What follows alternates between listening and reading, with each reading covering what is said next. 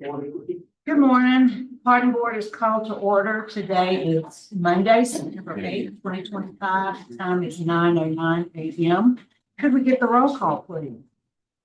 Ms. McLaughlin, Here. Ms. Davidson, Here. Mr. Prater, Here. Mr. Phillips, Here. Mr. Freeman. Here. Madam Chair, we have a full. Thank you. Well, we will allow public comment on requests before any action item.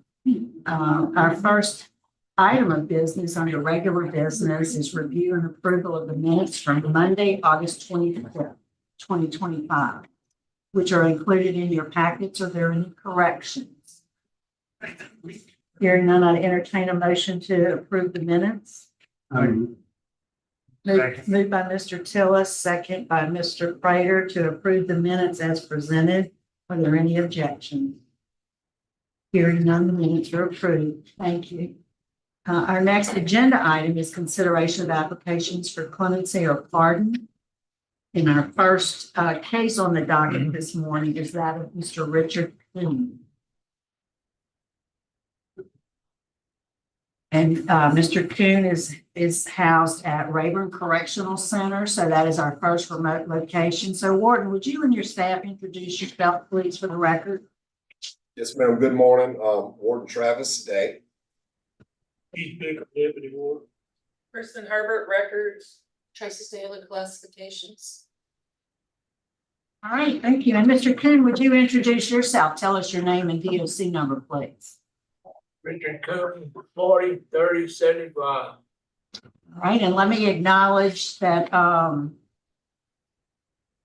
you have some folks there, I believe, with you today. You have Roy Coon, your brother, Donald Coon, your uncle, and your son, Richard Coon II. And all of those people want to speak, and we'll call on them shortly to do so, sir. We also have here with us in Baton Rouge, representing the victim, Mr. Michael Tebow, and he's going to also be speaking. And then also joining us by Zoom is from the District Attorney's Office. We have Mr. Butch Wilson, and he'll say a few words also. First, Mr. Coon, let me read some identifying information into the record, sir. Mr. Coon, you're classified as a second felony offender. You were sentenced in Washington Parish in June of 2013 for a manslaughter conviction.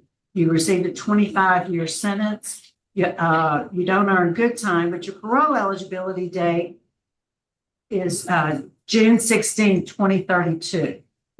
Is that information correct, sir? Best of my knowledge, yes, ma'am. All right.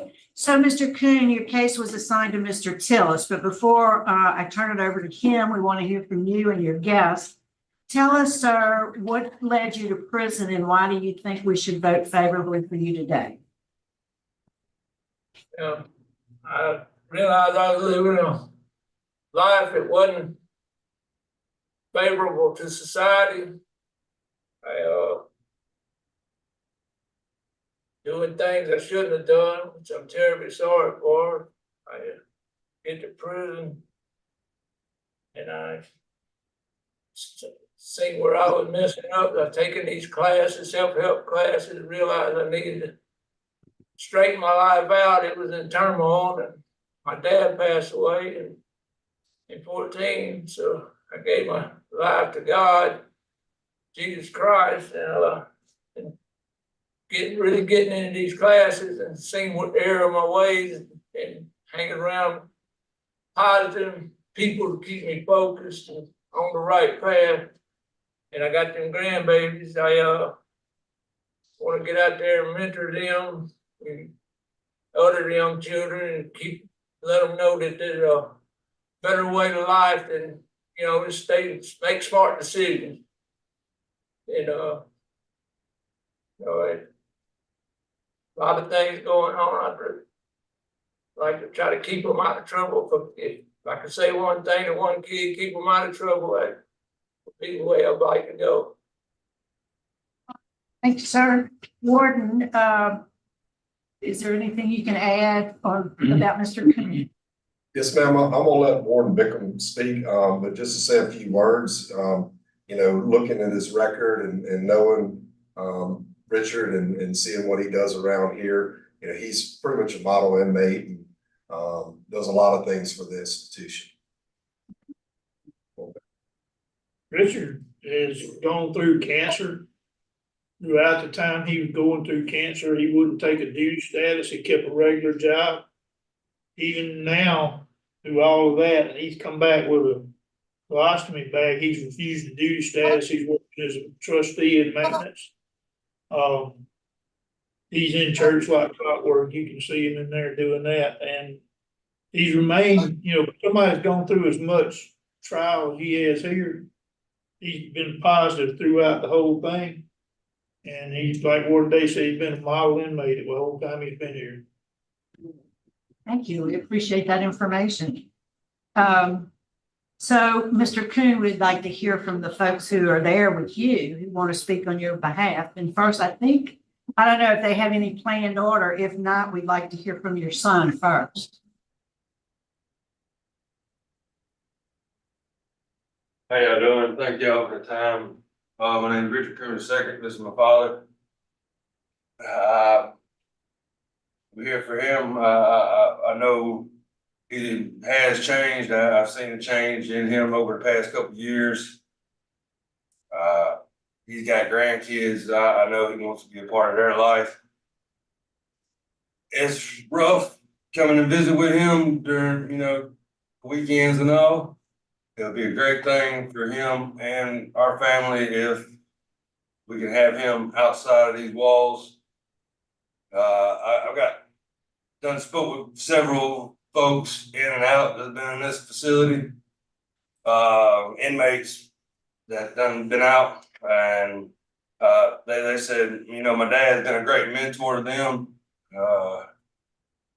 And all these are peers my age, you know, younger fellas. They told me that my dad's been doing great things and they're ready to, see him get out as well. I'd like, you know, time's limited and what time he has left to be able to enjoy it with his family and friends and these grandbabies. Yes, sir. We appreciate hearing from you. All right. Y'all can decide who's next. Just come up and introduce yourself and tell us what you'd like us to know. Yes, ma'am. My name is Donald Coon. Thank you for giving me this opportunity to represent my nephew, Richard. I'm retired United States Air Force, and also I'm commander of the American Legion in Bogalusa. And that way, I know a lot of people in Bogalusa that already offered him jobs, some opportunities when he hopefully when he gets out. We got jobs at the American Legion. We're gonna keep him busy, and I've been coming to see him ever since he's been here at least once a month. And his attitude has changed drastically for the better. And he's just better to be around, better to talk to, just a different person. He's always been a good guy, but he messed up. He knows that now, and I know he's remorseful for that. But I think it'd be very productive if he goes back to society, and I think he's gonna make a very good citizen. Thank you very much. All right, thank you.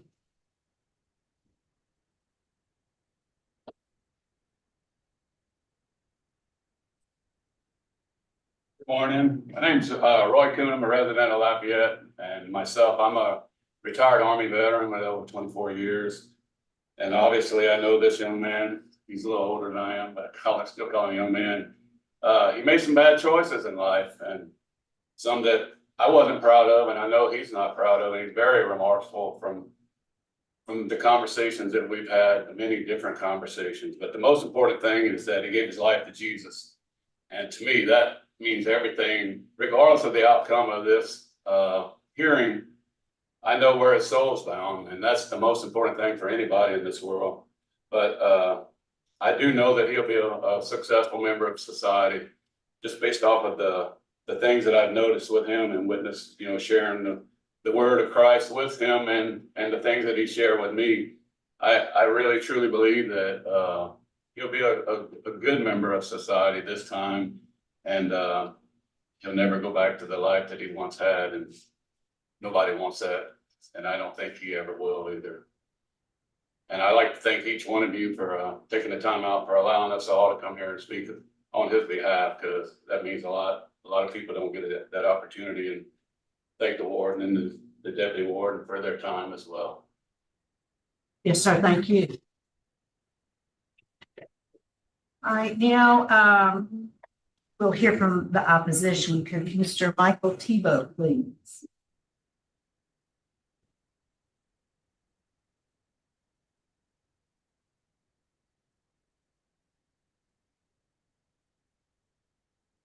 Yes, hi, I'm Michael Tebow, Joe Tebow's brother.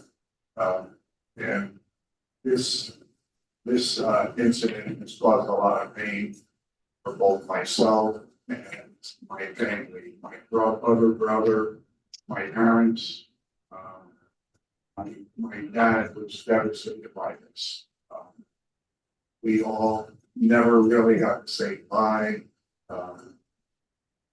It's been very difficult, and it was also difficult for the 5 years that we went through this, waiting for an outcome. It's taken its toll on everyone. I tried to help with his children. I actually adopted one of them for a couple of years, and it was a challenge. But I kind of, what I just saw on the screen has really impacted me, because I myself have given my life to Christ. And that's one thing I can relate with, and I know that Jesus came here to forgive us, and grace is something that is not earned, it's free. And I don't know, I came here to oppose, but when I saw what I saw in my heart, I say that it seems genuine to me that Jesus has impacted Richard's life, and the pain that I have, and I still have, when I hear a song that my brother and I say, it hurts, it does. But I hope that it probably hurt God when he gave his son to for forgiveness. So I kind of am not here to oppose anymore. I'm here to say that I think that maybe Richard deserves a second chance. Thanks. Thank you, sir. We have Mr. Butch Wilson from the DA's office on Zoom.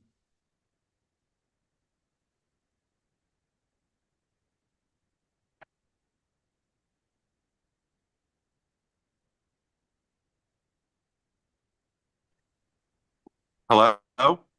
Yep, there you are. We hear you. Can you see me? No, sir, we can't see you. Okay, I don't know why this video, let's see. Okay, can you see it now? Yes, we can. Okay, I apologize for that. I'm messing with my iPhone.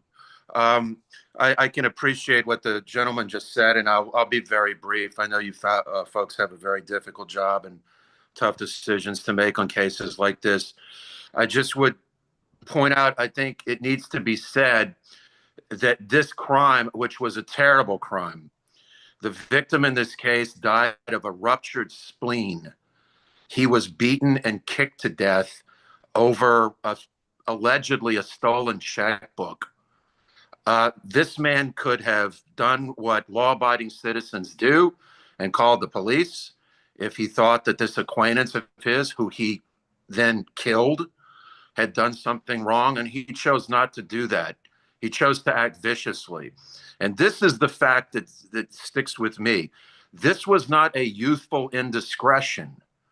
This man, this offender, was, I believe, 46, 47 years old. when this awful crime occurred.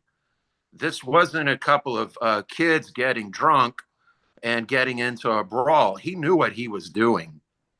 And I just don't know. I mean, I can appreciate what the gentleman just said a moment ago, but I know for myself and on behalf of the district attorney's office and on behalf of law enforcement, we cannot trust someone who acts out like this well into their adult years, not acting out in this fashion. That's about all I have to say about this. Yes, sir. We appreciate hearing from the DA's office. Thank you. Mr. Coon, as I said, your case was assigned to Mr. Tillis, so would you answer any questions he has? Good morning, Mr. Coon. How are you? Pretty good.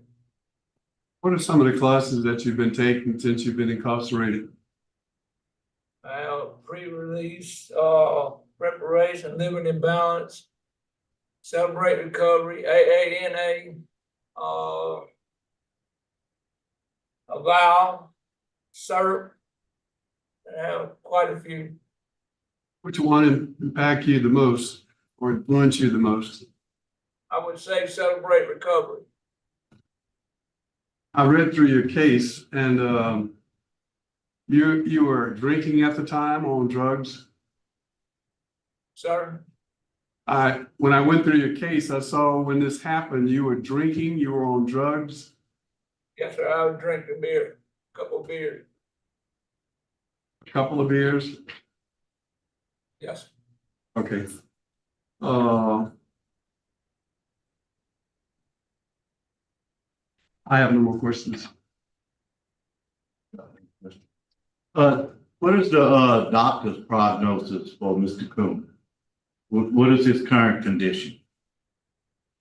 He's stable. He has his colostomy, but he has follow-up medical appointments that he'll be going to periodically, and he's followed here by the doctor and nurse practitioner in the chronic clinics. Okay, thank you. So, Mr. Coon, how old are you? 64, And how much time have you done? 14 and a half. And I misspoke earlier. I said you're not eligible for good time, but you do have a good time date, which is in March of 2035. Your parole eligibility date is in June of 2032. Generally, when we see somebody come before the pardon board, we would give them relief through parole eligibility. You already have that. What is it that you're seeking today? Specific. I would pray that y'all could commute my sentence to knock off some years for me. And so I have one more question. In all the classes, and you have taken quite a bit, did you take victim awareness? Yes, ma'am. And how did that affect you? What did you learn in that class? It reminded me a lot of my failures, where I was wrong and things I was doing wrong. I became aware of it, and try to correct it. And like I say, I stay around positive people and they help me focus on what I need to do to correct that problem. They can't keep me held accountable. How many victims do you have? Just that one in this particular case. All right. I don't have any other questions. Yeah, I do. When you were asked how many victims do you have in the victims awareness class, they teach you that you have multiple victims. You just heard from the brother, he's your victim also. I'm sorry. Children, and I guess that's coming to mind now. So I don't understand. I really don't. When people are way too old to be doing this and they're in their 20s, they said they were foolish and young, and they really weren't. But you were in your 40s, and the rage that you got over that checkbook, and yes, you dragged the man out of the truck. You were kicking him. You were brutal to him. And he died from the complications of a ruptured spleen, but he had real fractures. His head showed layers of contusions. And I heard his brother and talk about mercy and grace, and that's true. But actually, you got mercy and grace when you got sentenced to 25 years or something like that. That's my take on it. I don't have any questions. All right, I don't see any other questions. I think we're prepared to vote. Yes. Mr. Tillis? Mr. Coon, due to strong law enforcement opposition and the length of time you've served, my vote's going to be to deny. Mrs. Stapleton? Concur with Mr. Tillis for the same reasons. Mr. Prater? I'm willing to give you a shot, but you can't get it with the votes now.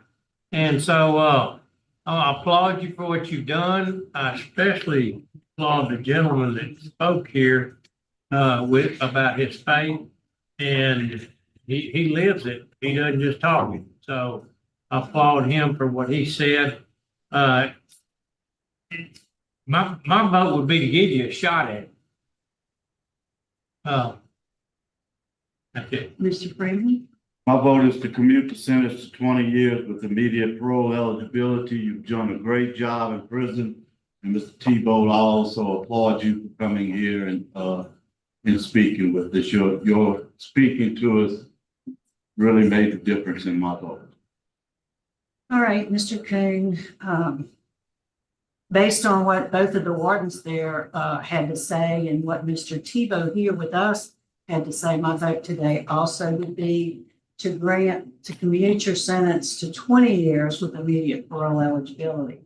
However, it takes 4 light votes, sir, to get a favorable outcome. And you didn't get that today, so that the result of today's proceeding is that your application has been denied, sir. Good luck to you, sir. Thank you. Warden, thank you for accommodating us. We're going to sign off 9:31.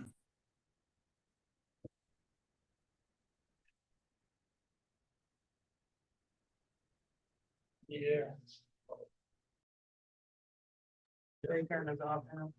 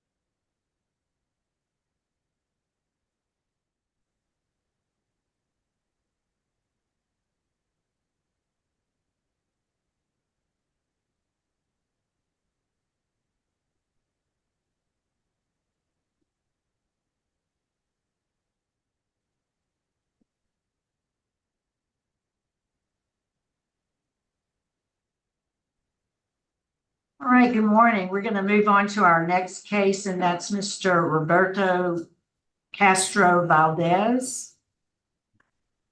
Good morning. Good morning. And we have with us Maria Giano, who will serve as interpreter for Mr. Valdez or Castro. How should I address him? Mr. Castro is what he goes by in the United States. In his country, it's Castro Valdez. Thank you, sir. And would you introduce yourself? I see we have two attorneys this morning. My name is Martin Begarstein. I'm an attorney in Florida. I represent Mr. Castro in certain immigration issues, and I've assisted him in this pardon process. Okay, and we have Mr. Ernest Bauer, is it? Yes, ma'am. My name is Ernest Bauer, and I am a attorney in Covington, Louisiana, St. Tammany Parish. And who will be presenting on behalf of Mr. Castro this morning? Both of you? I will be taking care of most of it. Okay. Martin Begarstein. Okay. So Ms. Maria, would you introduce yourself for the record, ma'am? You're muted still. Good morning. My name is Maria Angelica Gano. I'm a Spanish interpreter. All right. And so we want to ask Mr. Castro to introduce himself for the record. Señor Castro, ¿se puede decir su nombre completo, por favor? Roberto Castro.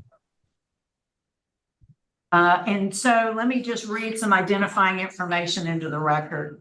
Mr. Castro is classified as a first felony offender, and he is seeking a pardon with restoration of firearms. He was sentenced April 2008 for manufacture and growth of marijuana. He received a 5-year suspended sentence and was placed on active probation. Señor Castro, usted está clasificado como ofensor de delito de primer grado. Está solicitando esta es una audiencia solicitando indulto y libertad condicional. El registro dice que usted el abril del 2008 los sentenciaron por 5 años por manufacturación de marihuana y está solicitando también restauración. Is that information correct? ¿Es correcto eso? Sí. Yes. Okay, thank you. So, and Mr. Martin, at this point, usually we'll ask the applicant to tell us how did they wind up being sentenced and why should we vote favorably today? Would you like him to do that, or do you want to do that on his behalf? I could proffer up to a certain point because I'm very well versed in it, in the situation. Okay.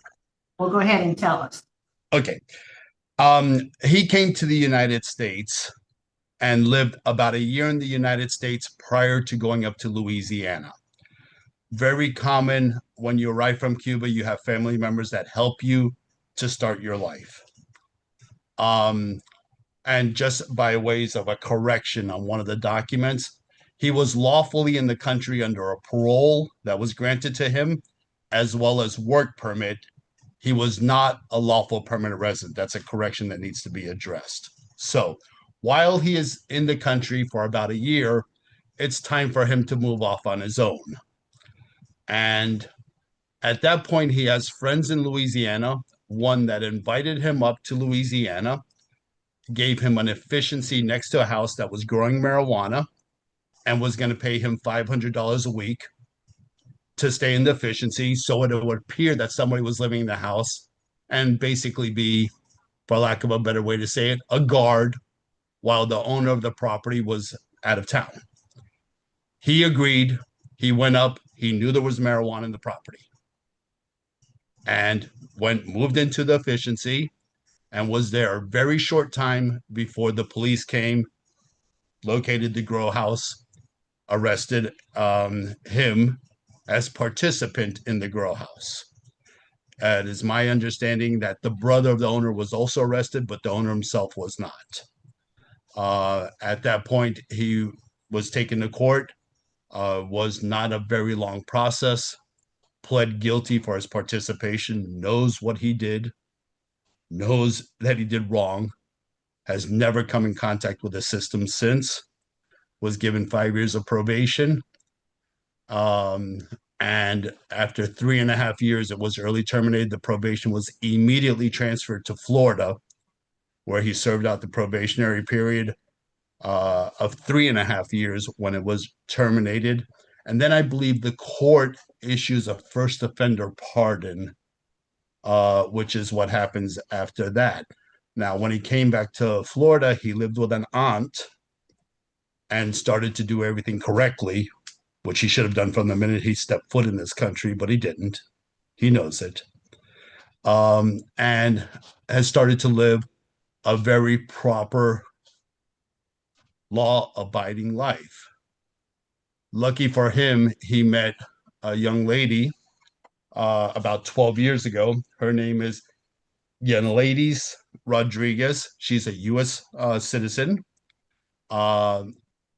They've been together for 12 years, and they consider themselves husband and wife, although it would not be a paper husband and wife. It would be more along the lines of common law, which is recognized and is not recognized in some places. But he has been working ever since, and now they have two lovely young children, born 2021, I believe, and 2023, I believe. So they're young, and he knows he needs to teach them what not to do in life and what to do in life. He has grown. All he does is work, him and his wife. His wife owns businesses that he works in. He's done car wash. He's done landscaping. Originally, at some point, he was doing electrical work as an assistant. He does whatever work he can to earn a proper living and assist with the taking care of all the family bills and the things in life that need to be taken care of. And at that point, stop just now and let's let Miss Maria do that for us. That point, yes, So Gao está explicando que básicamente la historia de lo que sucedió cuando tuvo los cargos, que usted cuando llegó a Estados Unidos tenía amistades familiares en Luisiana, y que lo solicitaron primero, lo dejaron quedarse en esta hacienda, básicamente como guardián de la casa de al lado donde estaban creciendo marihuana, y que eventualmente arrestaron a las personas involucradas y lo arrestaron a usted. Y que usted reconoció su participación en esto y tenía conocimiento del crecimiento, y en ese momento le dieron probatoria por 5 años, y eso luego terminó y se transfirió a Florida, donde usted logró hacer la probatoria de acuerdo a todas las condiciones por 3.5 años. Y que usted sabe lo que hizo fue incorrecto, su participación en este caso, y que desde entonces conoció su actual pareja, Yanladies Rodríguez, que es una ciudadana de Estados Unidos, y que llevan 2 años juntos, aunque no estén casados, tienen una relación y tienen 2 niños que me pareció, él dijo que nacieron el 21 y el 23, y que ahora su pareja tiene negocio, usted trabajando, ha hecho lavandería de auto, trabajo eléctrico, y que están tratando de hacer lo que debería haber hecho cuando llegó al país, que es vivir de acuerdo a las leyes correctamente, y que están tratando de enseñar a los niños la forma de vivir correcta. Thank you. So I think let me just turn it over to Mrs. Stapleton. It's Mr. Castro's case was assigned to her. She may have some questions.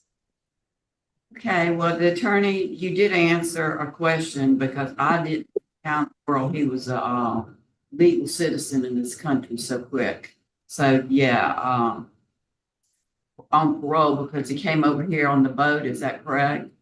That's correct. And upon arrival, Cubans were at that point naturally given parole entry into the country under the issues between the government of the United States and Cuba that have existed since 1959. I'll translate that quickly.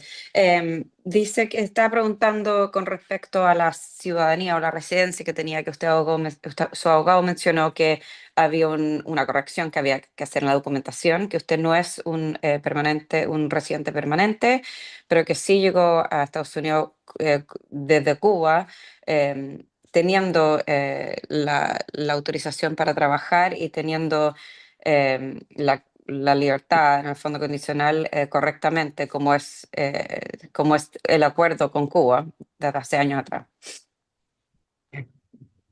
Okay, and so also he admitted that he knew he was illegally assisting in growing marijuana. Y que usted mencionó que tenía conocimiento que estaba ilegalmente asistiendo en el crecimiento de marihuana. Secondly, electricity was stolen. They bypassed a meter and had electrical work while he was in Cuba. Was he the one that bypassed the meter and stole the electricity? Let her translate. Was that? I'll let her translate. Dice que la segunda cosa que mencionan es que además hubo hurto de electricidad y que habían pasado por el metro de medición de esto. Entonces está preguntando si usted estaba en Cuba o si usted fue el que hizo esto, que robando la electricidad. Responde. No, yo no fui el que hice eso. Eso lo tenía No, hecho ya. El dueño de la no, casa, todo eso estaba hecho. I did not do that. When I arrived to the place, that was all done. Okay.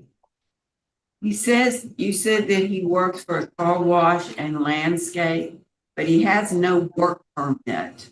How does he get paid? Dice que usted que trabajaba en la mantención de jardines y lavandería de autos, pero ¿cómo le pagaban si no tenían un trabajo de visa? He's paid as a contractor with a 1099. Que lo pagaba como constructor independiente con el formulario 1099. Would he turn in an income tax form? Yes, he does. Está preguntando si usted entrega los formularios de impuestos y la respuesta fue sí. Sí. Yes. Well, I'm curious because he said he can't get a worker's permit. Está curiosa porque indicaron que no podía obtener un trabajo de visa, una visa de trabajo. He cannot. It's an issue. It's an absolute issue. And the best he can do at this point is accept his payment as an independent contractor, and as needed, file his income tax returns and pay his taxes. Es correcto, no ha logrado sacar visa de trabajo y es un problema. Y lo mejor que puede hacer ahora es aceptar la forma de pago como independiente, como contractor independiente con el 1099 y cuando es necesario tramitar los impuestos. I don't have any further questions. Any other questions? I don't see any other questions. Anything, Mr. Martin, is there anything you'd like to add before we proceed? Well, first of all, and I probably should have done this before, present in the room, and neither one was going to testify, would be his wife, Ladies Rodriguez, and his uncle, Pedro Romero. Neither one was going to testify, so I hope I didn't do anything improper. This is my first time before your board. Anything Sorry, I'm going to translate that. Sorry. Está preguntando si hay alguna otra pregunta, si hay algo más que quieran agregar. Dijo que no, que lo único que quería mencionar que lo debió haber hecho antes es que tenían presente en la misma sala su pareja, Elisa, y su tío Pedro, que no iban a dar testimonio y espera que esté ok, que estén ahí en la sala. I'll just add based upon two issues. One is the concern, which is a very valid concern about his employment. He has family obligations. He's in the country. He came in the country. He was granted a parole upon entry into the country. he had a work permit. At this point, they do not renew work permits under this situation. So he has been doing what is the best he can for his responsibilities with his family, and paying his taxes, which are the goal of being in the United States. You work, you pay your taxes. And that is the best way possible because he cannot be an employee of anybody because he does not have an employment authorization. And secondly, the pardon that we're Sorry, requesting. could you please allow me to translate the first issue? Absolutely, I'm sorry. Thank you. Thank you, sorry. Que hay dos asuntos que quiere mencionar. Uno es la preocupación sobre la situación de trabajo, que es válida, pero que la respuesta a esto es básicamente las obligaciones familiares, que usted llegó al país bajo libertad condicional, correctamente, obtuvo un permiso de trabajo en ese momento y que ahora bajo las circunstancias y la situación no fue capaz de renovar eso y que ha estado haciendo lo mejor que puede con respecto a su familia y sus responsabilidades, paga impuestos, que es el gol en el fondo de estar en este país, de trabajar y pagar impuestos y proveer para la familia, y que en el fondo está haciendo lo mejor que puede dentro de las circunstancias sin poder ser empleado de ninguna otra compañía. And secondly, we're seeking a full pardon because that would be what we would need to give him a clean start in life. Not that he deserves one, but it's one that we are requesting because if you look at the big picture, he came to the country, he was directed wrong by friends, he knew what he was doing was wrong. Now he realized it's a huge deal. It's not a big deal. It's a very huge deal what he did. It's narcotics. And 17 years have passed since the incident, and he has not come into contact with law enforcement in those 17 years, which is rather a common life for everybody in this country, with minor exceptions. People come into contact with law enforcement all the time, but they're doing things wrong. If you're doing things right, chances of you coming into contact with law enforcement is next to nothing. And that would be significant for 17 years. At the time of this incident, he was 19 years old. We as a country have recognized that younger people do not have the mind properly developed at that young age to make proper decisions. Although we're responsible to, sometimes we don't. And if we take that into account, 17 years have passed. He's well into his 30s now, has a wife, 2 children. And I'm just hoping that you would see the big picture and grant him the pardon. Thank you. Sorry, would you like me to translate? Okay. Segundo asunto es que están solicitando este indulto, el perdonarlo para poder comenzar nuevamente su vida de buena forma. No están diciendo que lo merece, pero están diciendo que básicamente llegó al país, fue dirigido incorrectamente por amistades, sabe lo que hizo estuvo mal, sabes que fue un problema grave, en el fondo que fueron narcóticos, y que esto han pasado 17 años desde el incidente y durante todo ese año no has tenido ningún otro problema con la ley, lo cual es significativo porque la mayoría de las personas en el fondo sucede mucho que en 17 años podrían tener algún problema con la ley, no ha pasado nada.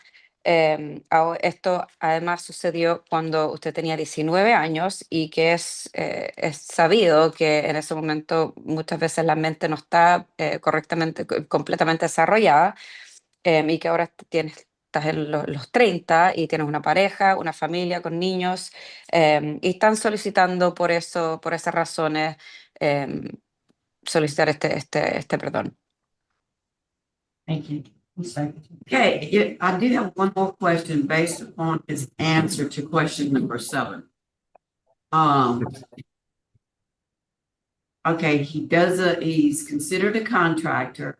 He does a 1099, he pays income tax. But part of his answer here says, my employer pays me in cash because he knows that I do not have the official authorization to work, but he likes me. He likes the work I do and he wants to. So does he tell all of the cash money he's received, that's what he turns in? Wait, we're gonna let her translate that, please. Thank you. La otra pregunta que tiene es con respecto a la pregunta 7 que usted respondió, que básicamente dice que usted está trabajando como constructor independiente bajo el formulario 1099 y que usted paga impuestos. Pero dice que ahí dice, sale indicado que usted declaró que su empleador le paga en efectivo porque sabe que no tiene la autorización apropiada para trabajar, pero le gusta el trabajo que hace y le gusta como persona, entonces él hace eso y le paga. Entonces la pregunta es si usted realmente declara todas las ganancias en efectivo. And I had that discussion with him, and yes, all the cash payments were reflected on the 1099, which is what he files his tax returns based upon. Y sí, tuvo esta discusión con usted, que todo el dinero que usted gana en efectivo está declarado en el formulario en el 1099 que tramita para el impuesto. All right, there's no further questions, so we are prepared to vote. We will state our vote and our reason for our vote and allow the translator to do the translation before the next vote. Ya, no tiene más preguntas, va a ir a votación y la razón por la cual toman esa votación y luego van a dar oportunidad para traducirlo. Mrs. Stacy. My vote today is to deny because he was here on a visa, which was the grace of the United States. Mr. Prater? Oh, I'm sorry. Translate, please. El primer voto es negarlo por el hecho de que estaba aquí inicialmente en el país bajo una visa que se le otorgó con la bondad del país y que esa era la oportunidad que tenía para hacer las cosas correctamente. No, my vote would be to grant. I think that's something that happened that many years ago. If you're a citizen, we would probably grant it. And so in this case, ICE knows that he's here. If they choose to deport him, that's between ICE, and certainly that's what they right that they have. But if he wants to get things straight, it can possibly get things straight. I don't want this to be held over his head when it wouldn't have been held over anybody else's head. La segunda votación es otorgarle el perdón. Dice que esto pasó hace muchos años y que si fuera ciudadano seguramente le otorgarían el permiso y que inmigración sabe que está aquí y es el derecho que ellos tienen de saber si hacen algo mayor o no con respecto a esto, pero que está tratando de enderezar la vía y que cualquier otra persona debería tener derecho a hacer eso. Mr. Freeman. Okay, my vote is gonna be the same. I'm gonna vote to grant 17 years cleansing period, which is a very good cleansing period, nothing else on your record. And as we stated before, ICE does know that you're here and they can take their proper action. But my vote today is to grant out bar. Su votación también es de otorgárselo por las mismas razones. Dice que ha tenido un periodo de 17 años de limpieza, como lo llamo, de corregir los errores y que eso no es menor, sin tener ningún otro historial penal, ningún otro problema. Y que lo mismo, dice que inmigración están al tanto y que ellos podrían determinar hacer alguna otra cosa, pero que creen que deberían otorgarle este solicitud. Mr. Tillis. My vote is same as Ms. Staples. I'm sorry, I can't hear. It disconnected for a moment. Could you please repeat? My vote is to deny, same as Ms. Staples.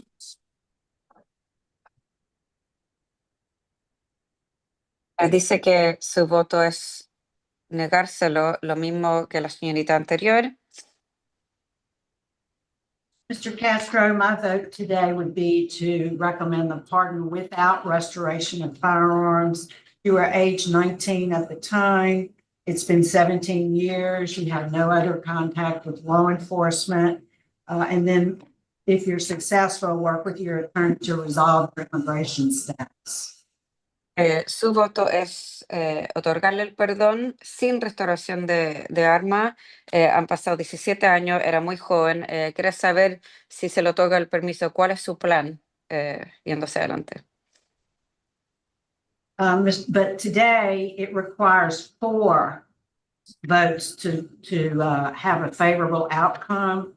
Mr. Castro only received 3 favorable votes, so the outcome of today's proceeding is his application is denied.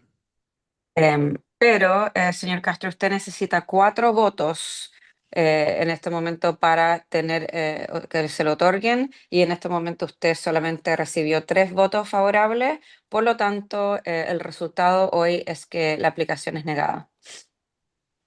And that concludes our proceeding today. Y eso concluye los procedimientos judiciales hoy día. Thank you, board. Thank you. Gracias.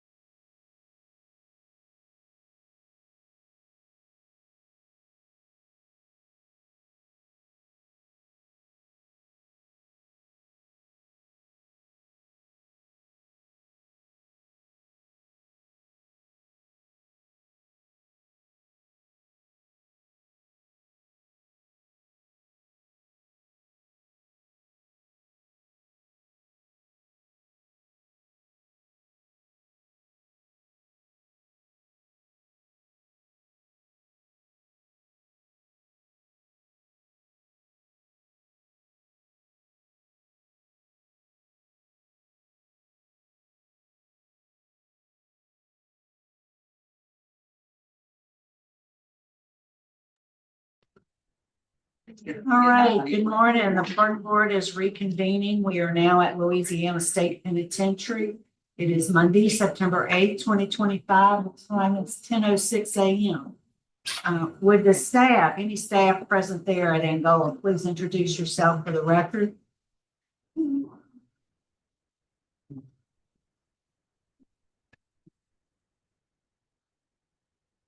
Would the staff at Angola introduce yourself, please?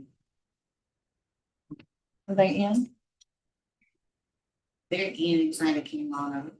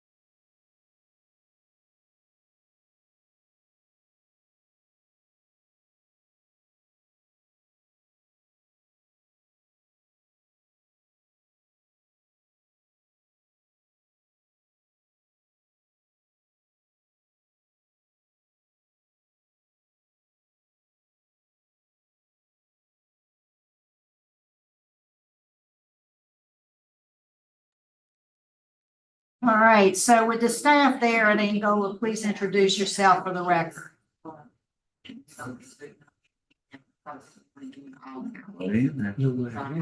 Is anybody in the room at Angola?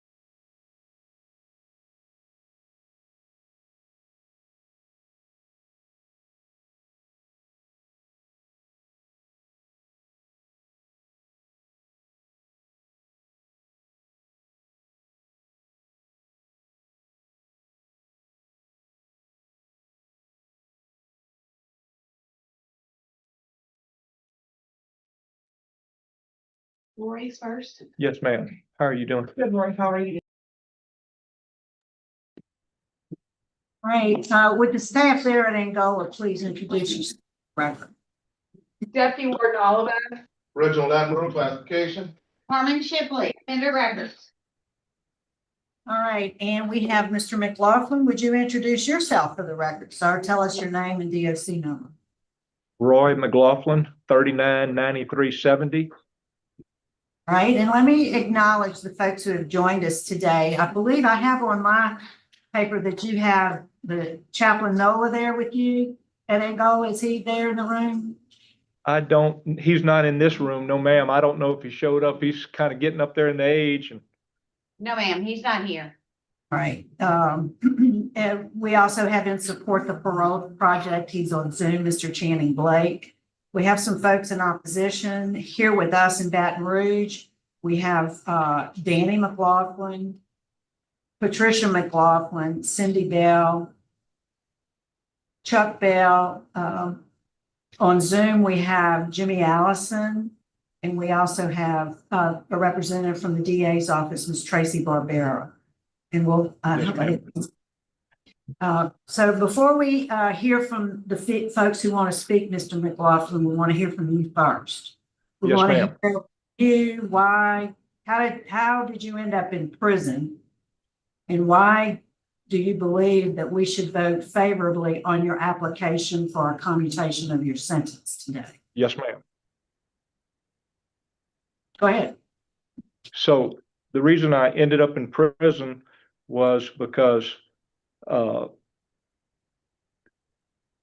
was initially charged with food stamp fraud by the state. And I was accepting food stamps at a store in Opelousas, and I was waiting on the deposit slip from the Department of Agriculture, United States Department of Agriculture, to be able to deposit these food stamps in an account. Couldn't do it without their approval. Unbeknownst to me, the Agriculture Department had mailed the deposit slips to me, but before I knew that, I went out on the street and discounted them at 50 cents on a dollar. Well, wait, Eventually, Mr. McLaughlin, I failed to read some information into the record, and this is what I want you to respond to. You submitted an application for a commutation of your sentence. You were sentenced in April 2001 in the 19th Judicial District to a life sentence for second-degree murder. Nothing to do with the food.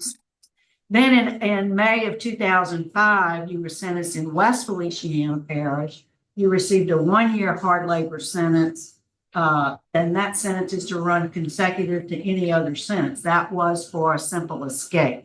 So tell us why you were convicted of second-degree murder. yes, ma'am.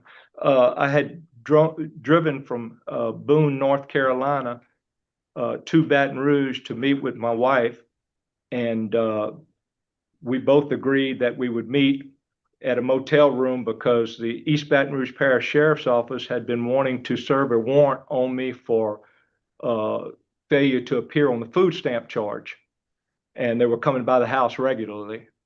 I met with my wife, and we were having, a fairly good conversation. I was there to give her money and talk about our family situation in general. And my dad had helped both of us a lot over the years. My dad was my best friend, decorated World War II hero. And Marianne asked that I asked my dad for some money. My dad had always helped her out when she asked, and my daddy loved her and respected her. And I said to Marianne, Dad said he's not going to give you any more money until you get your act together. And she responded, your daddy can kiss my ass. And I punched her with a right hand to the chin, which made her move. And I did a left hook and hit her on the temporal side of her right forehead, which caused a very minor split of the skin. She fell to the ground unconscious. I knelt down, picked her up by the head. She woke up. She was probably unconscious 5 seconds. She woke up and looked at me and said, I'm sorry. So we discussed what to do thereafter. And because of our children and because she had to go to work the next day, it was decided that I would run down to the store and get some Band-Aids to cover the split of her skin. I had never touched a woman. No one has ever accused me of touching a woman. I've never even grabbed a woman in anger before. But because my dad was my hero, decorated World War II B-24 bomber pilot, and someone saying, your dad can kiss my ass, I just reacted very badly, and I'm very sorry for that, and I've got a lot of grief over that.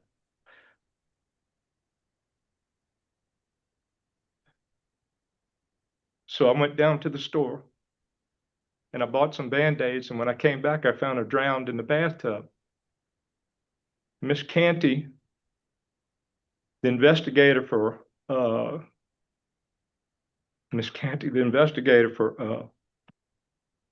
DOC, asked me why she would get in the bathtub. And everyone in opposition here today knows what I'm about to tell you is the truth about Mary Ann. Mary Ann was a wonderful wife and a wonderful mother. And she was a cleanaholic, I guess is the best way to, she was a very clean person, physically, personally, as well as house. I was with her 20 years and she took a minimum 2 to 3 baths a day. So for her falling on the floor and me coming back with the Band-Aids and finding her in a tub was not unusual. So when Miss Canty asked me that, that was my answer. That was kind of typical for Mary Ann. It was kind of normal. She, everyone here in opposition today, I think, will tell you that Mary Ann was unbelievable in her personal hygiene as well as home hygiene. And that's the only answer that I can come up with why she got in a tub. There's no other answer. And one other thing, please, ma'am, Ms. Renata, she had a diagnosed mitral valve prolapse condition, which was a valve in the heart that caused her a lot of dizziness. I've never known her personally to pass out completely and become unconscious from that mitral valve prolapse, but I know that I've seen her many times get dizzy for whatever reason, mitral valve prolapse, and have to sit down. Now, I believe that it's not a coincidence that my 2 blows to her, I don't think it's a coincidence that she drowned in the bathtub. I think it caused her, to pass out again, or maybe the heart, was stressed. I don't know the answer to that. I'm just telling you the God honest truth. Thank you, Mr. McLaughlin. We're going to move on. We'd like to hear from Warden Oliver, though. Are you going to be providing any additional information? No, ma'am. I think all the information y'all need has already been provided to y'all. Could you elaborate just a little bit as to what is his housing location at present?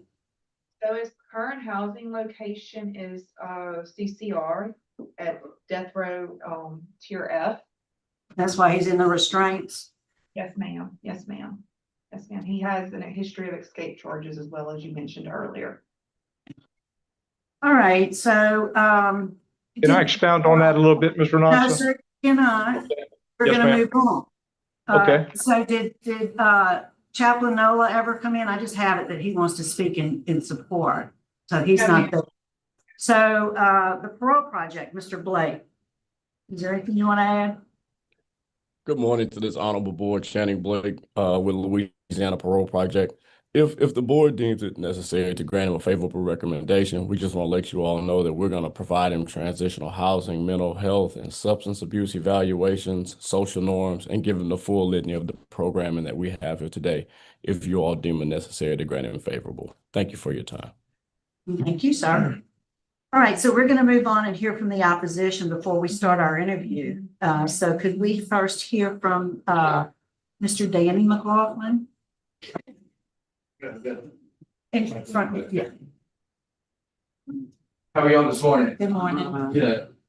My name is Dan McLaughlin. I'm the youngest, smartest, best looking son, of the two.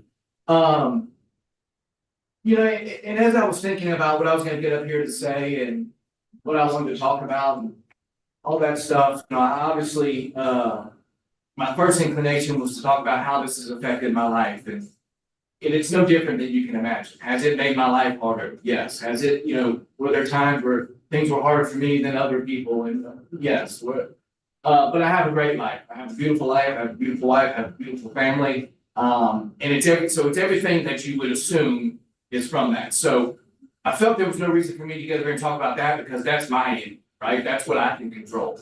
How I reacted to what happened and how I reacted to situations after that is what I can control. And I'm not the one here filing for clemency. So there's no reason to get up here and talk about what I can control. So I figured it'd be best to talk about what the other side can control. And when I started to think through that, you know, that cliches are cliches because they're true, right? They're time tested and they stood the width of time and everybody's heard the one actions speak louder than words, right? Your parents have told it to you, you told it to other people, and it stood the test of time. And I think the same holds true in this scenario. You know, I always tell my wife, and I wouldn't take any of this, what I'm about to say is any miracle advice, but I would say that in a perfect world, I should never have to tell my wife I love her. Right? Or every time I do tell her, she should go, I know, by the way you treat me, by the way you talk to me, by the way you provide for me.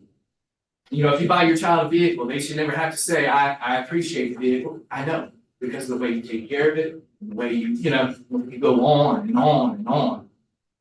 And so we can get up here and we can say all these things we want to say, read all these statements that we want to read, but let's apply that to this situation. Actions speak louder than words. There's never been an admission of guilt. There's never been an apology. There's been 3 escape attempts. In those escape attempts, additional families have been ruined. Lawsuits have been won. Jobs have been lost. Jail time for others has happened. There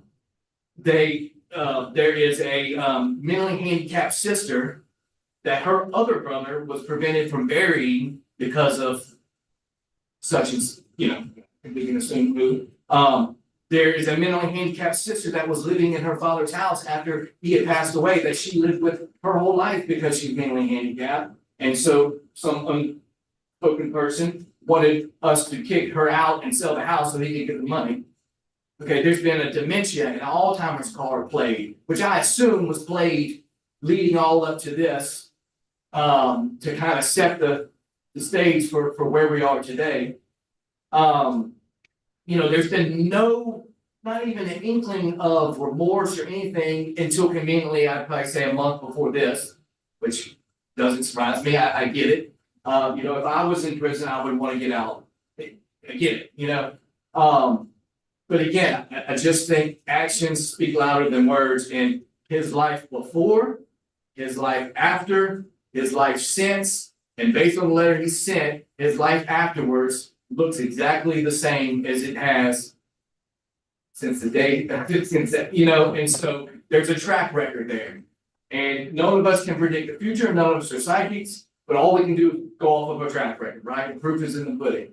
And so there's nothing. And so I say to apply that to this, I really feel like when this came up and some certain person would say, I want to fight, we should have been like, I know, but you made a mistake. You got in there, you apologized, you took accountability, you've been pouring in people's lives, you've done everything you're supposed to do, you checked every box. I know you want to get out, I know you deserve it. That ain't the case. He could have got in there and done nothing and been better off. Because at least he wouldn't have got any worse, right? But instead, he's checked boxes on the other side. And so, with that being said, you know, if we're here for justice, if we're here to protect the families of the victims, then I suggest that our actions speak louder than our words. That's all I have. Thank you, sir.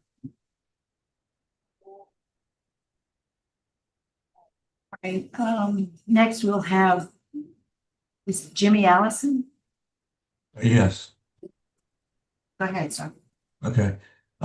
First thing I want to say is from what our heard him say is wow. I've never heard any of that before. But he did murder my sister, and he was sentenced for that, for life in prison with no parole. And I know this is not for parole, it's for clemency. But I thought clemency was saved for people that were on good behavior in prison and stuff like that, which he is far from that. You know, the man's tried to escape 3 different times. He's been in trouble with the law and arrested tens of times before he ever met my sister. Then he marries my sister, gets in trouble with the law and gets arrested a whole bunch of times then. Kills my sister, throws her in a dump in the Homachetta National Forest, and a hunter finds her. And then he's convicted of killing my sister. And then while he's in prison, he continually breaks the law in prison, trying to escape 3 times, and numerous other things he's done. I mean, to me, he's proven that he is a lifelong criminal and has been convicted of murdering my sister and taking away her freedom that she will never have back. And I just don't see any reason with his past, his present, how any of that's going to change in the future. I mean, he's 60-something, 67 years old. Who's going to hire him when he puts on an application that he murdered his wife? You know, and then we're all going to have to walk around watching our backs all the time because he blames us for him being in there. And like Danny said, he hadn't ever even apologized for it. And you know, if he's admitted to God that he did it and has asked God for forgiveness, God's not going to forgive him until he makes it public. And I think he's a convicted murderer. He needs to serve out his sentence in full. And that's all I got to say. Yes, sir. Thank you. Thank you, Mr. Allison. We appreciate hearing from you. And then here with us, we have Mr. Chuck Bell.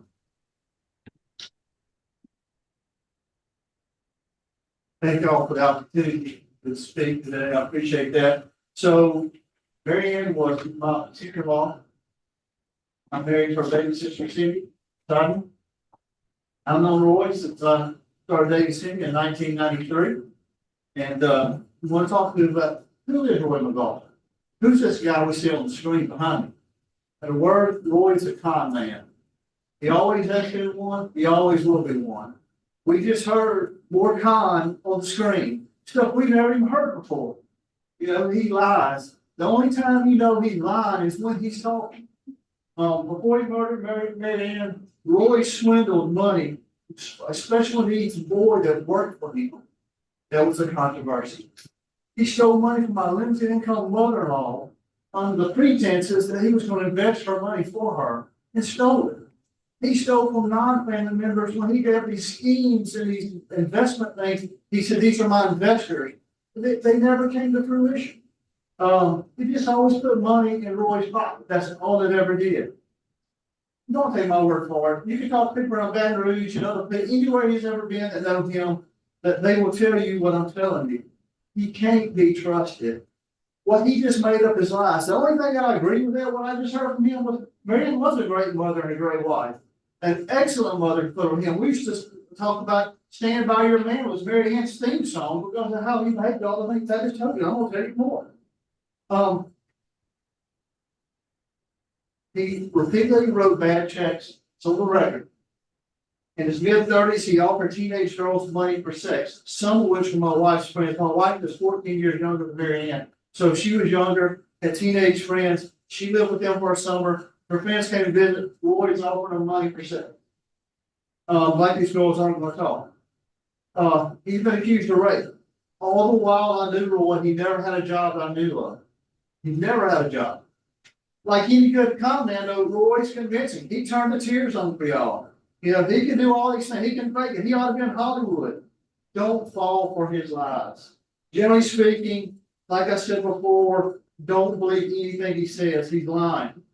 Mary Ann was adopted as an infant by my in-law, so my father-in-law was serving in the U.S. Army in Germany as a physician.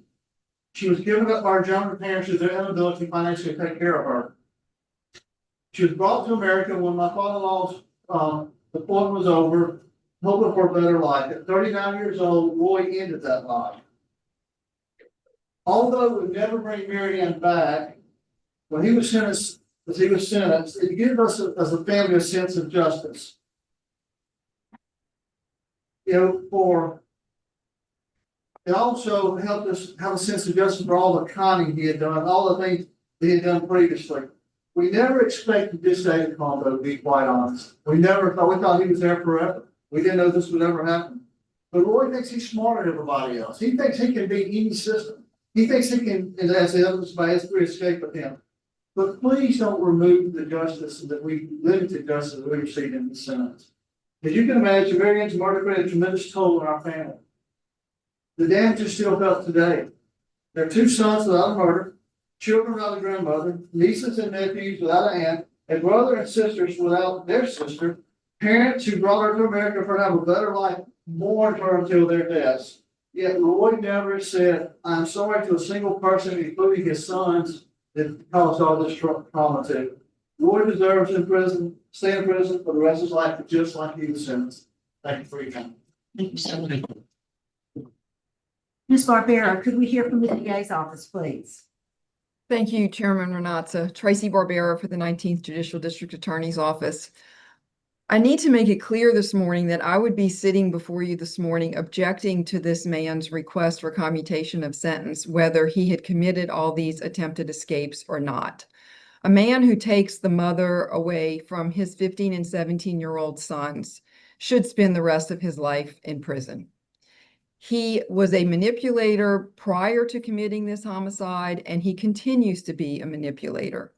Even while incarcerated, he reached out to other inmates and tried to get law enforcement officers off the track, off of where they may find Mary Ann's remains. He sits here before you today, and yes, he's a con artist. It's all about Roy. He sits there and he will admit what he can't deny, but he denies what he cannot admit. I believe Mary Ann knew that her life would end at the hands of Roy McLaughlin. She told the police that. The family knew that he had threatened her, that he was going to kill her based upon this divorce. When the police came to arrest him and he broke out a bathroom window, she said, "He's certainly going to kill me now." God bless her. She knew that that would be her fate. Again, he deserves to spend the rest of his life in prison. He is a danger to society. He is a danger to people inside of the prison. He needs to be on restriction. It is beyond my wildest imagination that a human being could sit there this morning and create this ridiculous story for you. Everyone in the family is correct. I can't say anything more about the harm that he has caused. All I can say is that of all the cases that I've sat before you on, I think that this probably is the number one. This man needs to stay in prison. Thank you. Thank you. Mr. Freeman, I'll turn it over to you. Okay. A lot of stuff has been covered that I was going to ask about. I was going to ask about the escape. I do want to ask you this. You claim she falls asleep in the bathtub. How did her arm get dislocated? Me pulling her out of the bathtub. Okay. So why did you go to the police? You automatically thought about, oh, let me go hide this? No, sir. I sat with Mary Ann for 2 to 3 hours after she drowned or had a heart attack. And I was in shock. I mean, Prim Burns, the DA that prosecuted me, even stated during the trial that obviously Mr. McLaughlin was suffering from some type of PTSD. She didn't use that term. I forgot the term she used, but that's exactly correct, because after I disposed of her body, I was on my way back to Boone, North Carolina to act like everything was normal. And I stopped in a little town in Mississippi to digest what had happened. And before I came to any reasonable conclusion as to what to do. I just thought, because my sons would be without parents possibly. You lied to them. How long did you lie to them saying that she had went to try to buy a car? That was initially. Now, I wrote my oldest son, I emailed my oldest son 5-6 years ago and told him what had happened. And I was under the assumption that he was going to spread it throughout the family. So for them to say that they didn't know anything, I'm surprised that Trey didn't relay this information, be about 8 years ago. Yeah. After my father passed in 2013, I decided to tell the story because I respected my father so much. I didn't want him to know that the reason I punched Mary Ann was because of what she said about him. So after my father died in 2013, I came forward and told the truth. Okay. I never spoke about my case before. Like I said, most of my stuff's been answered. I do want to say the victim's son, Trey, says he hadn't earned his freedom yet. Danny, he's opposed. Brother-in-law and victim, Jimmy, Allison, subject still never has admitted guilt, which he's done again today. He never admits guilt. Chucky Cindervilello adamantly opposed. Kathy Allison, strongly opposed. Susan Solar's sister opposed. As we heard, the DA is strongly opposed. Hadn't taken no victim classes that I could see. He may have, but I hadn't seen them, which wouldn't have made a difference in this case. I'll be ready to vote whenever the panel. Any other questions? No. All right, I don't see any other questions. Mr. Freeman will ask for your vote. My vote is to deny based on victim opposition, law enforcement opposition, and victim's nature of the offense. Thank you, Mr. Tillis. My vote is to deny also because of family opposition and law enforcement. Mrs. Stapleton. I agree with my colleagues, but I'd like to add lack of remorse. You're not truthful. You are a danger to society. And I agree with the sentence that it was life without the benefit of probation, parole, or suspension of sentence. Mr. Price. I concur, deny, opposition. Plus he tells an unbelievable story and the escape attempts, criminal history, the whole thing doesn't make sense and you're not ready to get out. Deny. All right, Mr. McLaughlin, you've received 4 votes to deny your application today, so your application for clemency has been denied, sir. Thank you all very much.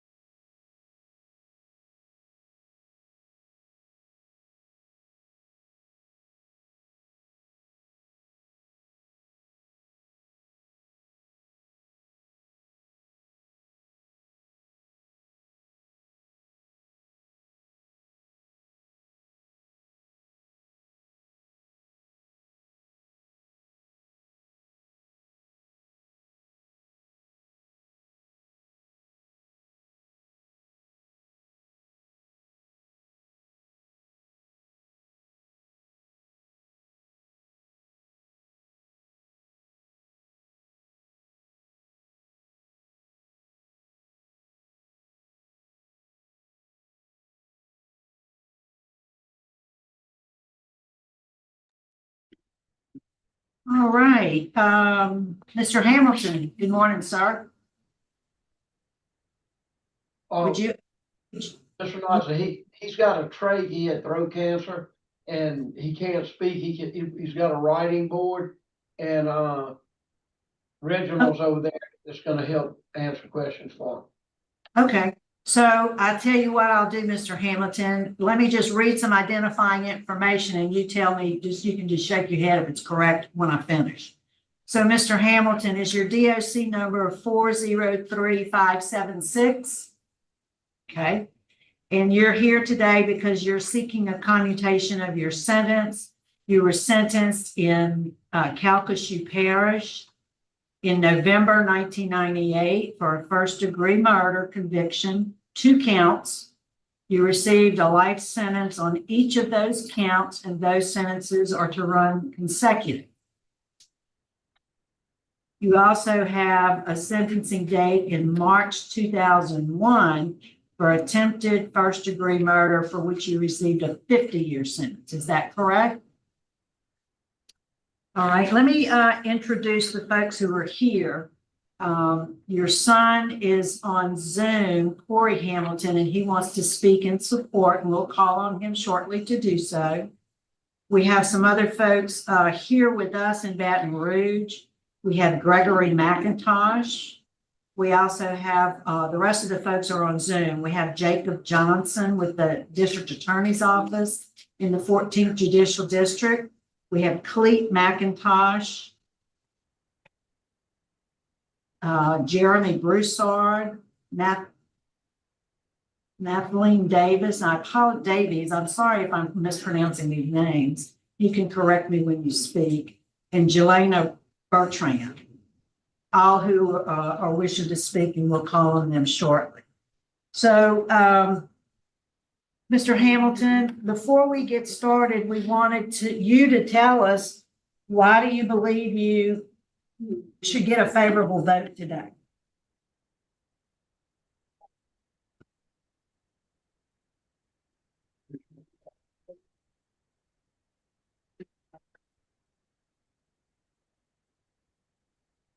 All that took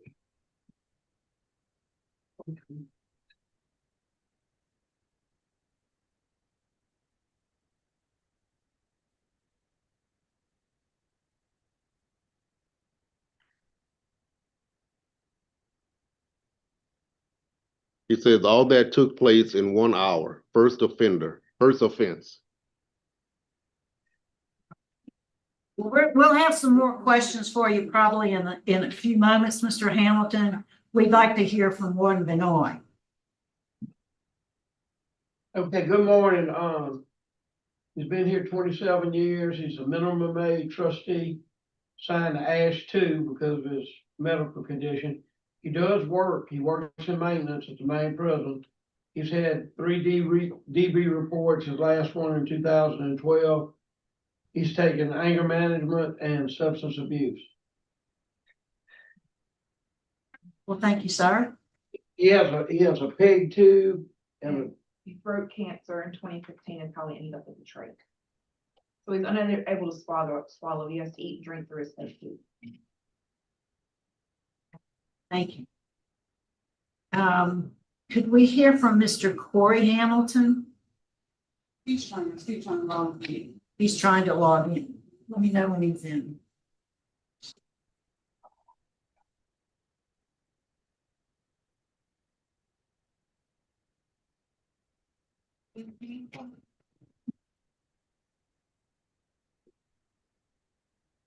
So while we're waiting on Corey, we'll go ahead and hear from the opposition first. Mr. McIntosh, Gregory.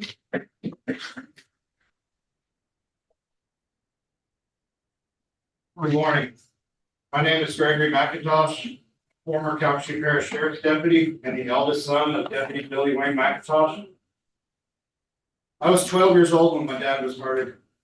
My brothers were only 10 and 8. We're just children who needed their father, but he was stolen from us by this evil man. I cried the night he was killed, but after that, I thought I had to stay strong for my family. So I suppressed my emotions, which caused long-lasting issues that I still struggle with today. It's made it difficult for me to share my emotions and to form and maintain long-lasting and meaningful relationships in my life. My grandparents stepped in and raised my brothers and me. I know it was hard on them with 3 daily reminders of what all they had lost. At a point where they should have been relaxing and enjoying their life as grandparents, they were instead taking on the physical and financial burden of raising 3 boys. I struggled in school after his death, acting out for attention. I watched my brothers struggle as they grew as well, because it was clear that having less time with my dad had taken a much harder burden on them. I have watched as my whole family falls into a state of depression around this time of year. And I've watched as my grandmother becomes an emotional wreck each year as we approach this unwanted anniversary. Still struggling with the loss of her only child. It pains me to think about the fact that in a few days' time, I'll be 40 years old, and that's 8 years longer than my dad ever got to be. So many issues I faced in my life alone, where I should have just been able to call my dad and ask for advice, but I can't because I was robbed of that opportunity. I want to say that while I am a victim of this crime, I'm not the only one. My whole family has suffered with this loss, and so has our community. Through the years, starting at his funeral, I have met hundreds of people whom my dad helped. Teenagers who lost their way and my dad helped them find it. Domestic violence victims who my dad helped get away. And many more. I can't help but think of how many people were missed, that he would have been there to help had his life not been cut short. I worked as a deputy with his coworkers and his friends, people who looked up to him and saw him as a mentor. They lost that on that night, like the rest of us. We all lost a little piece of ourselves. My dad was not there for my weddings or for my grandfather's funeral. He wasn't there to celebrate the birth of my children or any of his 8 grandchildren. They will never know more than the stories of a man who should have been there to hold them and welcome them into this world. Mr. Hamilton would like for you to show compassion today, but I'm asking you not to. After all, he didn't show my dad or Rhonda or Chris any compassion that night, nor did he to the rest of us. That man deserved a much worse fate than he has received. But I ask that you let him die in prison where he belongs. Thank you for your time. Thank you, sir. Thanks for being here. All right, on Zoom, Ms. Cleet McIntosh. And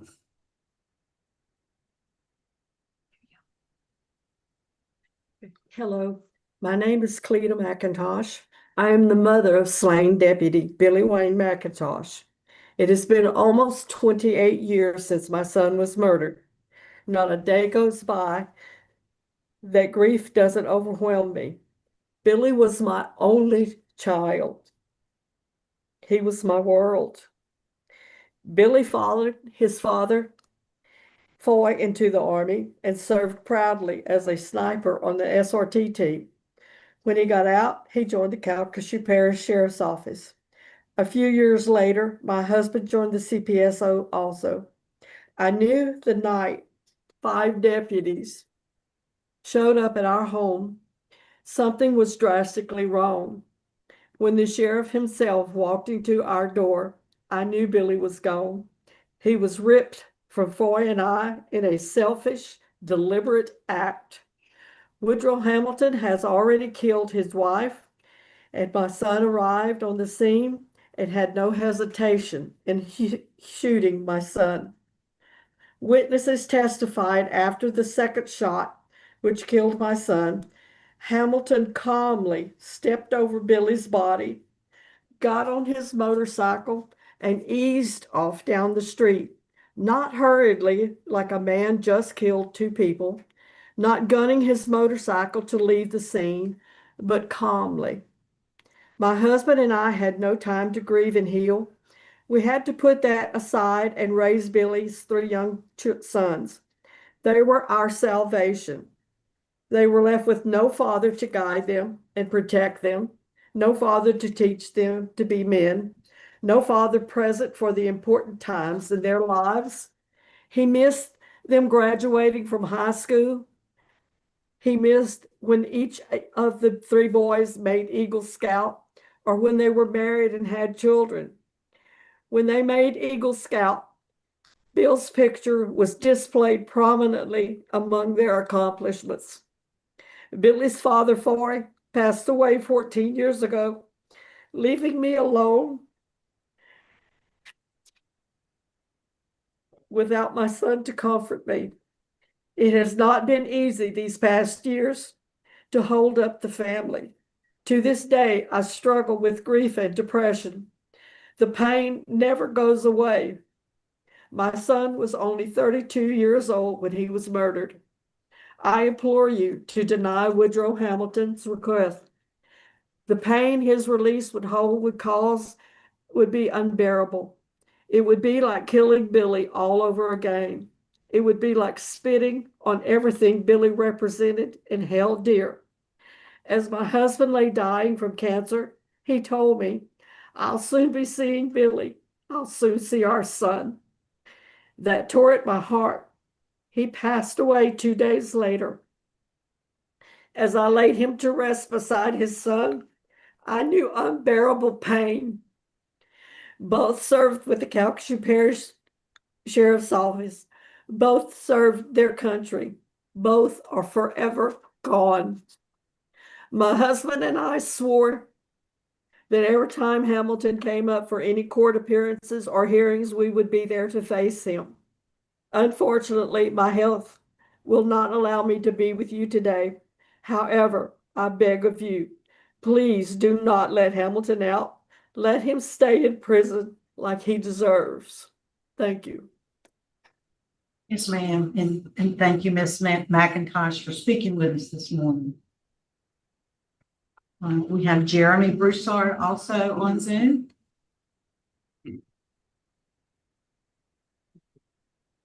Yeah, she'll get a chance Okay, go ahead. I don't have anything prepared, but I'm just going to be short. It's been 28 years since this man has been sentenced to 2 consecutive life sentences plus 50 years in prison. He should die in prison because my mother and Mr. Bill McIntosh lost their lives way too soon. I am now 45. My mother died at 37. I cried that whole year because I knew that I was about to be older than my mother, and no son should ever think of that.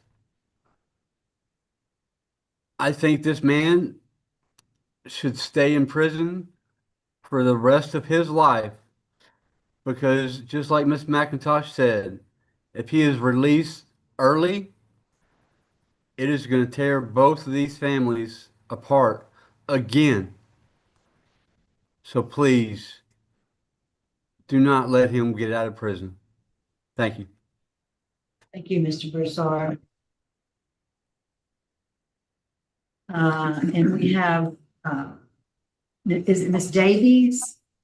Would you introduce yourself, ma'am? I think I mispronounced your name. I know you did, but it was close. My name is Kathleen Davies, and I'm Rhonda's older sister. We'd like to hear from you now. Prisoner number 403-576. Once again, the attention's all about him. And no regards for the families or the victims he has created.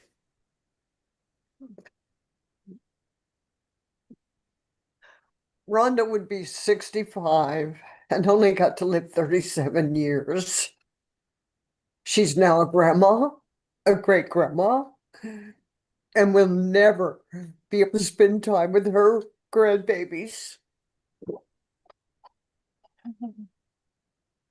And you've only been in Angola 28 years. Now he's 76. And my sister only got to live half that long. Look at what he has done to my nephew, Jeremy, her son. He hasn't had his loving mother for almost 28 years. That's horrible. Often Jeremy wonders what life would be like if she was still here with him, alive. Matthew has been through so much because of him. At this time, he was only 17, barely. And he saw his mother dead. Can you imagine? He shortly after that joined the army. He now has PSD bad and is totally disabled. He often wonders what life would be like, but he's had the loss of Rhonda for almost 28 years. That was his loving mother and friend. And you took him. Having to deal with this has taken a toll on him. And you should not even think about clemency. How does this even count for time served? It's 130 years with a half-time good behavior served is 65 years. The same age my sister would be right now. You haven't served, he has not served enough time in our hearts. Why does he even think he deserves to have clemency when he hasn't even he was given one life for Rhonda, one life for Officer Bill McIntosh, and an additional 50 for Officer Chris Smith.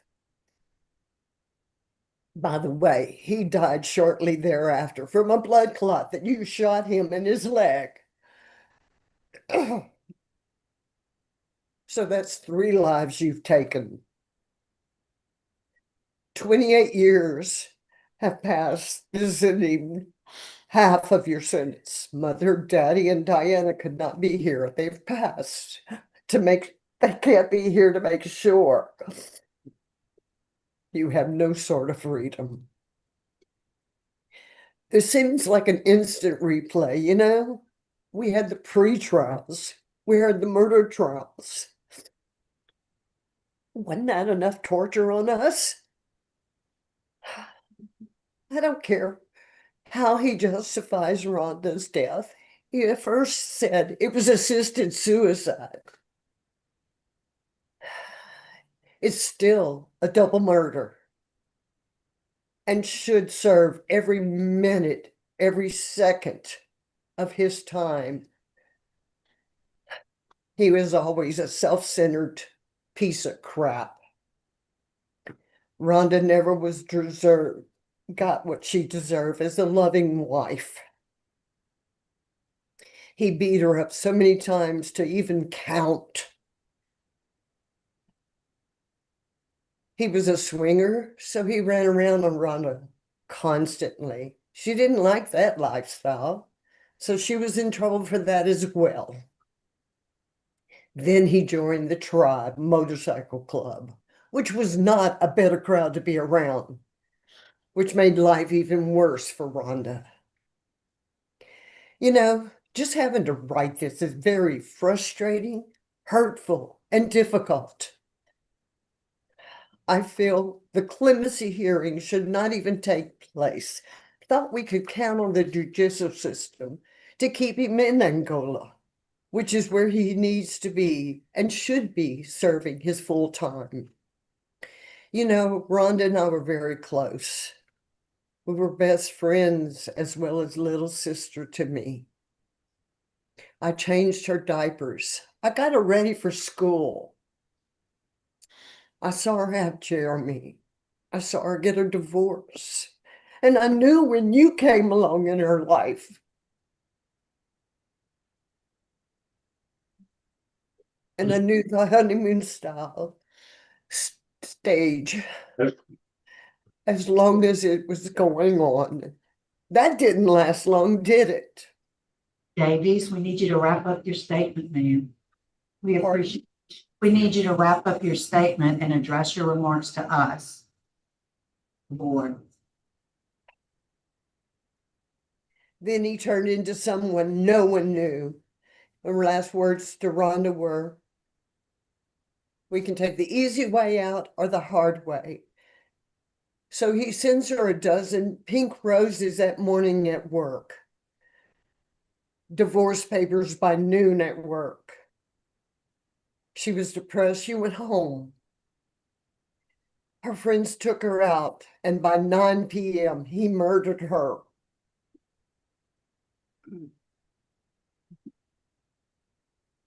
We shouldn't have to pay to breathe for him to breathe our air. We pay for his food, his housing, his medical care, his bedding, etc. And we have no choice but to accept my sister's death, as well as Officer Bill McIntosh and Chris Smith. I feel like none of us should have to go through this. Why does he think he deserves clemency? Yes, ma'am. It's over 28 years. Course. All I want is justice for Rhonda, Bill McIntosh, Officer Bill McIntosh, and Officer Chris Smith, not the murderer. Thank you. Thank you, ma'am. And then we have Ms. Bertrand also on Zoom. Is she there with you, sir? No, ma'am. I see that she's on a separate screen. She's not here in my office. Ms. Bertrand, could we hear from you?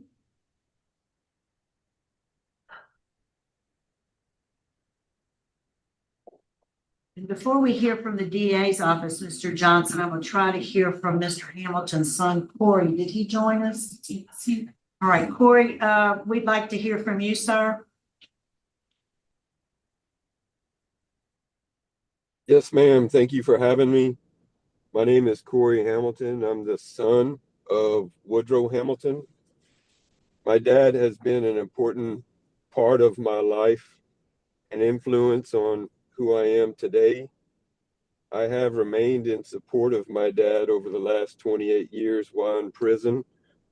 I've provided him the necessities to be able to stay in contact with the outside world, with his family members and friends. I've given him, clothes and boots and other items to be able to assist in his time there over the last 28 years. If this pardon is approved, I want to state to the board that I do have accommodations to be able to take care of my dad, as his health has diminished over the last 28 years. I believe my dad was put in a situation. He's a good person that did bad things in the heat of the moment. I believe that he has served his time and justifies his release with this time served. Thank you. And thank you, Corey. We appreciate hearing from you. So we'd like to hear from the DA's office, Mr. Johnson.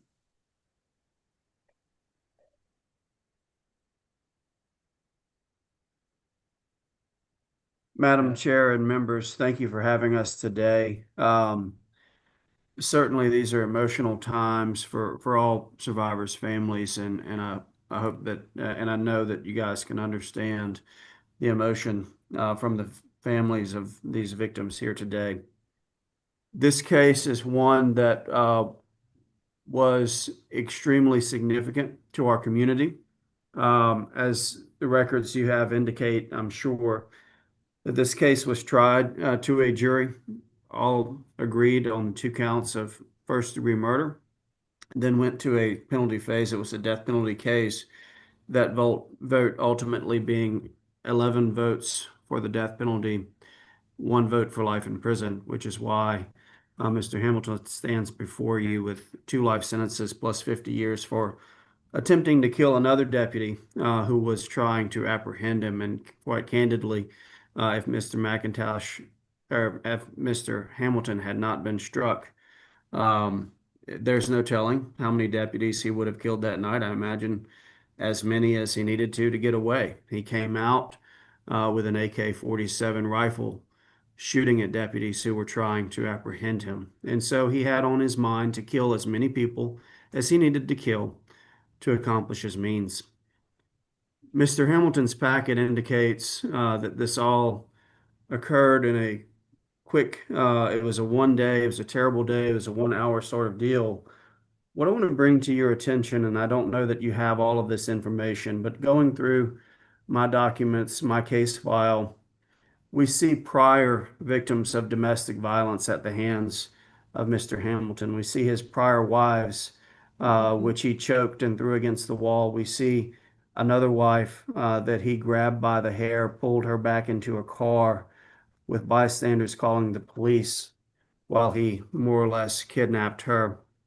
We know that he had threatened Rhonda previously and let her know that if she was ever with someone else, that he would kill her, and he did just that. In fact, she had a protective order against him that had landed on him, which made him awfully mad and made him go kill her. He repeatedly abused her through the years, and so this isn't a quick, rash thing. He beat up another gentleman who was at the home. That gentleman went to get help, came into contact with Mr. McIntosh, who so bravely, with Deputy McIntosh, who so bravely responded to the scene to try to help Rhonda, at which time Deputy McIntosh was killed by the offender. It is my view that this offender should be on death row, not with a life sentence, but one juror disagreed with that, so here we are. I do ask that you deny this commutation application. Mr. Hamilton already had the benefit, quite candidly, of his life sentence being much shorter than most life sentences, because most people who come before you and get a life sentence don't start that when they're 49 or so years old. And so I ask that you take that all into consideration and deny this request for commutation. I'm happy to answer any questions that you may have, and I thank you so much for your time today. Thank you, sir. We appreciate the input from the DA's office. Mr. Hamilton, your case was assigned to Mr. Prater. He may have some questions for you. Good morning, Mr. Hamilton. I don't have a lot of questions but I want you to know I've read 247 pages of police reports and court transcripts and your application, which told your side of the story also and why you want to get this parole. So I'm not going into this without knowing what the case was about and what your feelings are, even though you can't talk right now. I do know your side of the story. Having said all of that and having looked at everything that you've done since you've been locked up, or certificates and classes and the few things that you've done, I don't really have any questions that I think we need to go back and forth writing on a pad. I think I know the story, and I think I know your side of the story.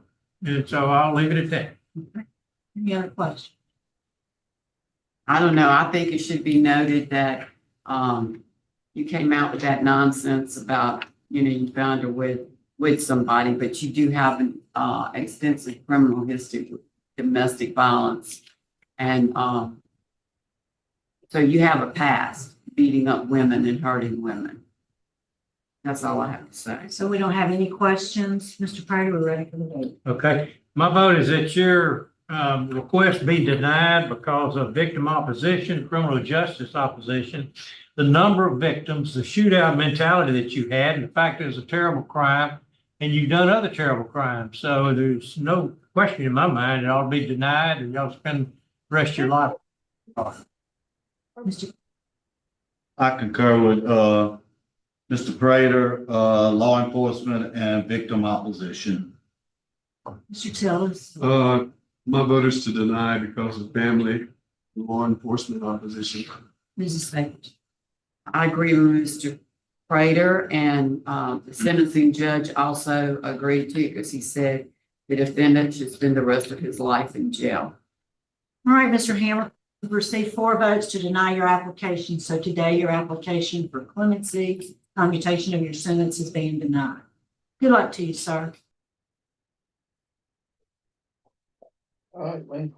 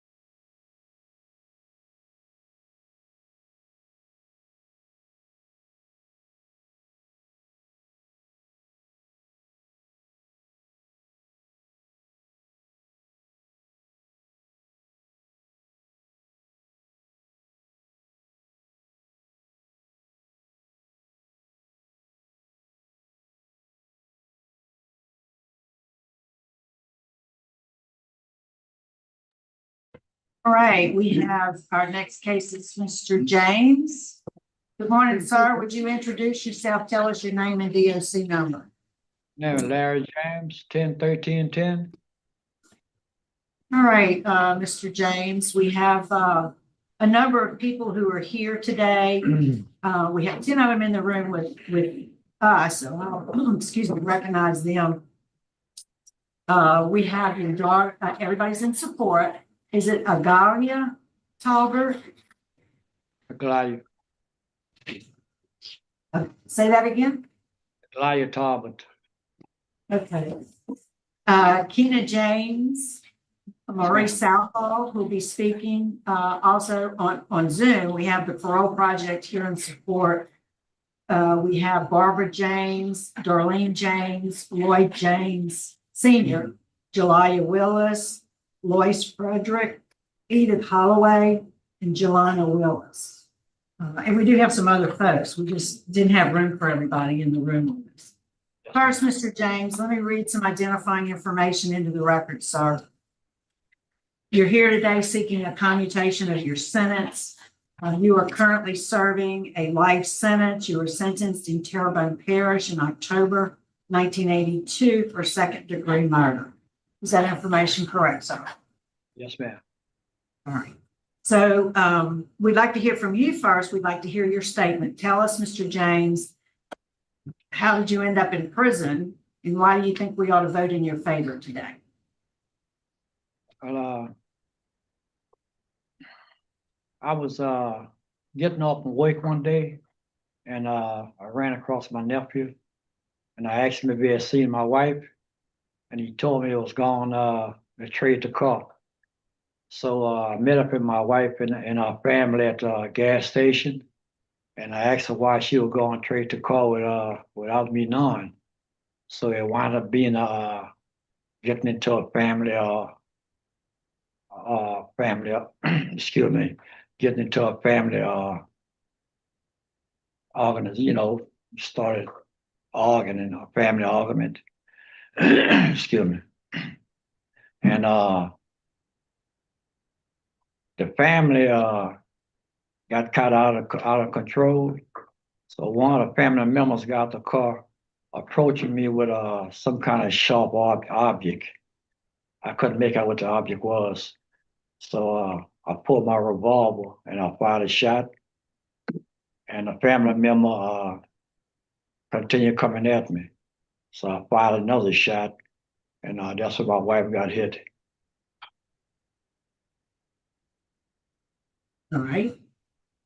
So you're here for killing your wife. Tell us why you think we ought to vote favorable.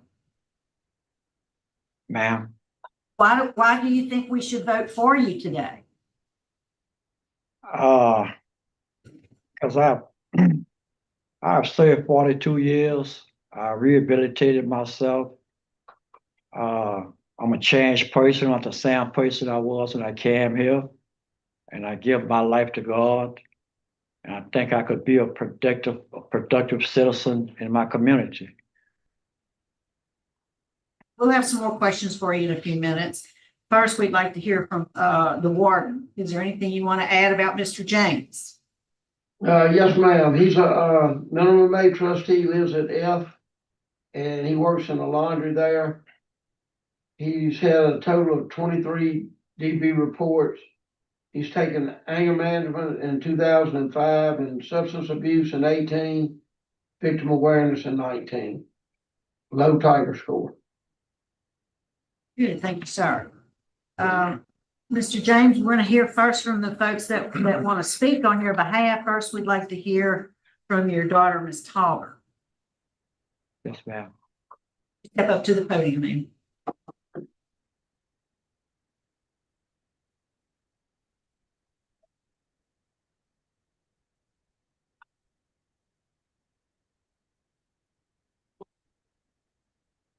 My name is Agalia James Talbert, and I am here on behalf of my father, Larry James.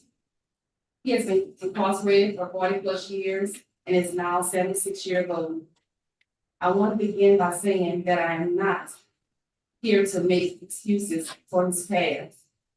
He knows what he did wrong, and I acknowledge the seriousness of his action.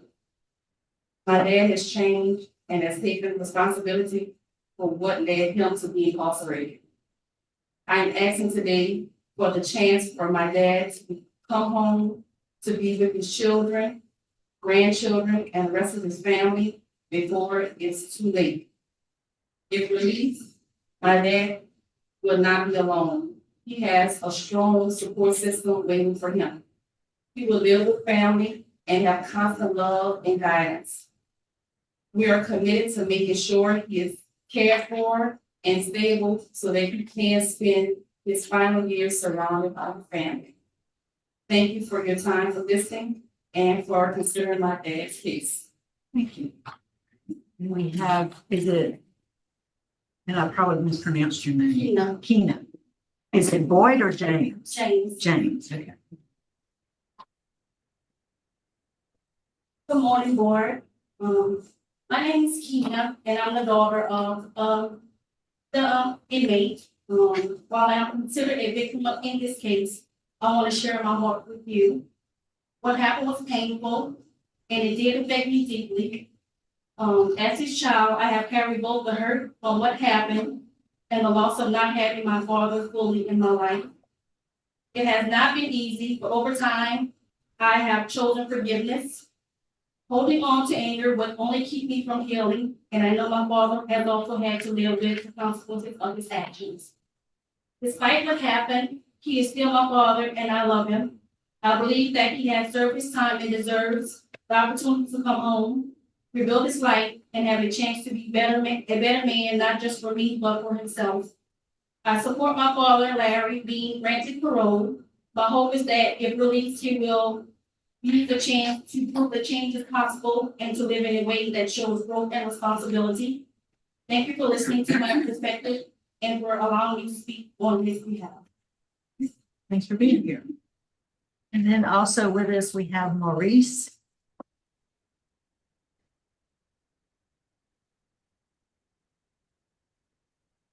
Name is Maurice Salvo, 516 Highway 140, Louisiana. Also a licensed funeral director on the Williams and Salvo, Dallasville, 40 Thibodeau. I grew up with Larry. I'm also a relative cousin, and we grew up with the same morals, same value. He and his adulthood went on to be in the United States Army to serve his country. I went on to much further school to take care of my family business. Unfortunate circumstances took him in the direction that he is in right now, but again, as the good book said, but by the grace of God, it's been me. But I'm asking that if you allow him to come home, I do know that I can attest to the fact that he will not be a threat to society. And I can assure you that as far as employment and helping him regain back into society, I can state that I will definitely have a form for him to get him, help him integrate back into society. So we look hopefully that you can have something to listen. Thank you. Thank you, sir. All right, Mr. James, your case was assigned to Mr. Prager. Would you answer his questions? Good morning. Well, I think it's still, yes, sir, still morning. How you doing, sir? I think you've done a lot of things since you've been locked up. A lot of things in jail as far as good things, got certificates, and you turned your life over to the Lord and those sorts of things. You've been in jail for a long time. My only question is, and it's somewhat confusing about the crime. One of the things we look for is accountability in the crime. When you pulled up at the gas station and she was getting gas and you said things got out of hand and a family member came at you with something sharp and you shot, but you didn't shoot the family member that had something sharp. You shot and then you shot again and you hit your wife.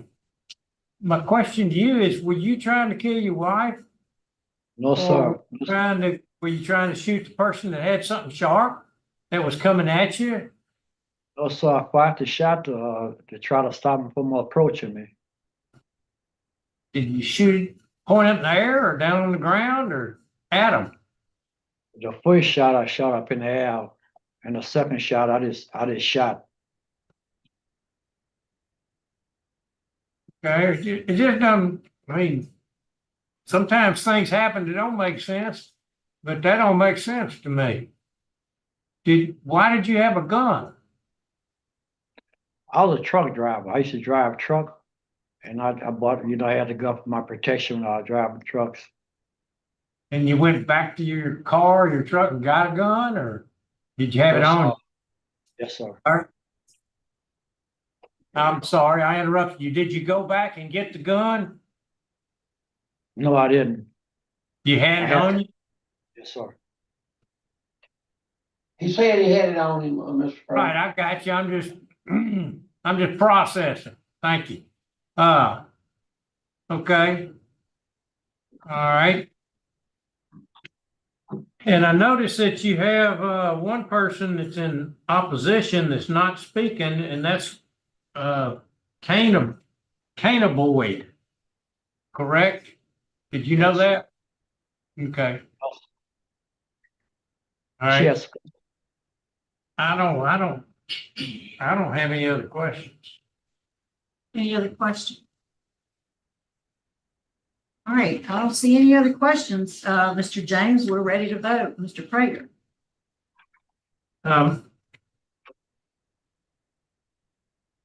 Mr. James, this is kind of a tough one because you've done a lot of good things, but I still don't understand the crime, but that's neither here nor there. It's 44 years ago. It happened, whether I understand it or not.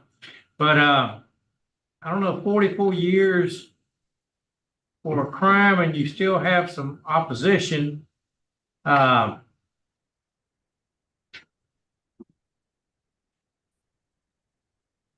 Could we have executive session? We have a Sorry. motion for executive session. Is there a second? Second.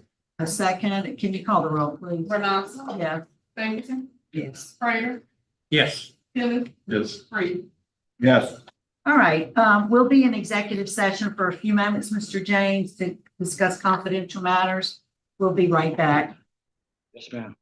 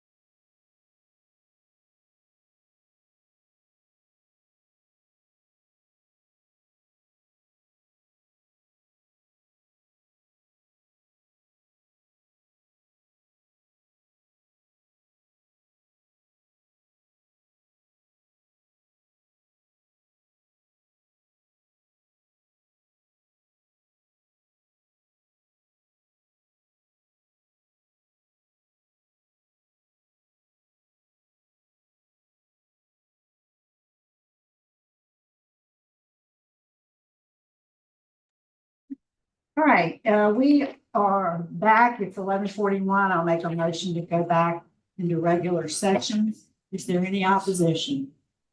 All right, hearing none, we're back in regular session. We are prepared to vote. We'll start with Mr. Prater. Okay, Mr. James, to start with, not that I don't believe the story. I don't believe what happened right then. But regardless, that's 44 years ago. You've been in jail 44 years. You're 76 years old now. You got a lot of people supporting you, including the daughter of the lady that you killed. And so because of the things that you've accomplished since you've been there, which are too numerous to read as far as the certificates that you have and as far as turning your life over to the Lord. And I think 44 years, lack of opposition. I'm gonna vote to give you a chance. I don't think you're any threat to the public. So I'm gonna vote that you be granted, or that we recommend to the governor, at least my vote, is that we recommend to the governor that your sentence be commuted to 99 years and that you have immediate eligibility for parole, which means you'll have to come back before the parole board and see if they concur that you should be granted a parole at that time. So that's my recommendation. Mr. Prater. Thank you, sir. My vote is to commute to 99 years with immediate parole eligibility. You've done 44 years as stated. As we said, we won't get into your story. I don't believe any of us believe that in the air and it's shot. But that's still, you did 44 good years and you've done a lot and you have no victim opposition, which is one. But the majority is in favor. So my vote is to grant commute to 99 years immediate parole eligibility. Thank you, sir. My vote also is to grant to 99 years. Eligibility. Mrs. Stapleton. And I concur with Mr. Prater. You can commute to 99 years with immediate parole eligibility. Yeah, and let me just, for the record, I'm going to state, I didn't do it earlier. There is opposition to your early release. We mentioned that one victim opposition, but DA's office is opposed, as is the sheriff's office. And we also have information that State Representative Brian Fontenot is also opposed.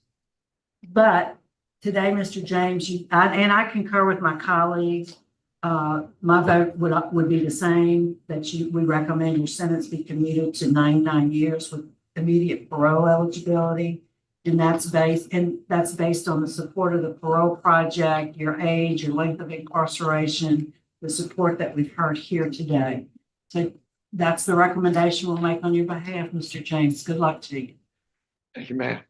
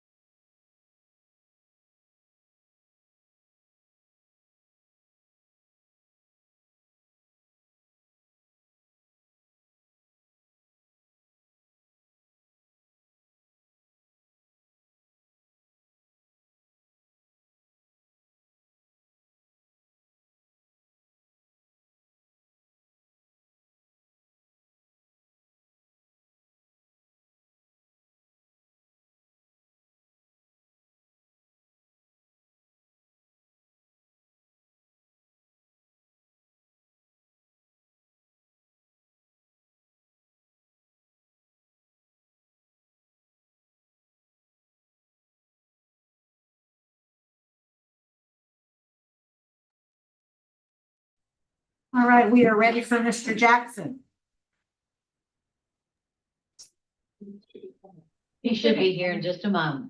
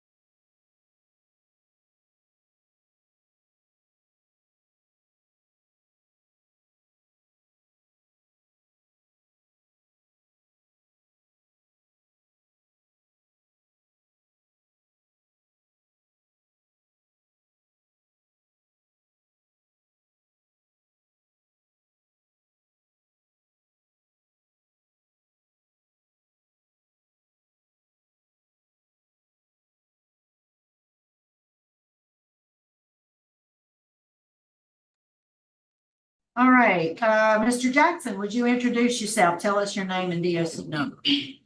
My name is Howard Jackson, DOC 104336. And I see you have some folks there with you today. Let me recognize them. We have Marvin, your brothers, Leonard Jackson and Marvin Jackson, Chiquita Carr, your niece, your sister Marion Jackson, and Demetria Jackson, another sister. Thank y'all for being support, and we'll call on those who will be speaking in just a moment. First, Mr. Jackson, I'm going to read some identifying information into the record, sir. So, Mr. Jackson, you're here seeking a commutation of your sentence. You were sentenced in West Baton Rouge Parish in July of 1983 for a first-degree rape, and you are serving a life sentence. Is that correct? Correct. So, Mr. Jackson, before we hear from your family, we want to hear from you. Give us your statement. Tell us, why are you in prison, and why do you think we ought to vote favorably for you today? Well, I done complete all my programs. I got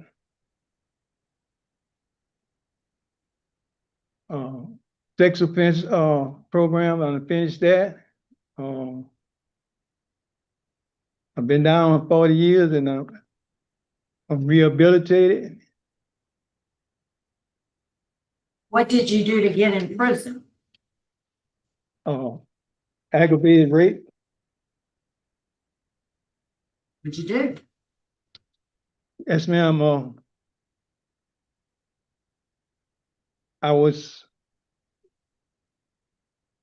When it started out at my trailer at my house,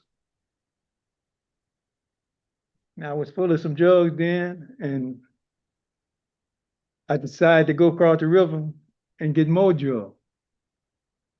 And on my way across, once I got to the destination I was going to, I didn't meet the same people that I usually do.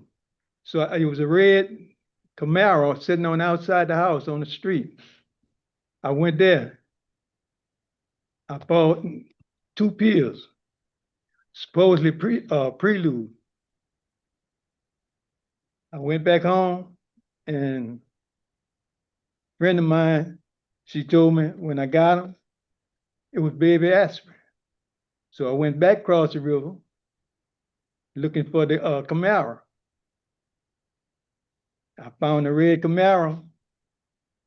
At the time, I didn't really feel that it was the right car, but they had got my money and I was full of them drugs. So I waited outside for somebody to come. Once I stood out there a while outside the club, and a lady come out and went to this car. Once she got to the car, I forced my way into the car. And from that, after that, that's where the rape and the robbery occurred. That's how the rape and robbery occurred. Okay, we'll have some questions for you shortly. Warden Benoit, is there anything you can tell us about Mr. Jackson? Yes, ma'am. He's medium custody, works at the collision repair school. He completed the sex offender treatment 1 through 3 in 2014. He got his GED in 13. He's had carpentry, parenting, anger management, substance abuse. Good, thank you. All right, well, let's hear from your family before we start our interview with you, Mr. Jackson. Could we hear from Miss Demetria first? Okay. Good morning. My name is Demetria Jackson, and I am Howard Jackson's youngest sister, and I'm here to speak on his behalf. I acknowledge that my brother committed a serious crime, and I'm sorry for the pain his actions have caused. He has expressed remorse and has accepted full responsibility. Howard battled drug addiction, and I feel that that's contributed to his incarceration. He's been in Angola for over 40 years, but we maintain a close relationship. We visit him, we write letters and do telephone calls. And in spite of the situation, he has strived to build a strong relationship with his daughter and his grandchildren, especially his grandchildren. He's now 77 years old, and with his age came illnesses. He's experienced some chronic health issues where he's been hospitalized both here and outside of the prison. And he has a strong support system of family and friends that are prepared to assist in every aspect of his care. Our family fully supports his release. He will be living with me in our family home and will be employed by one of my brothers. I respectfully ask you to consider granting him clemency, and I thank you for the opportunity to speak on behalf of my brother. Thank you, ma'am. Ms. Marion Jackson, please. Good morning. My name is Marion Jackson. I'm Howard Jackson's sister. Thank you for the opportunity to speak today in support for his petition for clemency. The harm caused by Howard is acknowledged. Our family is especially the victim, has lived with the pain and the consequences of his actions. He accepts full responsibility for the violent crime he committed and has shown profound remorse. He has been incarcerated for over 40 years. I have maintained a close relationship with him. Family is an important and essential part of every person's life. Heart disease runs in our family, as my sister stated. He has had major heart surgery and other medical procedures and is currently receiving treatment for chronic health issues.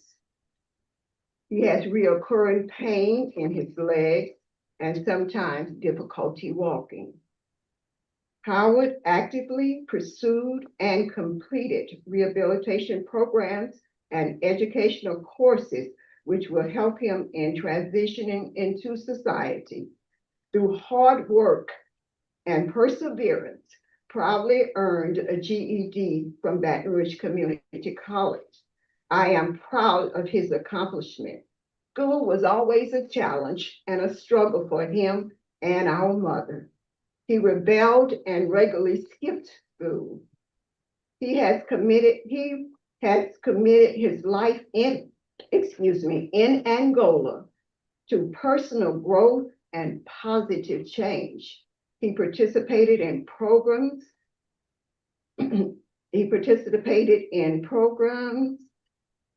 And educational programs and rehabilitation programs.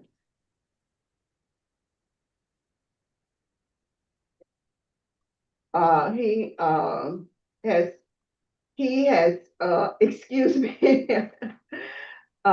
participated in programs created to address the root causes of his violent offense. He regularly worships in religious services for spiritual growth and God's help to live day to day in prison. He believes in Jesus Christ as our Savior. There's a solid foundation of support awaiting him if his petition is granted. Our family is ready to provide stable housing, financial support, and positive encouraging environment to ensure his successful re-entry into today's society. Since his incarceration, a transformation has taken place, providing hope for his future. I prayerfully ask the board to please grant my brother's request for clemency. Thank you. Thank you, ma'am. Ms. Carr, Good morning to the board, and thank you all for allowing me the time to speak on behalf of my uncle. My name is Chiquita Carr. I am the eldest niece of Howard Jackson. First, I want to acknowledge that Howard made a serious mistake in his past. And I do know that he has acknowledged it and he has expressed deep remorse for what he has done. And he takes full accountability for his actions. I'm so proud of him for taking several courses like the risk management phases, as mentioned earlier, sex offender treatment, the courses in drug and anger management to better himself. And I could tell that when he received his GED, there was a big boost to his self-esteem, which he was so proud of getting his GED. There's so much more for him to learn and do, and we as his family will support him through the entire process. With the board's endorsement of a second chief, our family and loved ones will be there to support Howard every step of the way with his reentry back into society and back into his community. We want nothing less than to see him be successful and productive. So I graciously ask the board to wholeheartedly consider granting my uncle his clemency. Thank you. thank you. Mr. Jackson, your case was assigned to Mr. Freeman. Would you answer his question? Hi, ma'am. How old are you? 77, Okay, and how long you been in jail? 42 years. 2 years, okay. What's the best class you took? Tell me, what class you took you liked the most? Risk management. Okay, what'd you get out of risk management? Tell me why you liked it. Risk management, well, that's the course that deals with all sexual crime. And it has some valuable information in it for a sex offender. Can you tell me any of that valuable information? I'm just kind of curious to make sure you paid attention. Did I? Yes, I can read it. Yeah, you can read it. Well, no, I don't need to read this. First of all, it starts off with acknowledgement. You got acknowledgement. You got to acknowledge the crime you did. You got to. And I had all this. You got the risk management. You got the. And I had all this together. Getting a little confused. Yes, sir. It's Right. So you didn't wait. Saw you were eligible. You went on and took the class, which I do applaud. I know you took it, and you started out right. I got All right, let's move on. Justify. I got it. Now go ahead. Justify. You got to justify your crime. You got to justify. You got to believe in proving yourself or others to your actions. So you got to justify what you've done. You got to acknowledge that.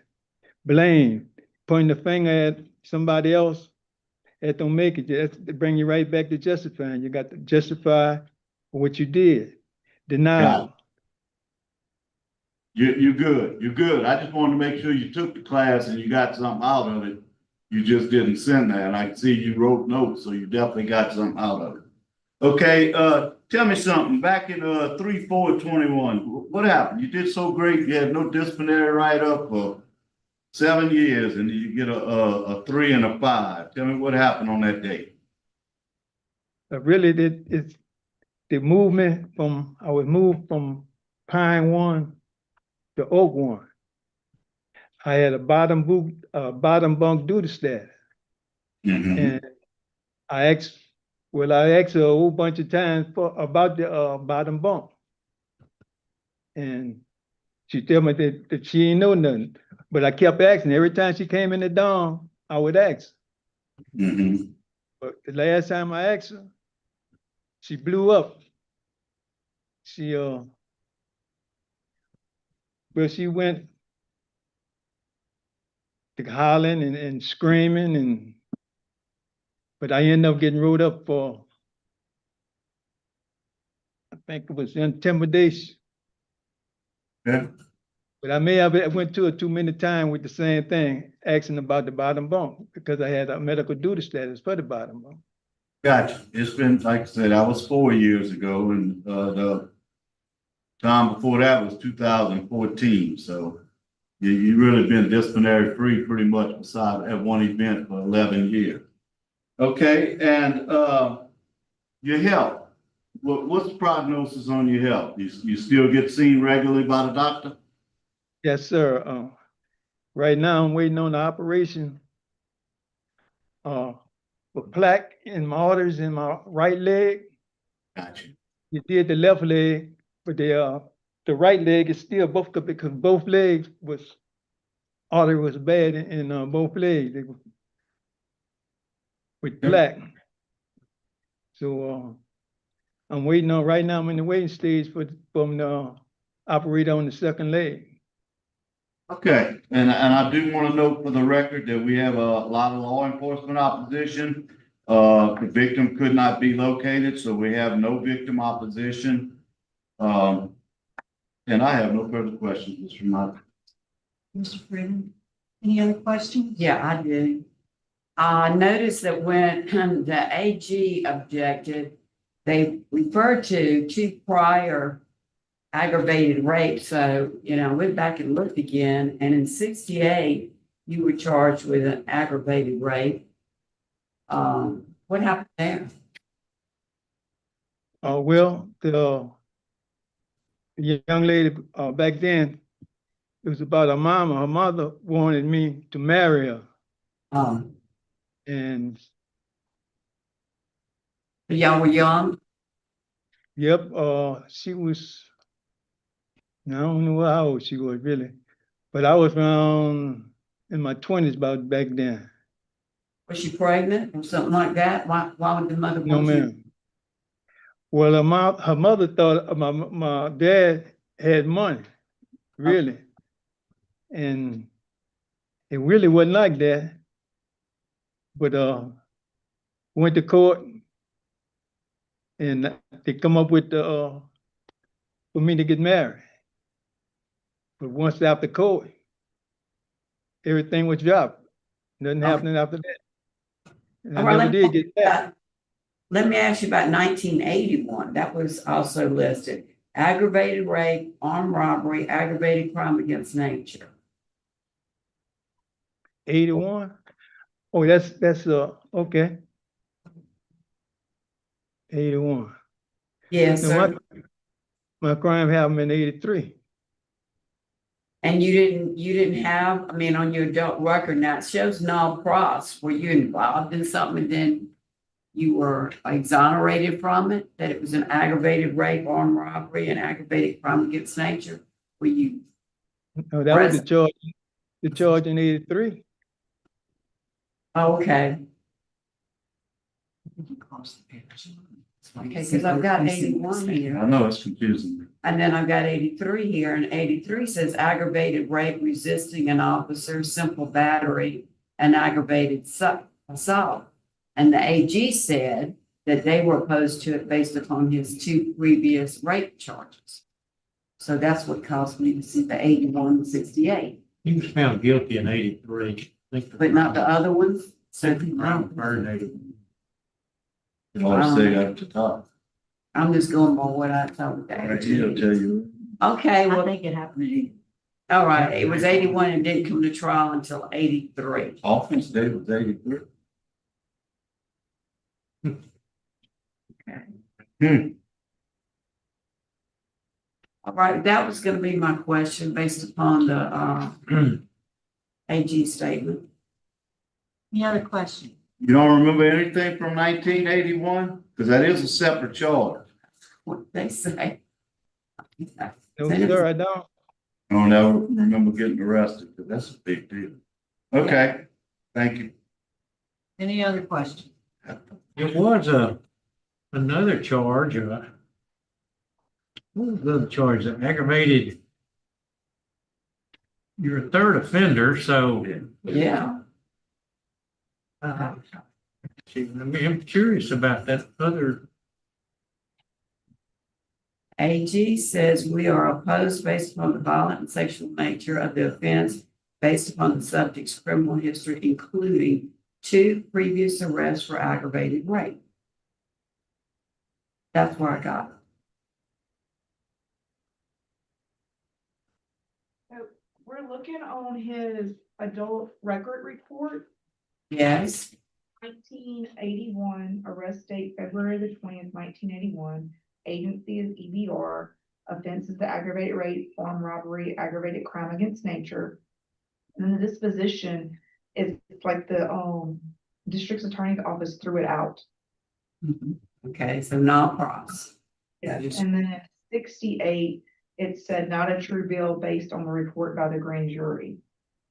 Okay. And that one was out of West Baton Rouge. All right. And what about the aggravated battery with a dangerous weapon? What happened on that case? What year that was, sir? 77? I think we was at a party and had a gang fight.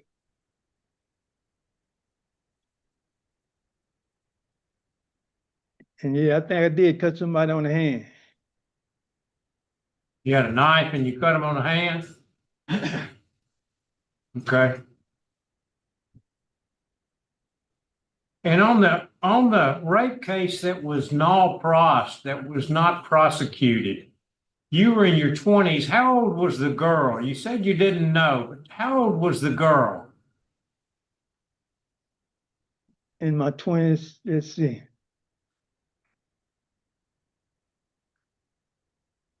Did you hear my question? Yes, sir. I'm trying to think. You said how old the girl? I really don't know. Was she less than 18? Is that why it was an aggravated rape? No, sir. You was in your 20s. Was she back your age? She was about the same age, I believe. I'm not really sure. Okay. I'm just curious because that's a strong charge to get charged with because somebody wouldn't marry you. I'm trying that's No, I think we got a mix up. It wasn't me trying to marry her. Her mama wanted her to marry me. Because, like I said, she thought that my father had some money. And that's something he didn't have back then. so when she wouldn't marry you, they charged you with aggravated rape. When you wouldn't marry the girl, they charged you with aggravated rape. Is that correct? No, that was the charge I remember was that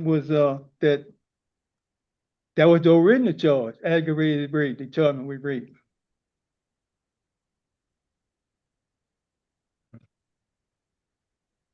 All right, I don't see any other questions. Are we prepared to vote, Mr. Freeman?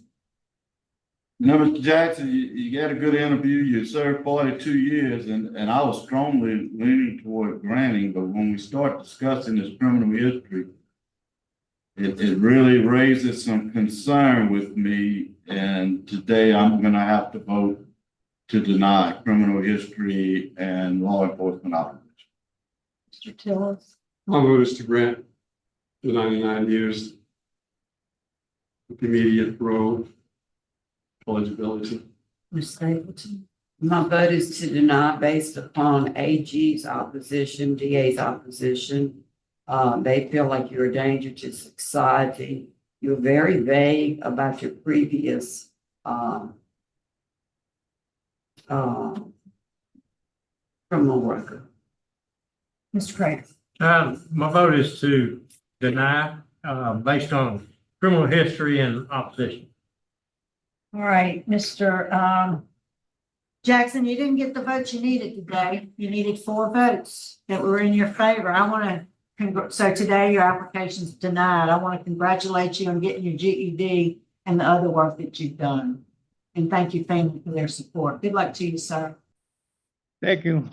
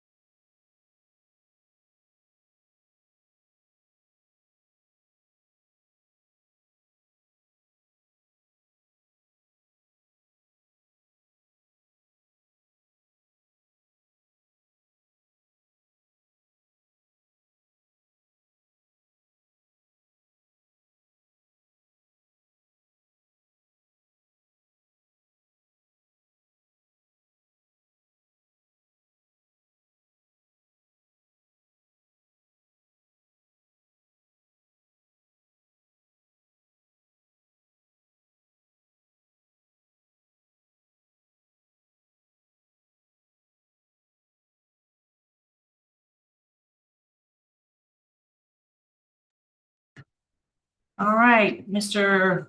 Michael Montgomery.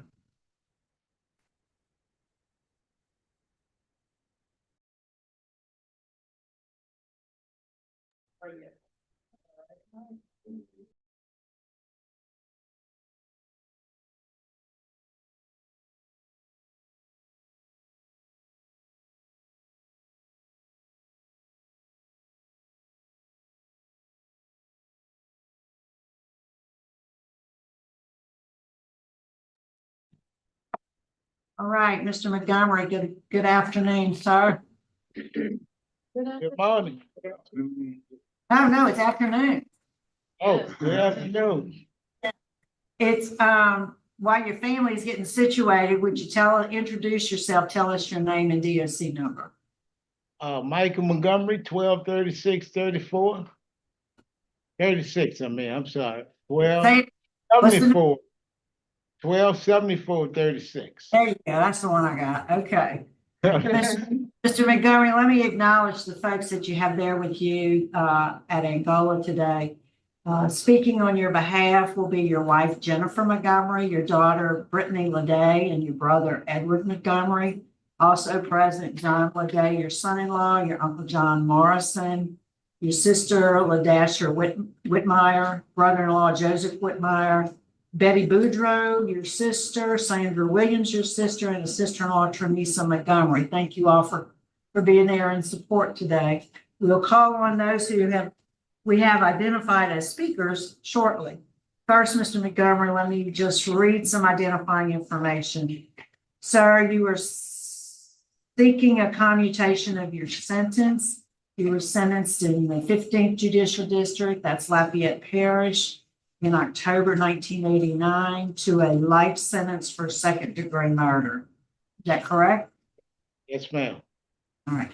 Mr. Montgomery, tell us, before we hear from your family, we want your statement first. Tell us, how did you get into prison? What'd you do? And why do you think we ought to vote in your favor today?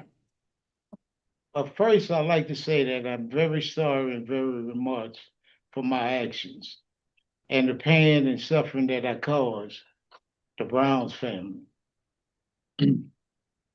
On September the 23rd of 1988, I shot Mr. Wilfred Brown. And what led to the shooting of Mr. Brown is that Mr. Brown had punched me in the face.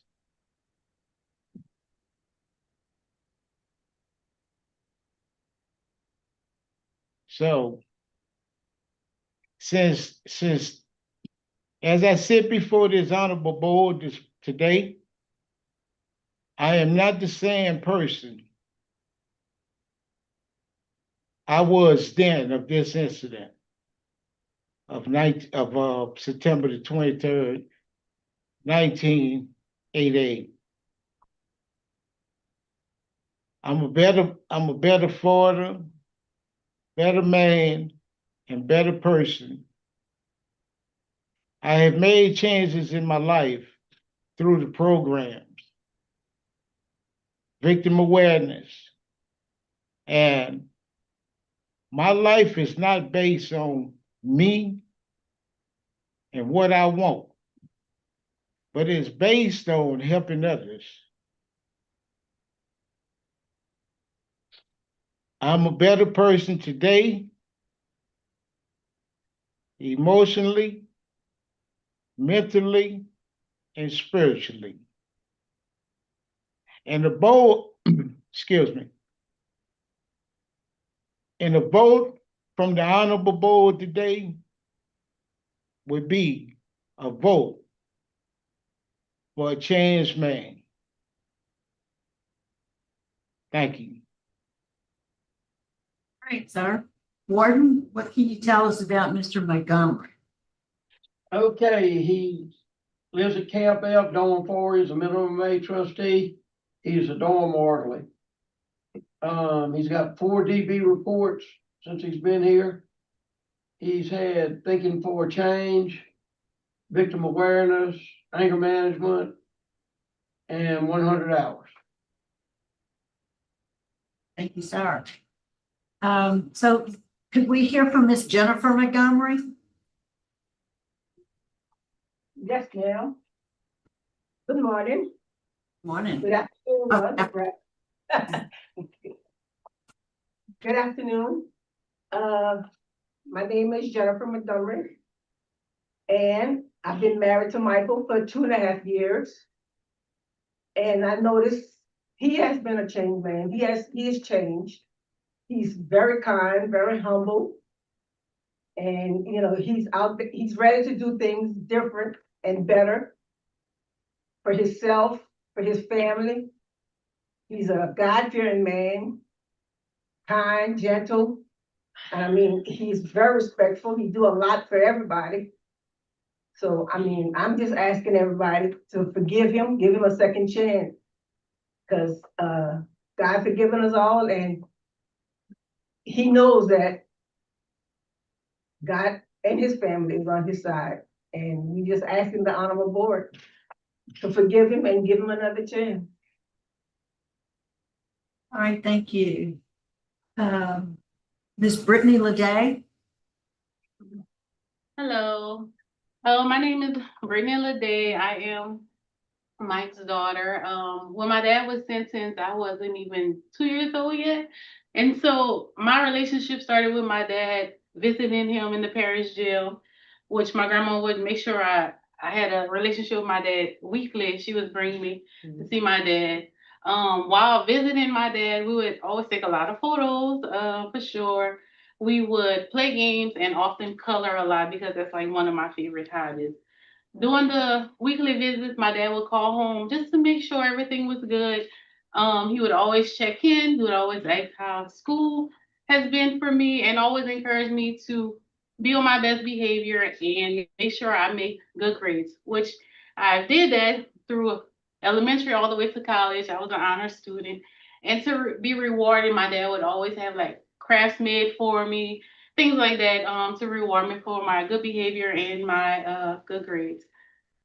He was transferred here from the parish to Angola. I think I was like in 5th grade, and the visits didn't stop. My grandmother would always make sure I came visit my dad until she passed away. Then my dad's 3 sisters would make sure I still continue to have a relationship with my dad. I know my dad is he's such despite the situation, he was always a great dad to me, and I know with him, if he were to be home, it would be a lot more different. It would be even better. I know my dad is very remorseful for what transpired years ago, and he asked for forgiveness, and I had the opportunity to meet the Brown family, one of the brothers, and I just say, on behalf of my dad, I apologize for what transpired. And Mr. Brown, he told me, he said, girl, he said, it wasn't supposed to happen like that night. He said, my family, we forgive you, Dad. And I'm here and I want to do whatever I can do to help him come home. And that was just like a weight lifted because I had never had contact with the family, didn't know the family or anything, just to know that they do forgive my dad and they want to see him come home. So I'm asking on behalf of the board that y'all can grant him clemency, that he can come home and be with his family. And I know he's gonna do great work in the community to help others not to make the same mistake that he did. And that's all. Thank you for your time. Finally, Mr. Edwards Montgomery. Yes, ma'am. Good morning. I hope you are all good, in good health and good spirits. I am speaking on the behalf of my brother, Michael Charles Montgomery, who has been incarcerated at the Louisiana State Prison for the past 27 years. He has been incarcerated for 37 years overall. Michael's journey with the prison system has been a lengthy one. And during his time behind bars, he had demonstrated significant personal growth and rehabilitation.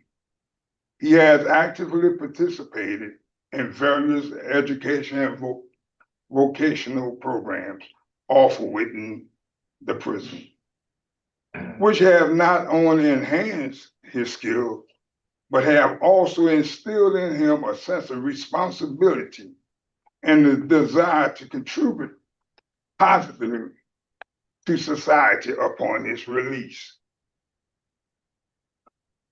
Furthermore, Michael has constantly exhibited good behavior throughout his incarceration. He has maintained a good disciplinary record, and his comment of self-improvement and his commitment, I should say, to self-improvement and his strong work ethic have made him a model inmate. He has also shown remorse for his past actions and a genuine desire to make amends. The prospect of his release after 37 years in prison is a deeply emotional moment for our family. We strongly believe that he has paid his debt to society and is deserving of a second chance to live as a law-abiding citizen. Mike is also a gentleman with the utmost respect of others. He also a great father that is still in his kid's life. He also recently got married to a wonderful, loving woman that did not hesitate to join him in matrimony. I realize that might seem hard to believe given the circumstances, but it's true nonetheless.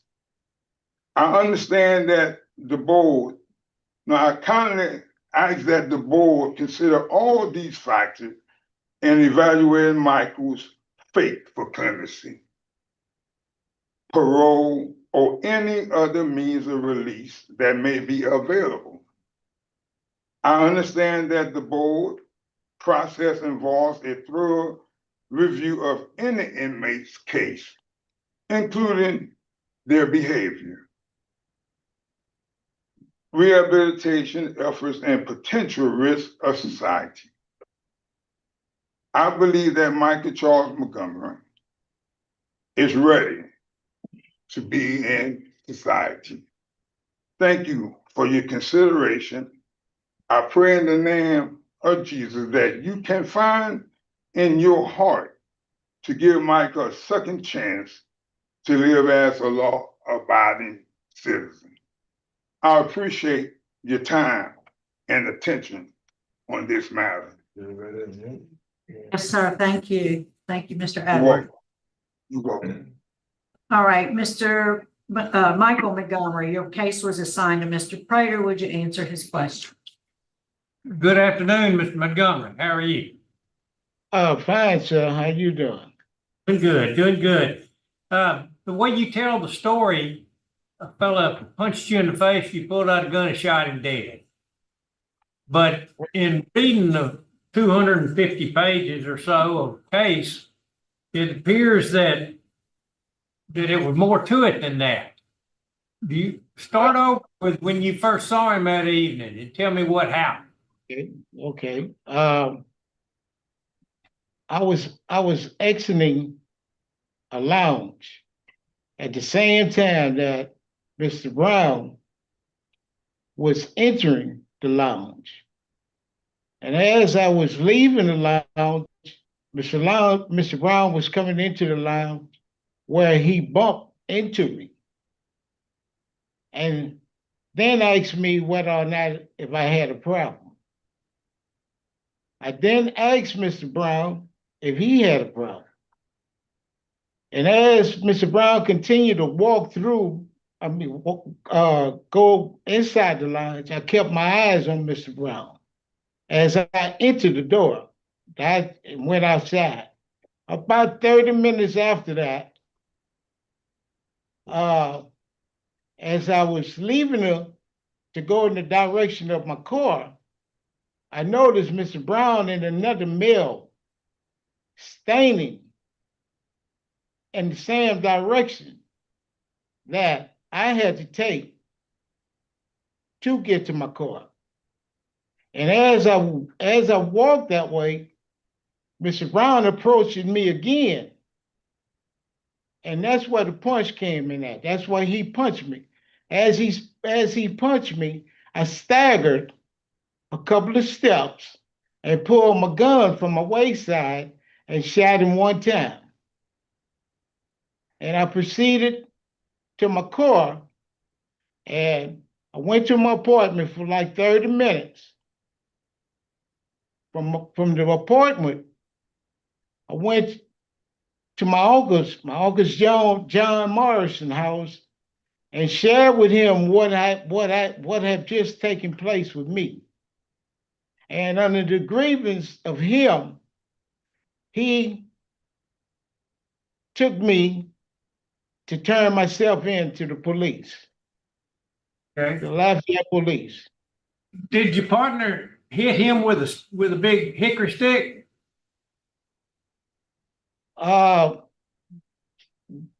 Yes, he did. Okay, that's the part I'm getting at. You just telling me bits and pieces of it, but y'all waited outside the lounge for 30 minutes and your partner's got a hickory stick and you got a gun. And when he comes out, y'all get into this confrontation and you had a confrontation inside the lounge. And now let's go back a couple months before that. He had called the police because you and your brother were chasing him with a stick and a 2x4 at that time. Is that not correct? Well, sir, months before then, it didn't really turn out as he reported it. But if that's in the report, it's something I can't argue. You know, Yeah, I mean, what I'm getting at, not to interrupt you, but what I'm getting at is there's accountability is big in what our board considers. And it sounds like that it sounds like there's a lot more to the story than a simple punch and a shot. What? Okay, that's all I got. Any other questions? Well, the mother of our victim, she's not here, but she did write a letter. And she said it was okay to share. I'm not going to share the whole thing, but I think you should hear a couple of paragraphs from it. And I would like to also mention, she fears that y'all must live in the same city or something like that. She doesn't want to be approached by family members or anything like that. No conversation. She doesn't want any of that. She says, I've endured the profound loss of my youngest son, whose life was stolen by senseless gun violence. The tragedy has devastated not only me, but my entire family. The pain of losing him has rippled through our lives. She's lost another son, and they struggled to cope with the grief. The path has since led to more loss as I have buried yet another son. The impact of the violence has scarred my family permanently. The trauma of gun violence is not confined to the moment of the crime. It lingers, reshaping lives, breaking families, and leaving wounds that never heal fully. I live with that pain every day. I live with the fear that Mr. Montgomery would invite further harm and risk to others. I implore you to recognize the gravity of the crime and the enduring harm that it has caused. I wanted you to hear a little bit of what she wrote. Now, it's not unusual. You may have, I'm sure, have no desire to bring any harm to the family. But I know for a fact that victims, they live with that if that person gets out, they are going to come and hurt them somehow. A rape victim, last thing they may have heard is, if you tell anybody, I'll kill you. So 20 years later, they hear this person's getting out and they're terrorized because they think that's going to come true. So, her fears are real for her. But I thought, her statement about gun violence and the lasting effects of it was very important. Any other questions? Yeah, well, Mr. Mike, after he bumped into you when you were coming out, you were leaving out and he bumped into you? Yes, sir. Did you and a friend go outside and wait on him? No, actually, I was out there, just out there, standing up outside as it, normally do. Didn't think much of the incident, the bumping incident. How did your friend end up with a stick and you guys were by a car and the guy approached you again? What was friend doing with the stick? Well,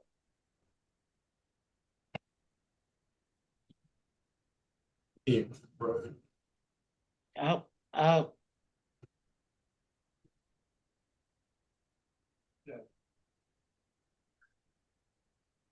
I'm not here with no disrespect, sir. I'm not here to speak about my brother or whoever had the stick. I'm here for my actions and my actions only. You know, I'm the person that shot Mr. Brown. And it was to be that's what he died from, the wound of the gun. I'm here for that. I can't talk on this other guy. Okay, what I was saying was, or what I'm saying, you and the other guy were out together, standing up. Is that correct? When you ask me about the other guy, what guy are you speaking on? The one that's supposed to have what you saying, a bat or a stick or whatever the case is? Yes, who had the stick? No, sir. Who had I the was bat? alone. I was alone. Okay, I have no more questions. All right, I don't see any other question. Mr. Montgomery, I think we're prepared to vote. Mr. Prater. My vote is to deny this request because of victim opposition. The mother and the brother, both of the victim, strongly opposed. The DA, the sheriff, and the chief of police are opposed, and the inconsistencies in the story remain, which makes me question the accountability that it's accepted as far as really what happened. And so, having said that, my vote is to deny this request. Mr. Freeman. Boy, you sure put us in a bad situation. I ain't gonna lie to you. I was gonna grant you got hardly no write-ups, you got great classes. This is the only charge on your rap sheet. But this dedication to your brother's killing. You're not telling us the truth. I mean, y'all had a fight at basketball court that ended up with weapons.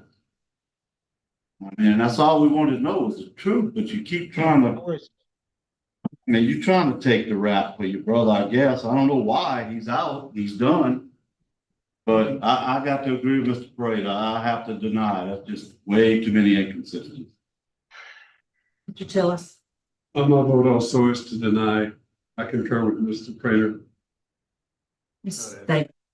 My vote is to deny. I concur with Mr. Prater. Adamant victim opposition, law enforcement opposition, the vagueness of your answers. Mr. Montgomery, you received 4 votes to deny your application. So today your application's been denied. So good luck to you. All right, thank you.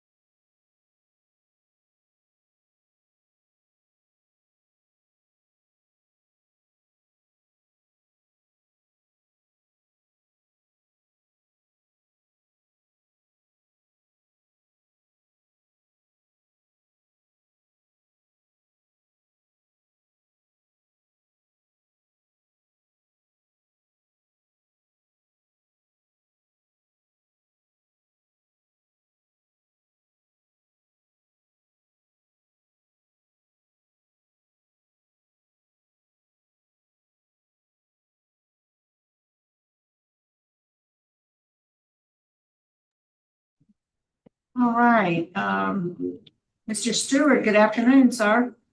Good morning, good afternoon. Would you introduce yourself? Tell us your name and DOC number. My name is David Stewart. My DOC number is 237579. Sir, and counsel, would you introduce yourself, please? Yes, ma'am. My name is Amy Myers. Thank you.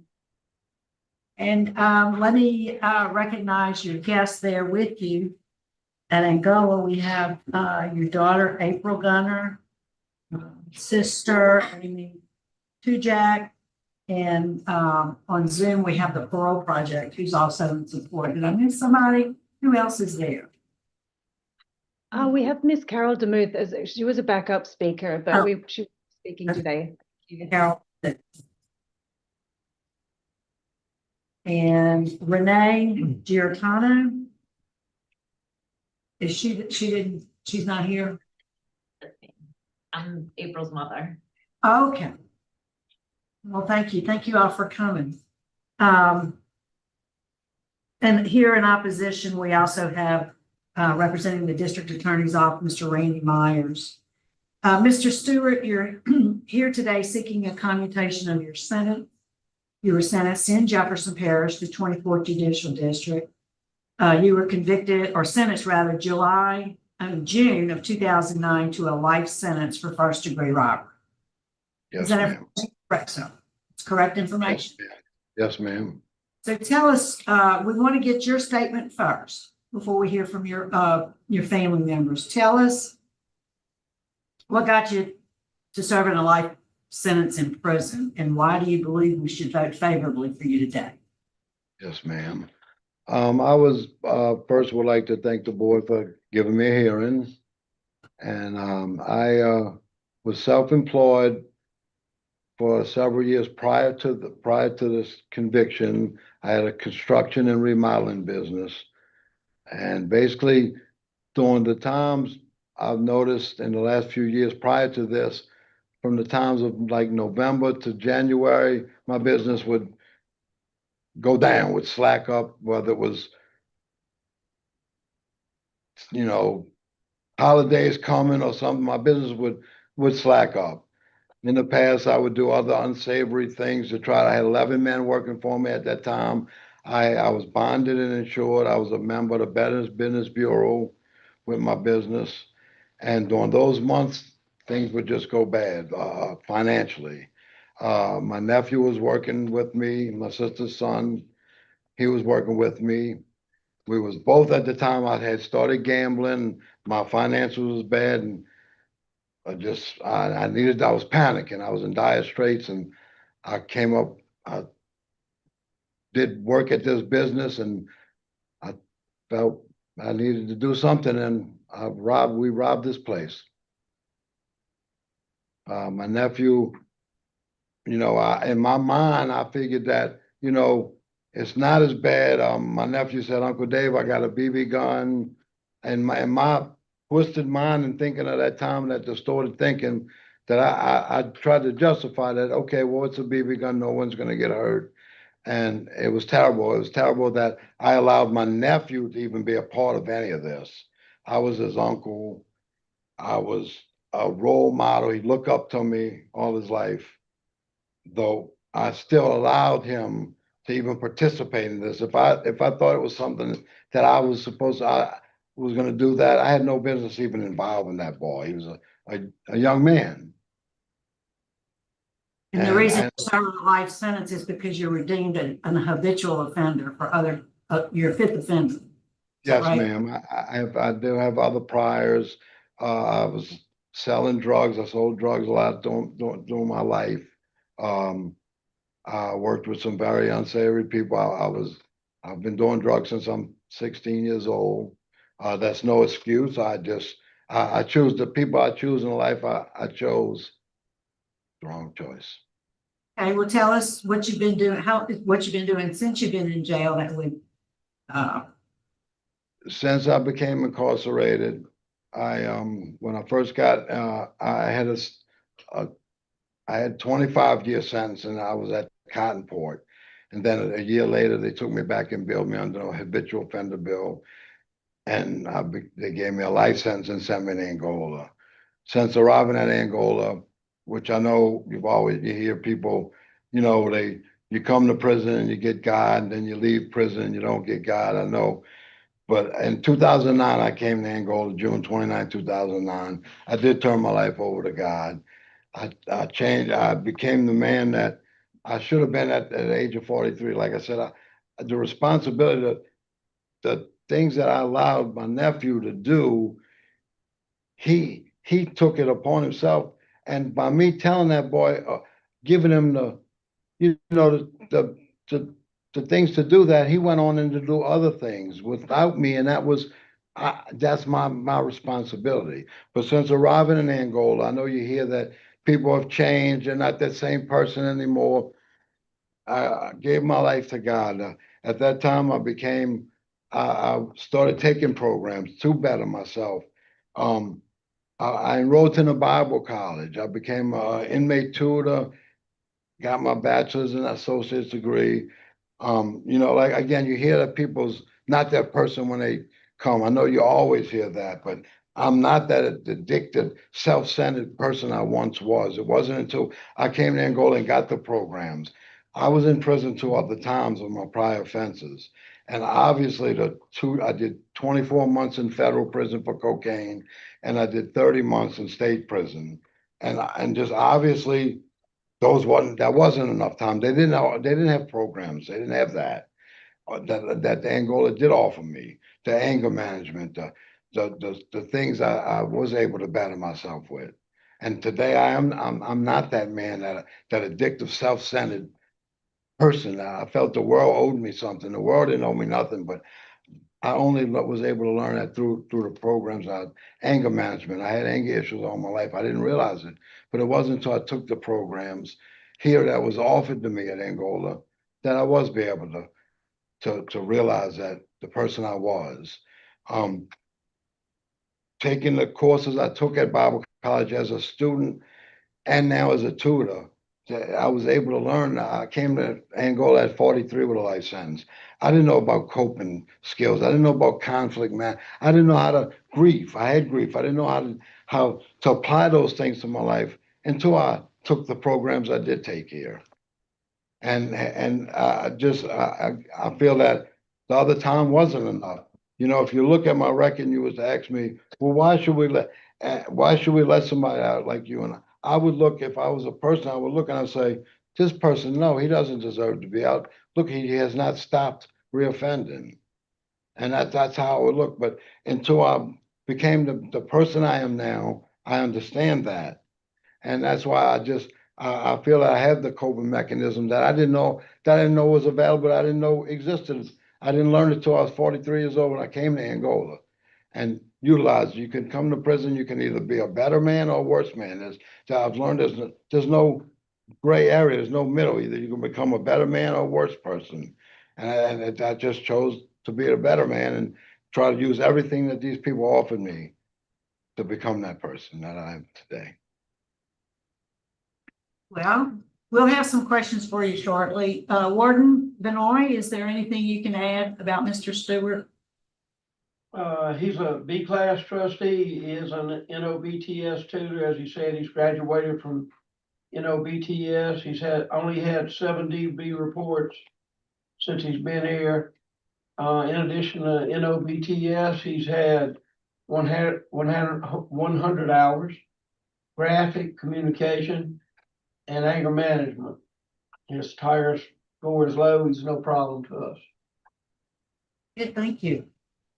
Let's hear from your family. First, we'd like to hear from your daughter, April.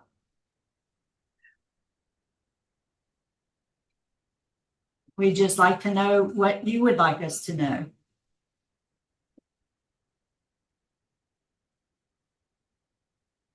Okay. My name's April Gardner. I'm the daughter of David Stewart. I'm 32 years old. I've been selling cars for about a year now. I have two of David's grandchildren. I have a 12-year-old boy named KJ and a 10-year-old named Cashton, which they really wanted to be here. But I know that we had an age limit, and I just, really needed to respect that for you all. I do raise them solely by myself. We all try our best to come here as often as we can to see my dad. And I know that he's made a lot of mistakes in his life.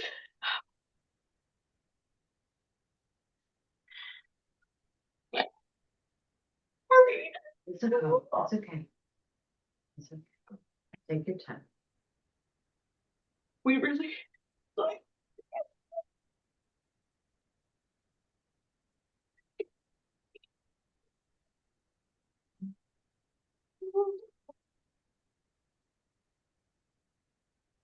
All right, Will, I tell you what, while you collect yourself, if you can, let's hear from David's sister, Miss Amy Tujak. Okay. I'm impressed that you said my name correctly, by the way. I'm Amy Tujak. I'm David's sister. I'm not his biological sister. But he lived in my home off and on for as long as I can remember until my parents eventually did have custody of him. I work for the Army Corps of Engineers. I've been there 24 years. I'm a supervisory production manager, and I'm a liaison for the Corps with other federal agencies, Congress, and the White House. And I know that sounds great, but but David is a big reason for that in my life. When he talked just now, what ran through my brain was he never saw the good person that he had inside himself. He just always saw the bad part. And he's got such a good part, and there's just some things that have happened to him, and that's kind of what I want to talk about today. I have known him my whole life. I don't remember life without him. He is one of 4 children. He's the third. His mom had mental health issues. And I don't really, other than who his biological father was, I don't know what her problem was with David. She had a daughter my age, and then she had David, who was 7 years older. But she would ask for David to come spend the night at my house with my family. And he would come spend the night, just him. And then she would do it again, and she'll even say 3 days. And then she just wouldn't show up a week, a month, 3 months. My dad put him in Little League, then she'd take him back. And then at some point, just David, she put him in foster care. My mom tried to get custody, and she blocked it. And eventually my mom and dad were able to get him after she tried to block it. But I watched him in his home, and he was an outcast in his own home, and he just never loved himself. But he was wonderful with me. He always protected me, and he always took care of me, and that was just something I depended upon and needed.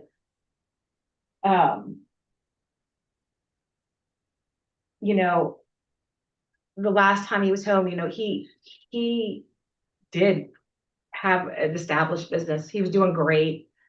I was proud of him because he had turned his life around, and but a lot of things did happen that he helped everybody in the family through, and I know it hurt him financially. I didn't realize how bad it was.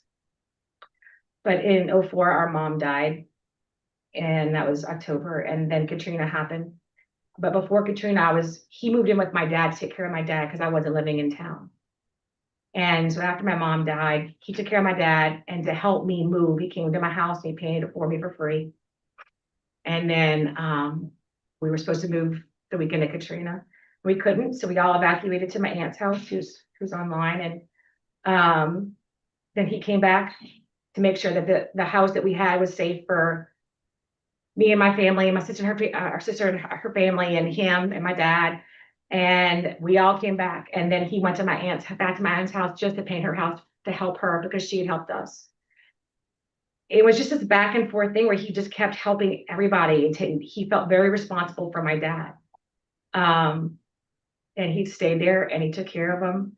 And I eventually moved back in town into a house that I could afford, but it was in shambles from the storm. So he came and fixed it up for me for free and paid the whole thing for free, just so I could be back there. And the whole time he was taking care of my dad. And that's just the kind of person he was for us, the kind of person I saw.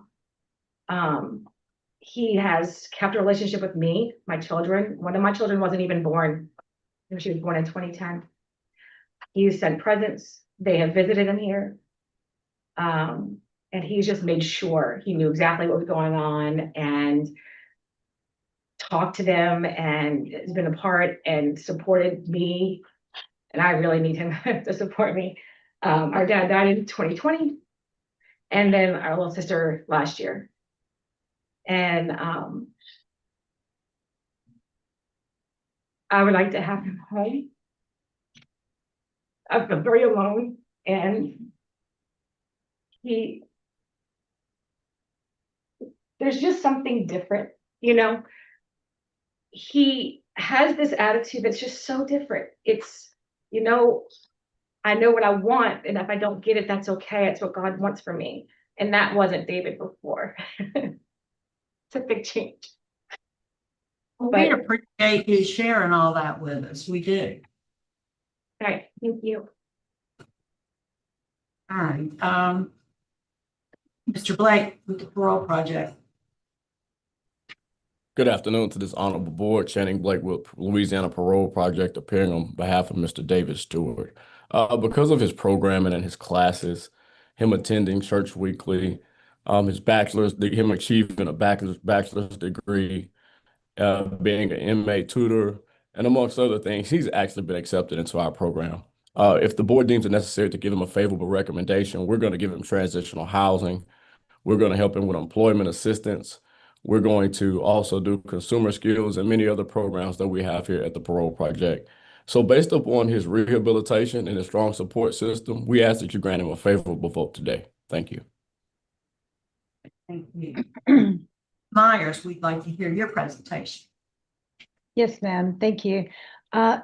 It's my privilege to have gotten to know David over the last 4.5 years.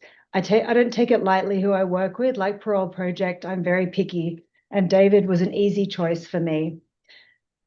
David was not over-sentenced. When I included in his packet that he cannot get the sentence that he got today, I was hoping that the board would see that as just a mere factor in the consideration of whether he is worthy for a commutation. David does have a long rap sheet, it's true, and whatever questions you have about any prior incidents, arrests, anything, you'll get an honest answer from this man, and I really hope that you do ask him more questions. Years ago, David told me that he was under the misguided belief when he first got to Angola that he was hard done by. The fact that Corey, who was the person who went inside the Tasty Donuts with the BB gun, got 6 years and David got life, made David feel back at the beginning of his sentence that he was wronged. That is not how David views this today. He knows what he did to mislead Corey, and he understands that his life sentence was a product of a pattern of offending that had to be addressed. He needed to be stopped in his tracks in a serious way, and this 18-year sentence has done that.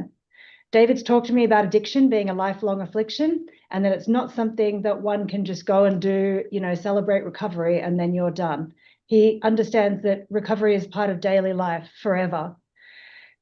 I found David to be consistent and dependable, as has Dr. Sharkey at the Bible College. And Dr. Sharkey gave me a letter a couple of days ago that said, Mr. Stewart was not only an excellent student, but is a man of character. He consistently demonstrates leadership ability and personal sacrifice in the pursuit of helping others achieve their goals. I pray that you'll ask more questions and consider David's remarkable transformation. And it's really been an honor to bring you such a worthy candidate today. Thank you for the chance to speak. Mr. Myers, we'd like to hear from the DA's office, please. Good afternoon, Randall Meyer, Assistant DA, Jefferson Parish. First, I'd like to say I'm glad Mr. Blake was here today. If Carrie would have been here, there'd been too many Myers. We would have been all confused. On Mr. Stewart's case, I had concerns with him because I thought his application and the account of the offense was not an honest representation of what occurred. His statement today, though, I think is an honest representation of what occurred. And that's a big difference for me. Looking through his record, I see it says in his annual assessment that he needs the 12-step program. And I agree with what Ms. Myers just said about addiction being a lifelong daily event that you have to deal with, that you have to work on every day. I think a long-term, like I do often, I think a long-term substance abuse program would be beneficial to him. The victim in this case is deceased. The employee of the store, the Tasty Donuts, is deceased, unrelated to this incident, to this crime. The owner originally was opposed to his request, but after watching cases on YouTube, and she was kind of going back and forth with it anyway, because she knew Mr. Stewart. Mr. Stewart had done work for him. She is no longer opposed to his request, but would like, if he is ever released, to have no contact with her employees, or her business, which she still owns, that Tasty Donut Shop. And we would concur in that. So, based on everything that he has done while Mr. Stewart has done while he's been incarcerated, and most particularly the change in his account of the offense, we would not be opposed to a commutation to, I was looking at something like a 40-year sentence with parole eligibility after a time period to let him get a long-term substance abuse program completed, and then no contact eventually with the victims as the victim has recommended. Thank you. Thank you, Mr. Myers. All right, Mr. Stewart, your case was assigned to Mr. Freeman. Would you answer his questions? Okay, Stewart, first off, I'm gonna disappoint your attorney because I'm not gonna ask you a lot of questions. I think you were very honest today, very forthcoming. Like Mr. Myers just stated, when I read your application, I was like, man, he's trying to push this all off on his nephew.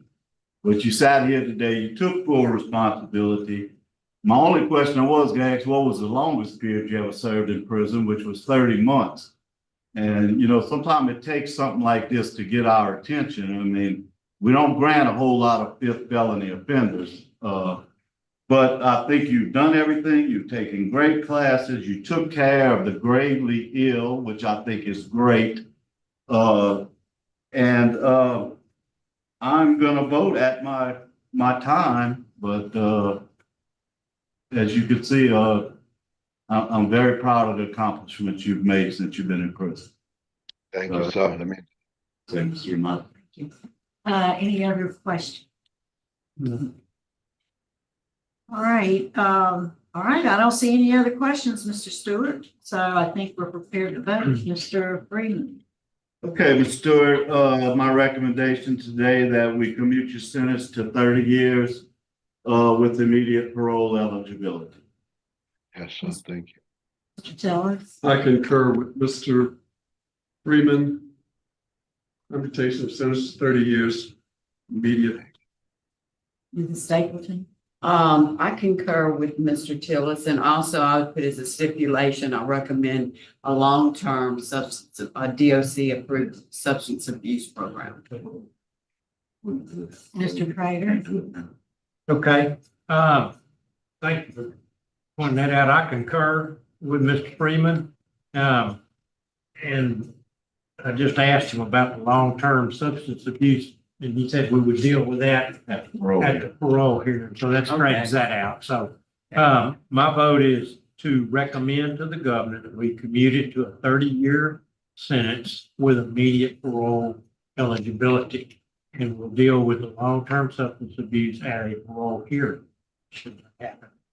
All right, Mr. Stewart.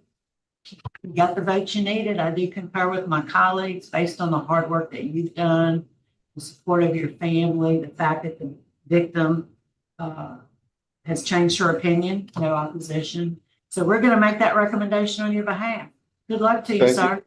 And, Thank you for- Martin, if possible, if we can get him into that long term before his parole hearing, it would be great, but I know that's hard. We'll be So- working on that. I'll We'll sign up make for it it. happen. I'll sign up for it as soon as I can. Thank you for hearing me. Thank you for your time. Thank you. Thank you, Honorable Board. Warden, that concludes our business at your facility. We're going to move on and sign off at 1:11. Thanks so much. Yes, ma'am. Bye-bye. Thank you, Warden.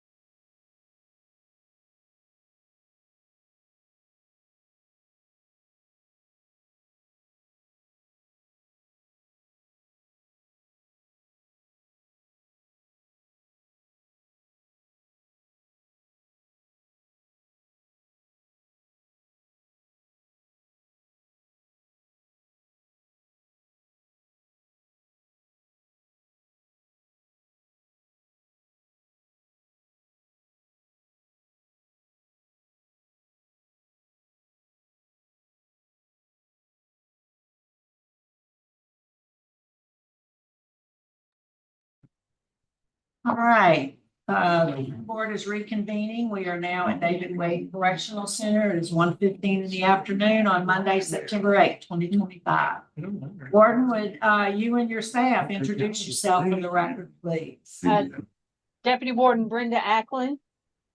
Becky Trupiano, ARDC Manager. Elizabeth Savage, Lieutenant Colonel. Danny Henshaw, classification. That's all. Right, well, thank y'all for accommodating us this afternoon. And Yes, we have ma'am. Mr. Edwards. Would you introduce yourself? Tell us your name and your DOC number. My name is Wilfred Edwards, 372727. And you have a representative with you today, Mr. Nash. Would you introduce yourself for the record?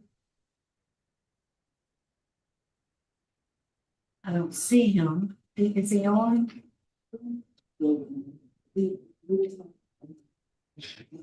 Were you expecting Mr. Nash today, Mr. Edwards? No, no, ma'am, I was not.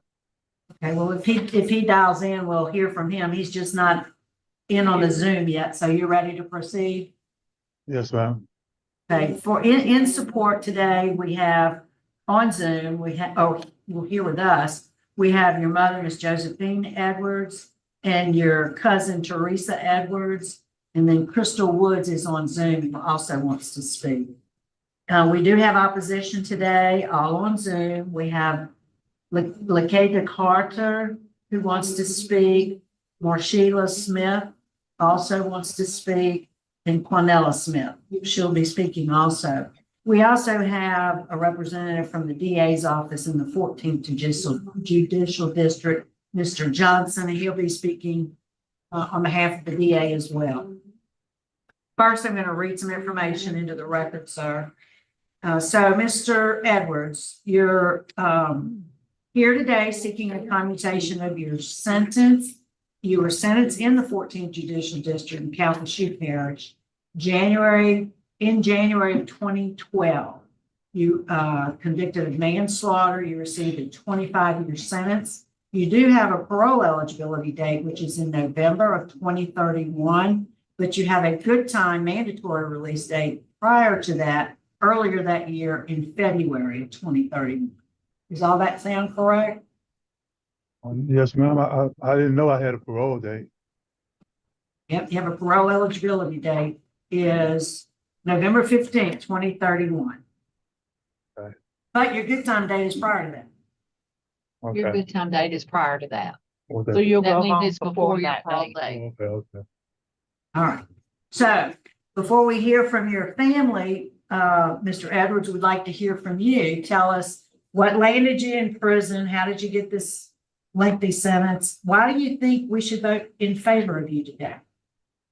Well, I know y'all are all good character, good persons of character, and I think that that you should grant my pardon for because I'm changed my life and I'm just being the best person that I can, and I've gotten closer to God and my Lord and Savior, and I just try to do right. Well, we'll have some questions for you in a few minutes. Warden, what can you tell us about it? Inmate has been here since February of 2019. He's only had one write-up since ever being sentenced, and that was in March the 21st of 2014, but it was a reprimand. And he's currently in Thinking for a Change that will graduate. I think you've already graduated. You graduated last Friday, I think. So right now he's currently not in any programs other than he would need to take reentry. He is not a disciplinary problem. And let's see, he had a good work evaluation. Good. All right. Thank you. So, Mr. Edwards, we're going to hear from your mother who's here with us today. Miss Josephine, would you step up to the podium, ma'am, so we can hear what you'd like us to know?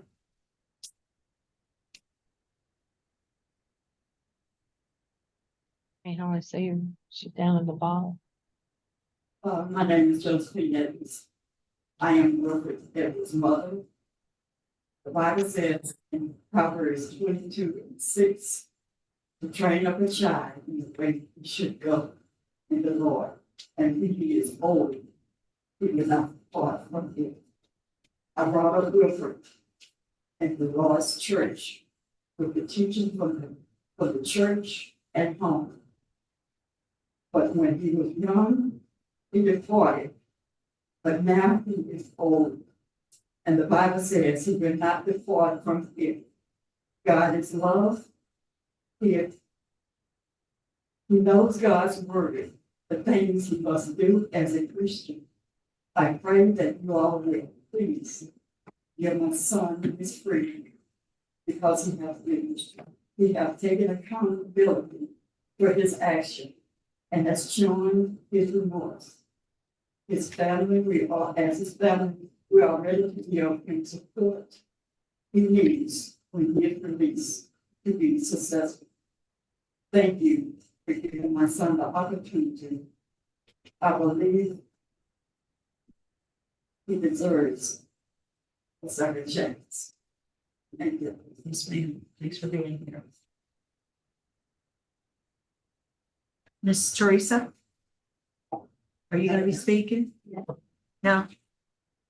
All right, and we have on Zoom, Crystal Woods.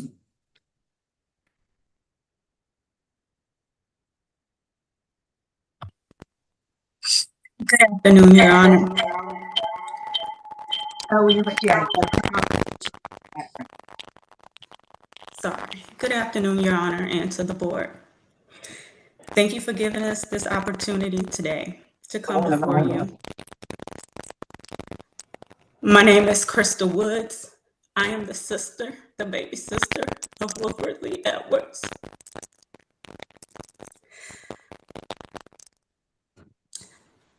I just ask that today that you guys could really just have it in your heart.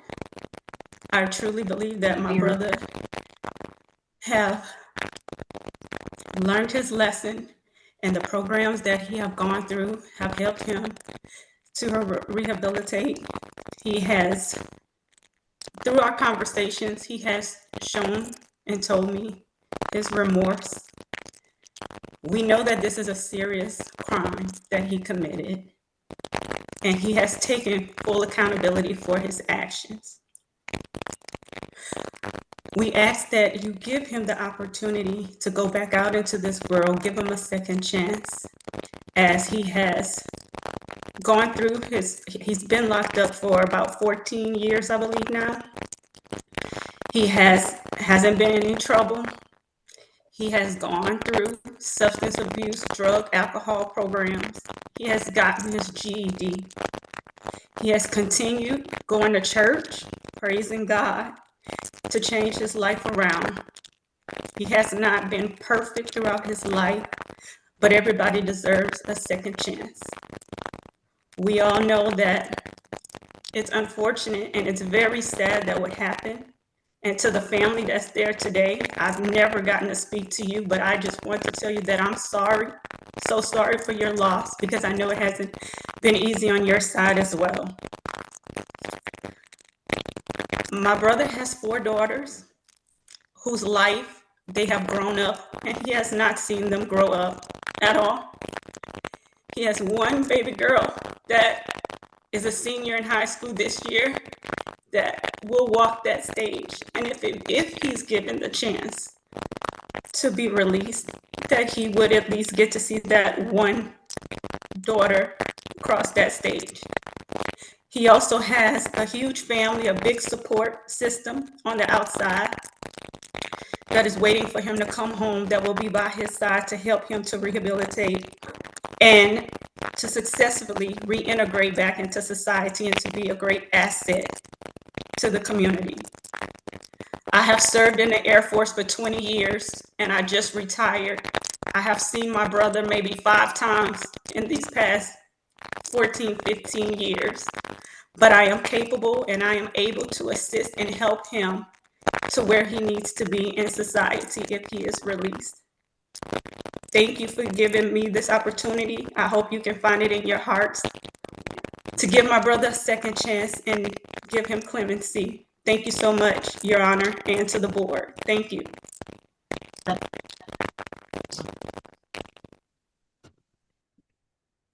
right. We had some feedback there. I just want to be sure everybody that's not speaking is muted. Did Mr. Nash ever join? Okay, Mr. Nash, we'd like to hear your presentation.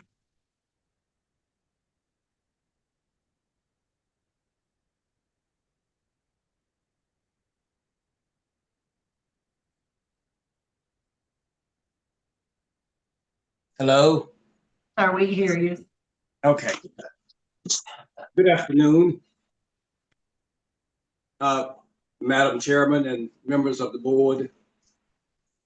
I have heard Mr. Edwards' sister's testimony, And I'm going to piggyback just a little bit on that. I know this entire family. I have had the opportunity on several occasions to visit with them.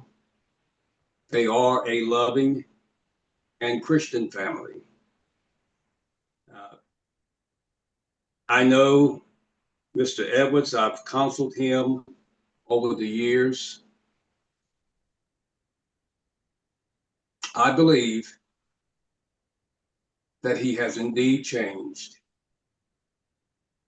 I believe that if he's granted this pardon application, and of course we know that that would not mean that he will be released today. Are we? Okay. Somebody has their microphone unmuted. Can you mute it from here? Go ahead, Mr. Nash. Okay, thank you so much. I do believe that he has indeed found God, and that is the answer. That is the resolve for all of us, actually. If we are able to surrender to God, then he will definitely lead and guide us in the way in which we should go. Mr. Evans would have the utmost of support, and as I have stood by him as best as possible under these circumstances, I will also be available to him when he's released. In the event he's confronted with any overwhelming temptations or circumstances, rather than to act in a worldly way to them, if he would contact me, we can pray. For I am a believer that prayers change things. Not a believer, so I know that. So his prison record speaks for itself, loud and clear for him. His family has come and they're in full support. I think all of this together with him surrendering his life to Christ is the prime ingredients for a successful release and substance once he's out. So on behalf of the family and Mr. Edwards himself, I ask and I thank in advance the board for their vote for pardon. Thank you very much. Thank you, Mr. Nash. All right, we'll move on and hear from the opposition. First, could we hear from Ms. Laketa Carter?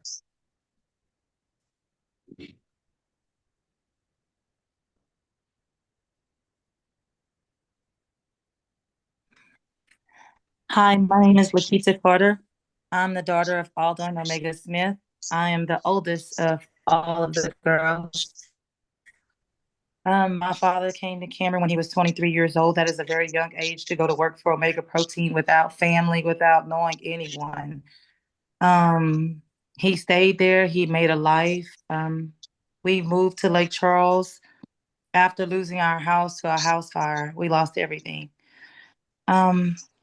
I have 3 boys. My oldest is the only one who remembers my father. My other kids are severely autistic. My youngest got the pleasure to know him.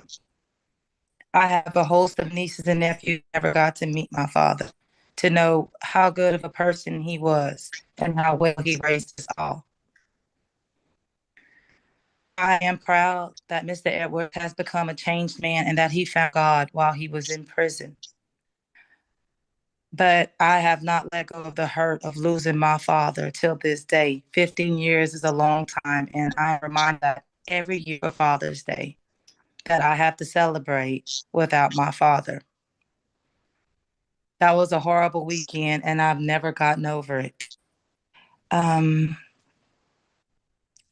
Judge Savoy said that the sentence was 25 years, no probation, no parole, no suspension, and I'm hoping that the board honors that today. Thank you, and God bless you all. Thank you, ma'am. We appreciate you speaking with us. Ms. Marshelia Smith.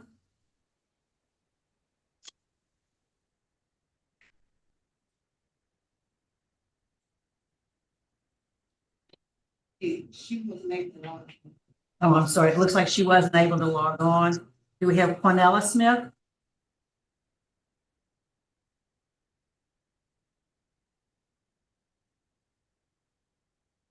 Hi, I'm Camilla Smith, and I'm the middle child.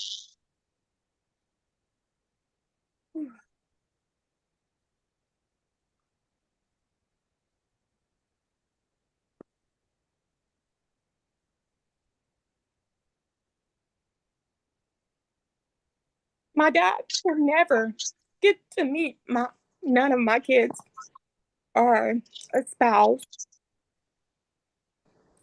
Over the past 14 and a half years, he has not watched any of his grandkids graduate.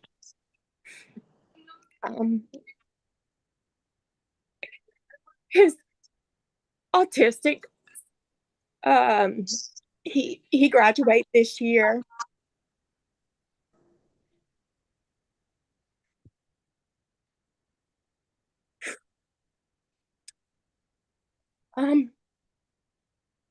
He only got to meet the oldest out of the kids, and seeing them every day accomplishing good things he will never get to meet. He will never get to walk me down the aisle. It hurts every day knowing that we wouldn't get to hug him. That's all I got to say. I'm sorry. You did good. Thank you, ma'am. All right, Mr. Johnson from the DA's office, sir. Madam Chair and members, thank you again for having me this morning. Our office is strongly opposed to a commutation of this sentence. We do believe that the sentencing judge, Judge Savoy, given the 25-year sentence, we certainly respect Judge Savoy, but certainly given the criminal history of the offender, we believed and requested that a more significant sentence would be appropriate. Mr. Edwards has mentioned taking responsibility. However, it still seems today that his accounting of what happened isn't actually what happened, and I'm judging that based on what I'm seeing in his application to you guys. Witnesses present at the scene outline how the offender came in very aggressive, accusing the victim, Mr. Smith, of selling a gun that was Mr. Edwards. Mr. Edwards, having been a convicted felon, was not eligible to even own or possess the firearm. Nevertheless, came in very angrily, attacked Mr. Smith, who was a gentleman who at times used a cane to get around, attacked Mr. Smith. Mr. Smith went back to his bedroom, at which time Mr. Edwards then armed himself with a large knife to walk toward Mr. Smith's bedroom to inflict more violence upon him. When Mr. Smith tried to defend himself from Mr. Edwards and his continual violent attack, Mr. Edwards then took Mr. Smith's firearm from him and shot him twice. Now, Mr. Edwards still claims to have only shot him once, but the science doesn't lie.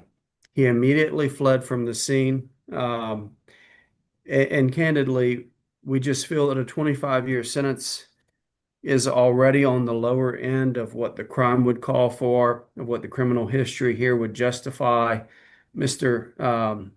Edwards previously was on probation, did frankly nothing on probation, completely absconded his supervision, was never held to account for that, unfortunately, despite some efforts of probation and parole.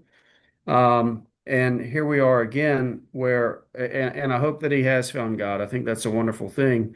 I don't doubt his sincerity, but just finding God doesn't mean that a sentence, a rightfully imposed sentence, ought to be commuted. As you mentioned, Madam Chair, he does have a good time date sometime in 2031.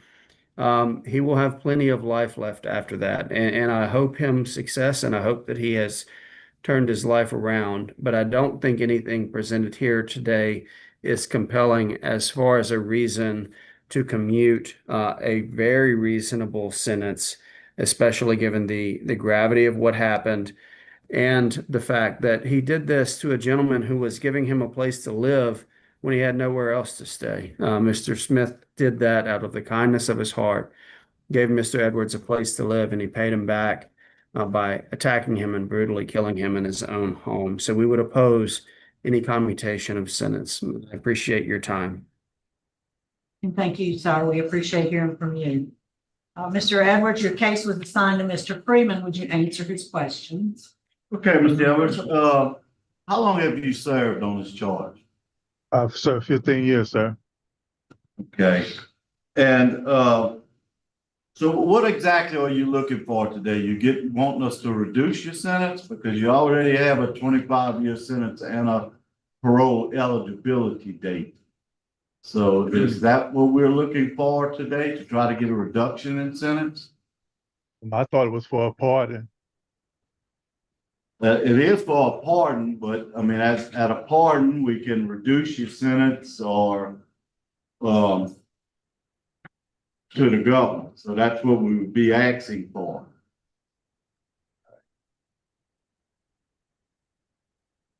Guess commutation of sentence. Okay, that's all right. Yeah, it is a commutation of the sentence. You're correct, but we would reduce the time. Okay, let me ask you this. I see you have 3 other children or 4? It's 4. Okay. I have 3. One, she's not mine, but she called me dad, so I accepted her. Okay. Do you have contact with all of your children? No, she's in the Marines, and I haven't seen her, but my other two I have seen. Okay, good.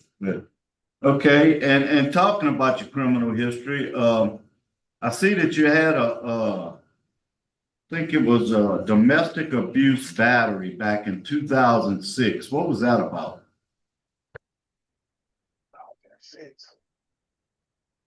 Do you recall? No, I don't recall. Okay, I was trying to see if a weapon was used. Okay. First, and also, so you were going out and you asked him to hold a gun for you. Am I correct? Yes, sir. Okay. So you went out, you came back, you was intoxicated? Well, I didn't leave out. I didn't go anywhere. We was drinking and stuff. We always both of us was intoxicated, and I accused him of stealing my gun from me, like you said, and I went in the room. I can't remember if I had a knife or not, but I think I told him that I did. Okay, and then y'all fought over the gun?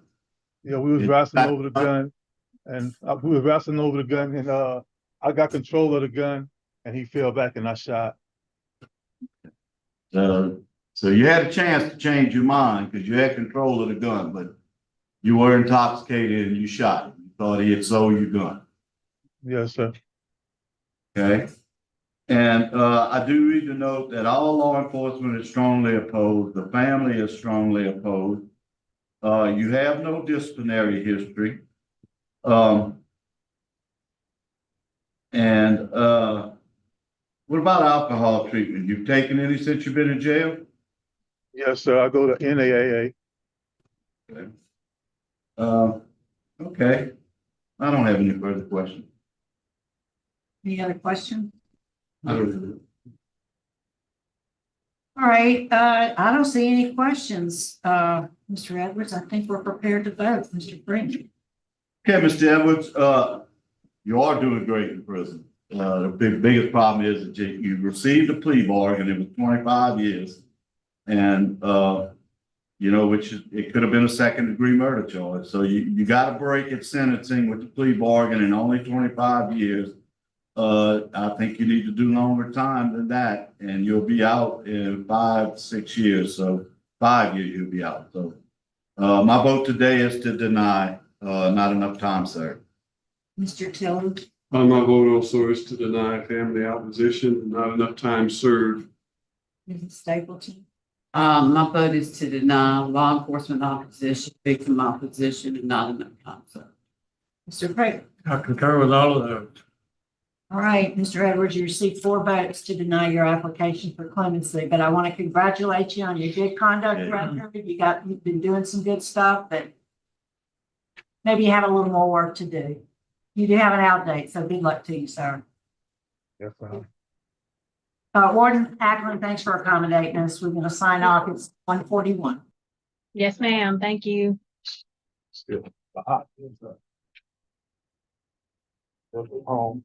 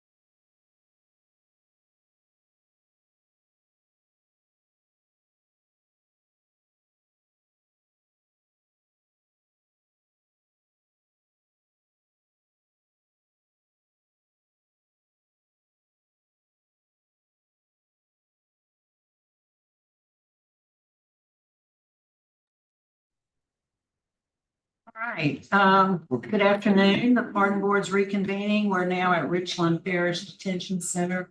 It is 1:48 p.m. on Monday, September 8th, 2025. Let's see, with the staff at Richland, please introduce yourself for the record.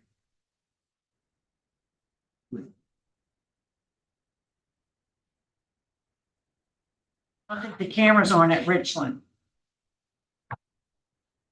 There we go.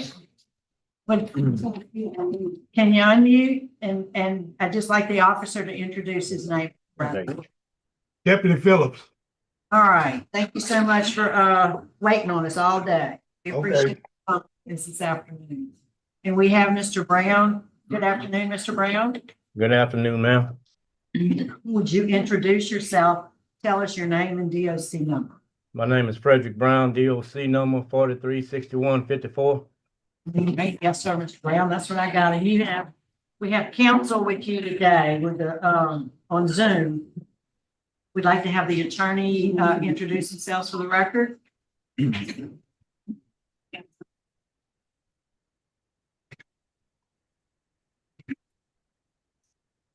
Is the attorney on? You kind of get them on the line then. Okay, we'll move on. They're trying to get the attorney now. Let me just finish with the introductions. We have Jennifer, Mr. Brown's wife, Jennifer Wolf Brown, Joni Gagne, an employer and friend, John Lewis, a retired warden, Chesney Jean Burse, a daughter. Also in opposition, the victim assistance coordinator with Caddo Parish District Attorney's Office, Ms. Fitzgerald, and she'll be speaking. We'll wait for just a moment while we get the attorney on the line. There he is. Sir, would you introduce your name for the record?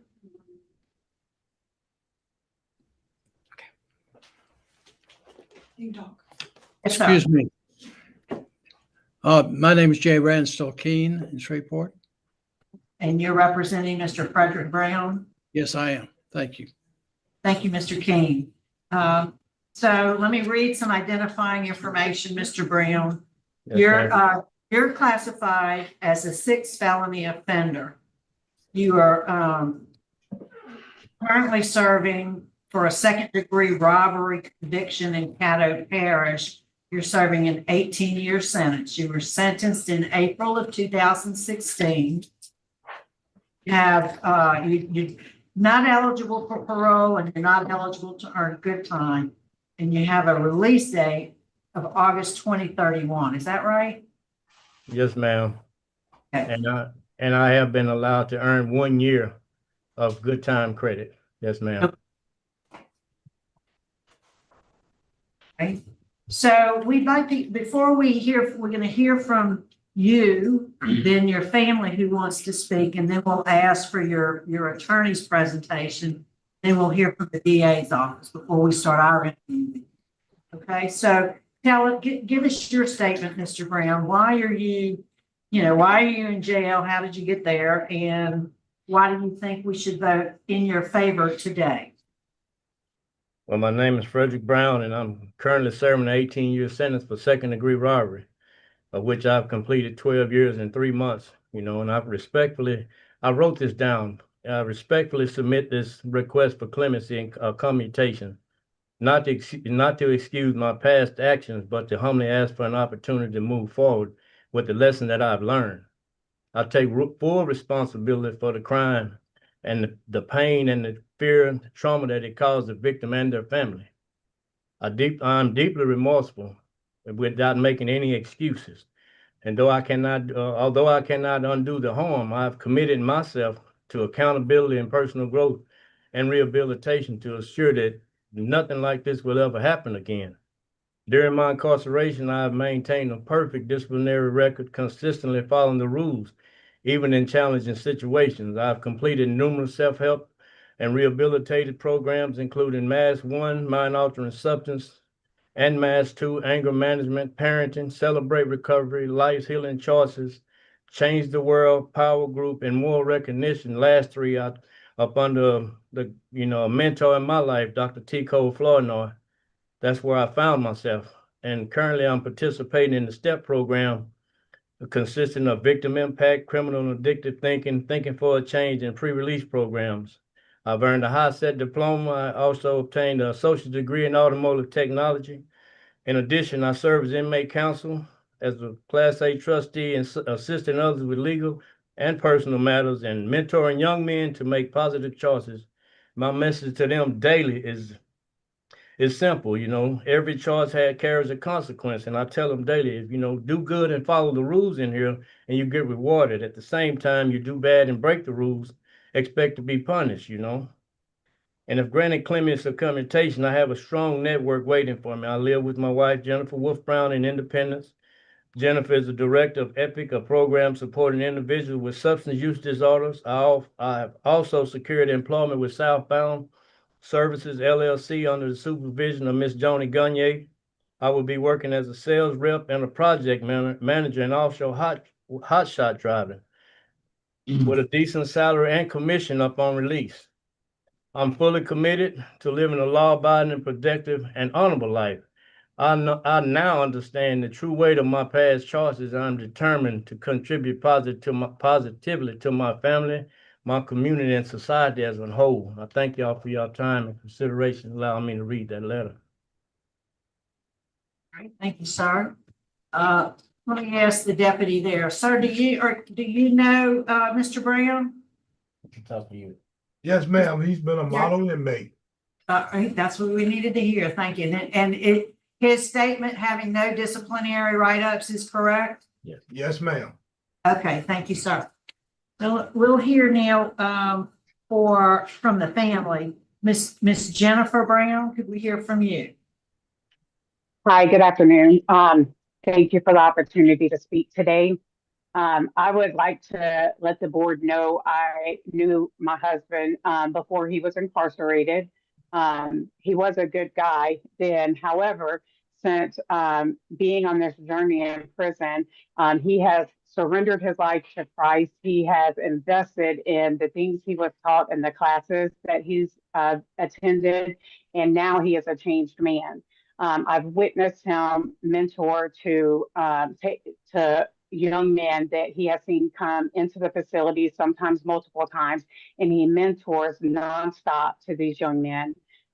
My husband has shown great remorse for the actions that he had that led him to being into prison.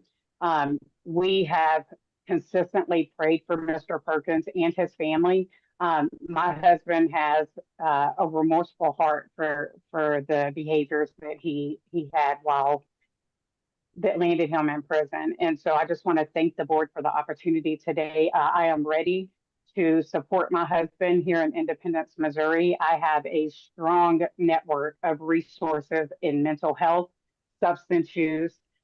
There is a community of men here locally that are ready to welcome my husband home and mentor him upon his release and help him be a productive member of society. And I am fully convinced and confident that my husband is going to be everything that he sets out to be and achieve everything that he has set out to achieve once he is released. And I thank y'all for your time today. Thank you. We appreciate hearing from you. Miss Joni Gagne.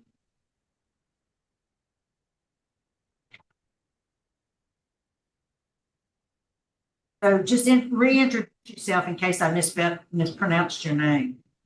Your name? No, ma'am, you got it. It's good. It's Joni Gagne. And I'm here in support of Frederick Brown as the owner of Southbound Services. Professionally and personally, it is my privilege to stand behind Mr. Brown. First, I would like to extend my deep gratitude for the impact that Fred has had on our family over the last 8 years. While my husband, Brandon Gagne, was incarcerated, Fred was a tremendous source of encouragement and guidance for him. He not only showed kindness and respect, but he also just demonstrated maturity, leadership, and a willingness to help others better themselves during a difficult time. Even to this day, Fred continues to be a positive influence and a source of encouragement to my husband. Because of this, I am more than willing to provide Fred with employment upon his release. At Southbound Services, we're always looking for dependable, hardworking members, and I believe Fred will be a strong asset to our company. I'm confident that he has the skills, the discipline, and determination to succeed in the workplace and contribute positively to our team and his community. It is my opinion that Fred has demonstrated genuine growth and readiness for a fresh start, and I fully support his transition back into society and look forward to giving him the opportunity to build a stable and productive future. I appreciate your time and consideration. Thank you. We appreciate you taking the time to speak with us. We were not able to reconnect with Mr. Lewis, the retired warden, who wanted to speak in support. So we'll ask Mr. King for your presentation, sir. Excuse me. Yes. Mr. Lewis is here. He's here in the same room. I apologize. I'm sorry. That's why we couldn't reconnect. Go ahead, Mr. I'm retired, not gone. My name's John Lewis, retired warden from Bayou Dorchie Correctional Center, Webster Parish.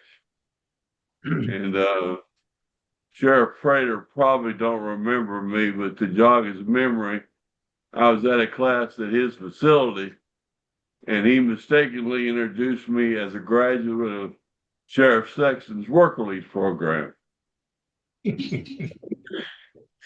That I'm still here, but I retired in July of 20, as we said. And Fred Brown was in my facility upon my retirement. And he took anger management, parenting, mind-altering substances, celebrate recovery. And I heard it discussed at the beginning here. I was under the impression that Fred wasn't even earning good time for these classes at that point.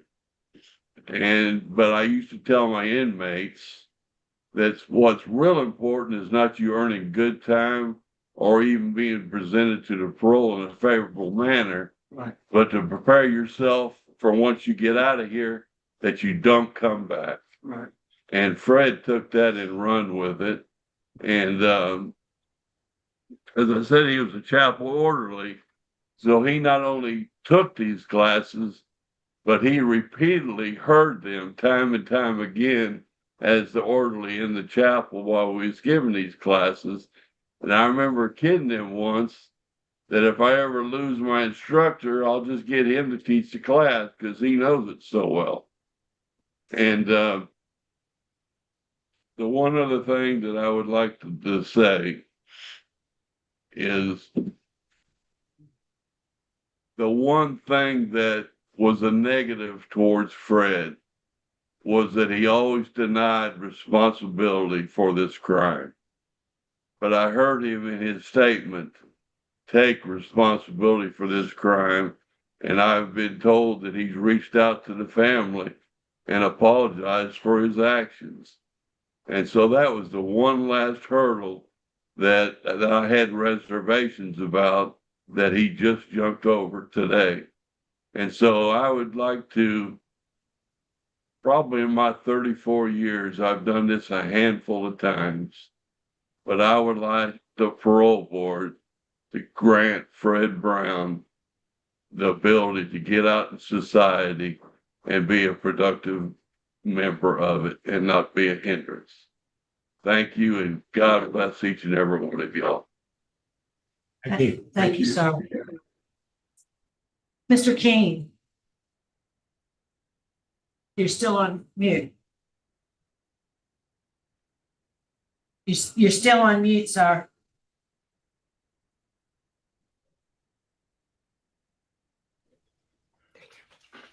Thank you. Mr. Brown, since I have known him, and I did not represent him in his underlying offense, but I have known him since he was in Bayou Bodcaw, and he appears to have impressed everybody that he has been incarcerated with or under, with his sincerity and his ability to work towards an ultimate release. he appears to be one of the few people that I have had the opportunity to meet that actually wanted to change his life. He seems to impress the people that he works with that to such a degree that they believe him. As a result, I believe him. He has gotten married. Ms. Wolf Brown has provided invaluable support. He's got a job. He's one of the few that I have had the opportunity to meet in my 53 years of practice in law that has a chance to succeed. I highly recommend and request that you act favorably on his request. Thank you, Mr. King. All right, before we start our interview, we'll hear from the DA's office, Ms. Fitzgerald. Good morning. How are y'all? I'm Leon Fitzgerald. I'm with the Caddo Parish District Attorney's Office, Victim Assistance Program, and I am here in opposition today. I'm sure the board has read what happened in this offense, but it was particularly violent and egregious. The victim was Mr. Warren Perkins, and he owned a body shop. Mr. Brown had been in and out of the body shop that day and had offered to sell Mr. Perkins some air compressors, which Mr. Perkins declined, and turned his attention back to his computer. And that was when Mr. Brown lunged over the desk at Mr. Perkins and basically attacked him, punching him with his fist, knocking him out of his chair, and then getting on top of Mr. Perkins, who, by the way, was 69 years old when this happened. And he beat Mr. Perkins into unconsciousness. When Mr. Perkins awoke, the offender was gone, as were his wallet and debit card and $10,000 in cash that Mr. Perkins had in his front pocket. Mr. Perkins and his employees identified Mr. Brown out of a lineup, and Mr. Perkins did sustain serious injuries. He had a concussion on the back of his head. His jaw was broken in 3 places. He had a broken cheekbone and broken orbital bones that required surgery. I worked this case at the time and had the pleasure of knowing Mr. Perkins. And I remember that he had one surgery, his first one that was about 13 hours, I believe, to repair his facial bones. And then unfortunately, he ended up developing an infection and had to go back in for a second surgery over this.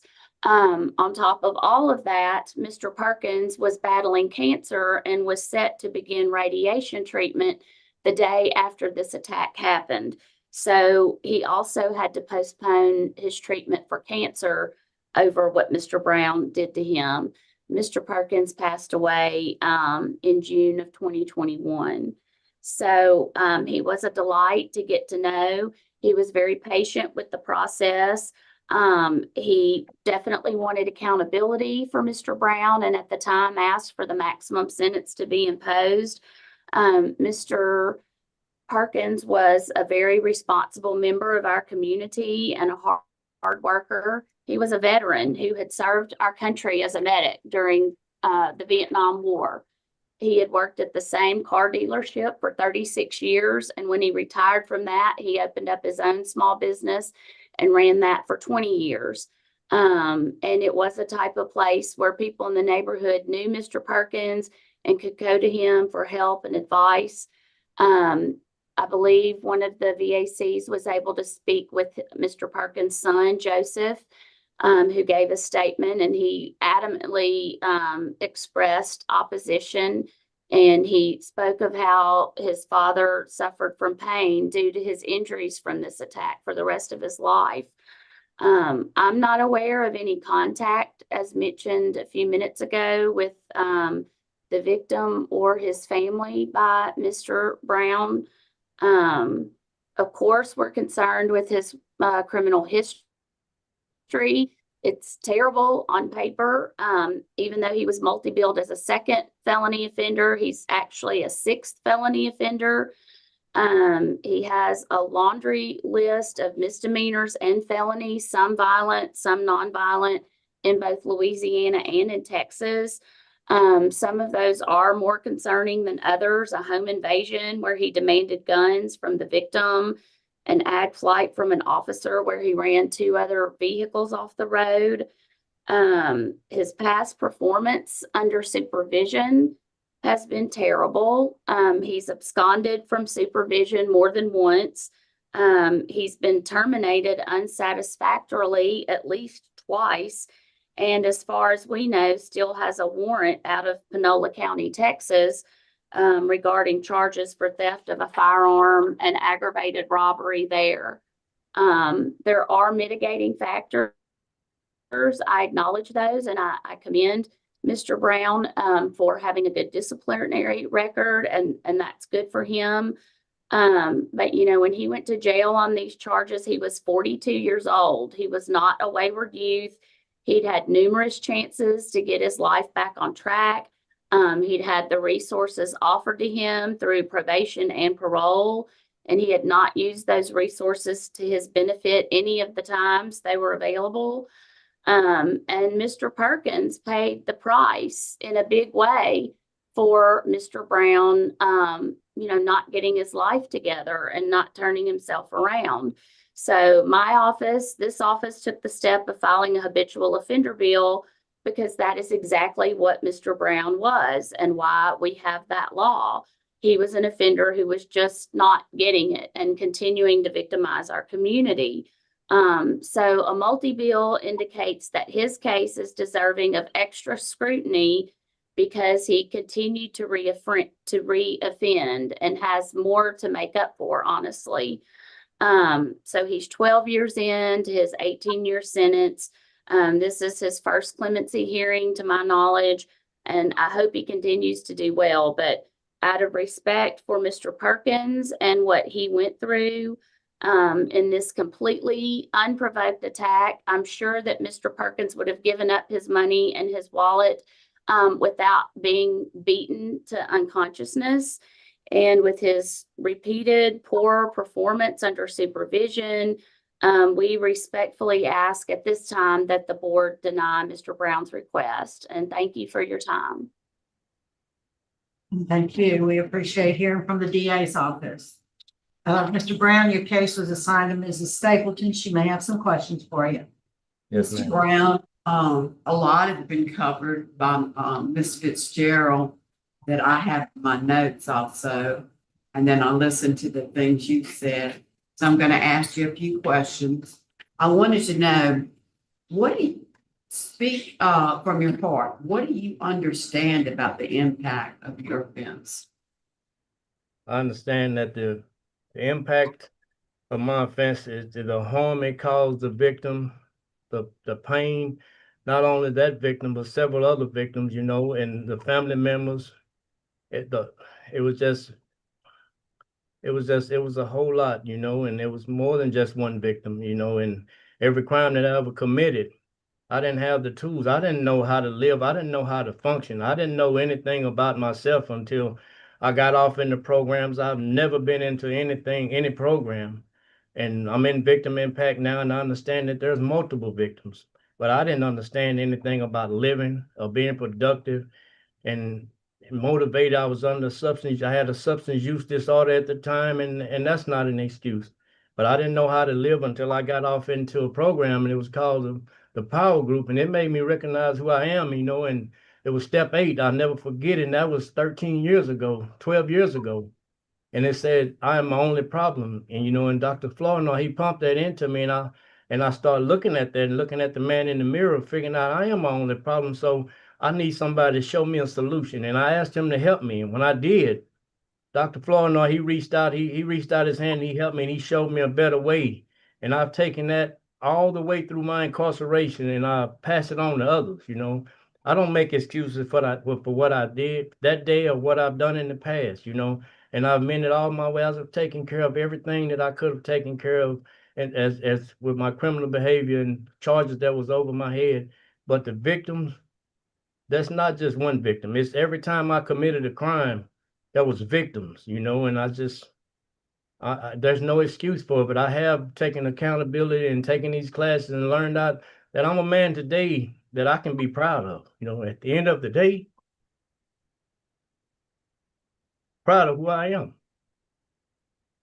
Not what I've done, but who I am.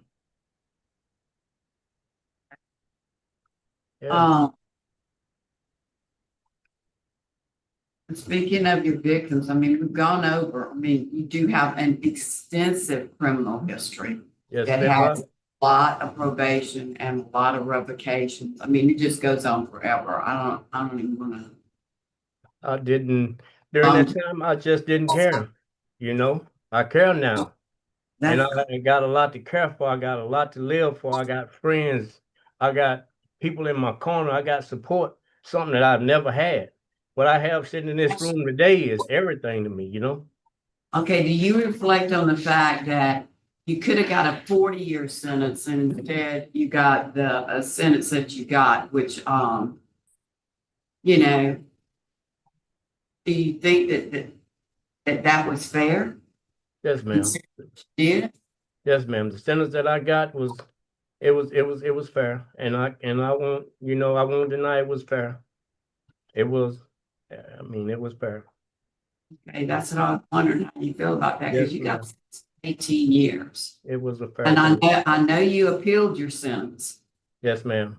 And I think the appellate court in one paragraph said, you know, exactly what makes 18 years a small amount of time considering just this one crime. You had all those others before, but this one crime, it says, the violent crime involved deliberate cruelty to an elderly victim that resulted in significant permanent injury.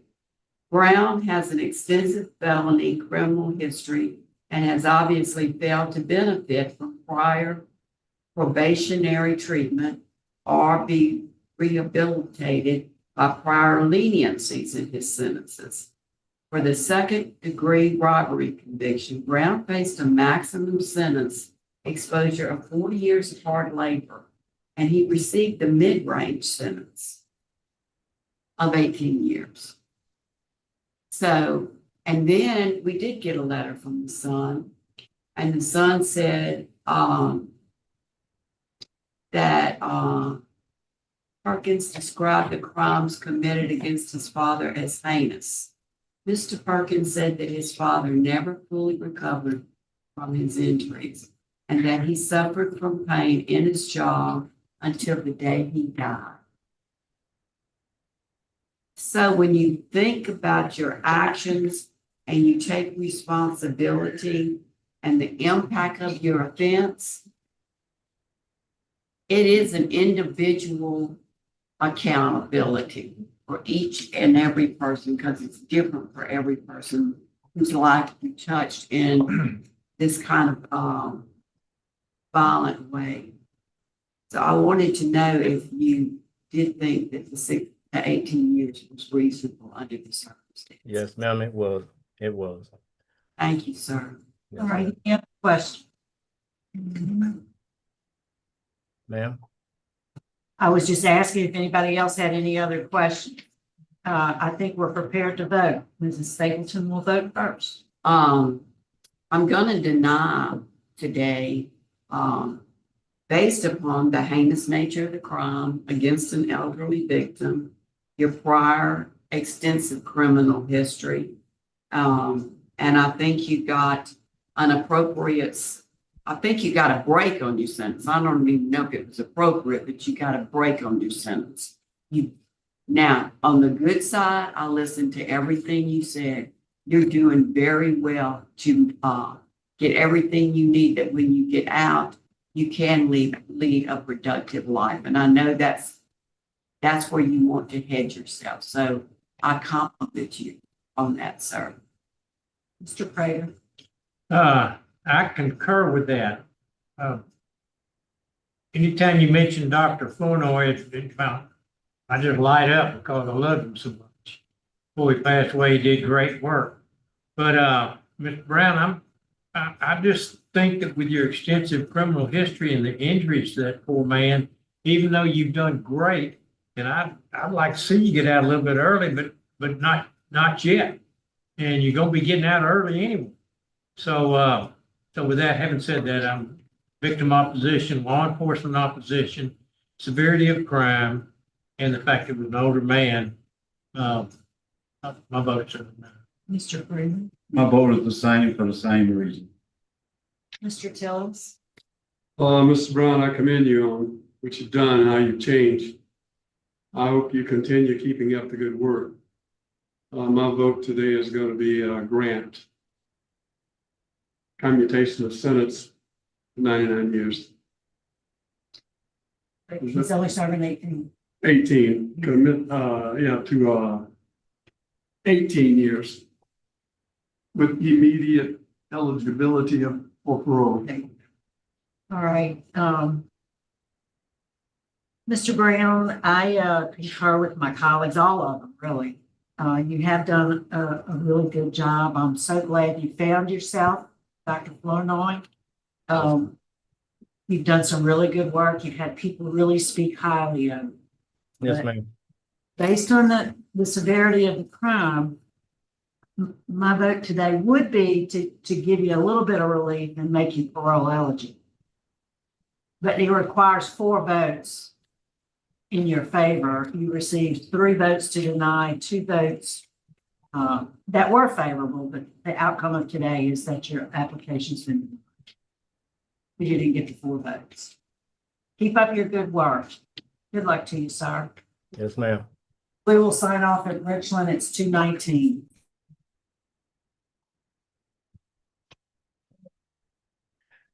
I could have never took.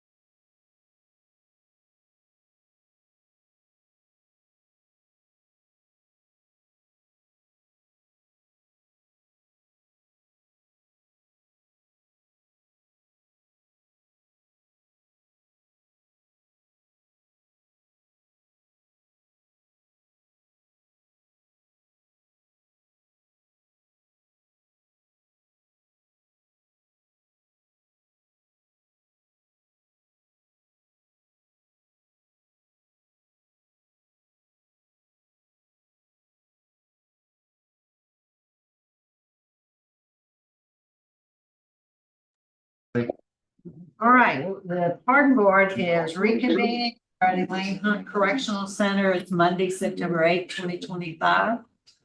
2:24 in the afternoon, and thank you, Warden, for waiting on us all afternoon. We appreciate it. It's been a long day. So Warden, would you and your staff introduce yourself for the record? Deputy Warden Lou Brings. Joe Buckner's Assistant Warden. That's all we have today, Madam Chairman. Okay, and we have Mr. Alexis, is it, in front of us? Yes, ma'am. Would you introduce yourself, sir? Tell us your name and DOC. My name is Ted Alexis, 331296. All right, and before we get started, I want to recognize the folks. You have with you your sister Tayon Alexis, and she wants to speak. We'll ask her in a minute. On Zoom, another sister, Terry Alexis. We also have the Parole Project here in support, and Ms. Cassidy Kramer, who is here in support as well. In opposition, we have Carly Daniel, Caitlin Dupree, Clayton Kramer, and then we have a representative from the District Attorney's Office in the 24th Judicial District, Mr. Myers. We'll hear from him as well at the appropriate time. First, Mr. Alexis, let me just read some identifying information into the record. You're here, you're seeking a commutation of your sentence, and you're serving, let's see, out of Orleans Parish. You were convicted in 1994 in September for armed robbery and illegal possession of stolen things. You received a 30-year sentence on the armed robbery, 3 years on the illegal possession of stolen things. Then there's a sentencing in March of 1996 in Jefferson Parish, first-degree murder, for which you received a life sentence that was to run consecutive to any other sentence. Is that information correct, sir? Yes, ma'am. Good. So tell us, we want your statement first, Mr. Alexis. Tell us, you know, what led you to prison, and why do you think we should vote favorably for you today? First and foremost, I'd like to thank the board, administration for allowing me the opportunity to come before y'all. Bad choices and decisions led me to prison, and things that I experienced as a kid, not making excuses for my actions. And I'd like to apologize to the family for the loss of their loved one. And I hope that new family has to go through that again. What is my family? And there's not too much I can really say on that, ma'am, because there's nothing that you can say to actually repay your debt for the actions that have been done. All right, so the second part was, why do you think we ought to vote in your favor today? Well, I'm asking for consideration to take the things that I've incorporated since I've been in Hunts. And I want to thank Hunts for the opportunity to progress and become a better, mature person, to have and interact with younger guys and help them make better choices and decisions. So therefore, no family can get hurt or interact and go through what those families went through. All right, we'll have some questions for you in a few minutes. Warden, what can you tell us about Mr. Alexis? He's been in Elaine Hunt since 2005. He's been disciplinary report free since 2018. He obtained minimum level custody since 2020. He's currently assigned as our stock clerk in the canteen. He also assists with our transitional program as a mentor, where he talks to the guys who kind of give us behavioral problems. Ma'am? Good to hear. Anything else? No, ma'am, that's it. All right. Before we start our interview, Mr. Alexis, we want to hear from the people that want to speak. And first, could we hear from your sister there with you? Ma'am, would like go ahead. Okay, hi, my name is Tayan Alexis. I'm Ted's sister. I have been a part of his support system for the past 32 years. He did go to Angola at the age of 21, at which time he had no convictions. He was a first-time offender. I personally believe that incarceration saved his life. and made him a better man. It basically made him the man that he is today. In my opinion, he resorted to the streets as a means of survival and to provide for myself and two younger siblings due to my mother's untimely demise. Incarceration never stopped him from being a brother or an uncle. He's always, played his role as far as the family is concerned. For the most part, we have all boys.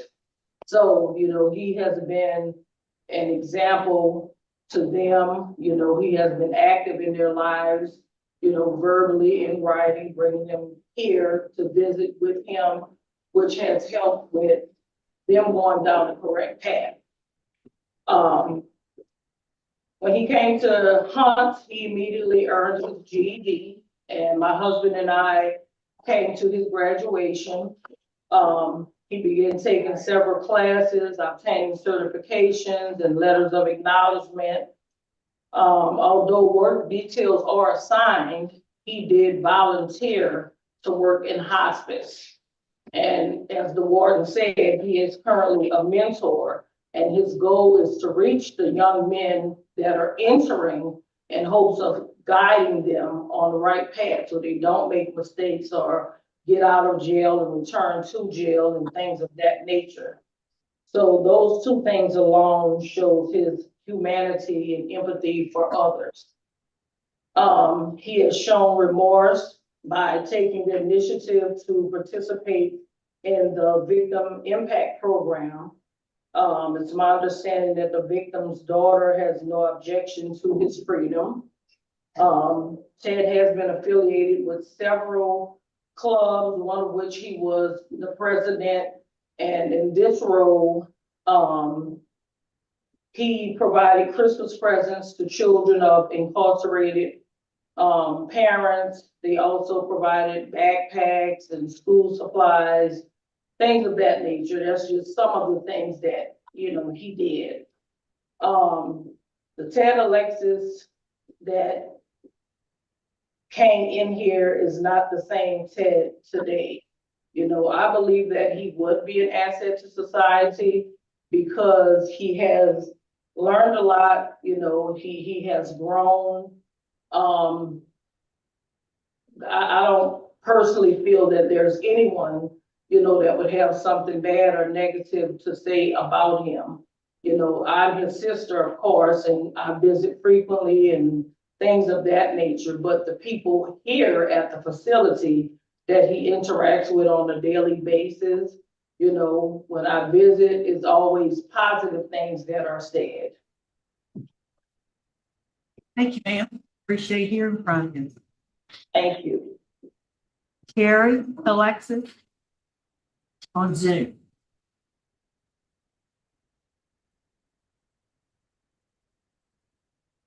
Hello? Yes, we can hear you. I could barely I could barely hear you. I'm sorry. Go ahead. Yes. We're ready for your statement.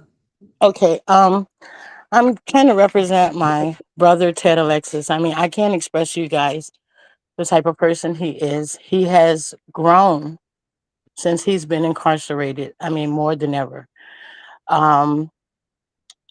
It seems like him being incarcerated helped him to develop into the man he was born to be, because he's always been a sensitive person, an attentive person. It's just that the life that we were given was difficult. And at the time, I was the person that was taking care of him and supporting him. At the time, I had 3 other siblings.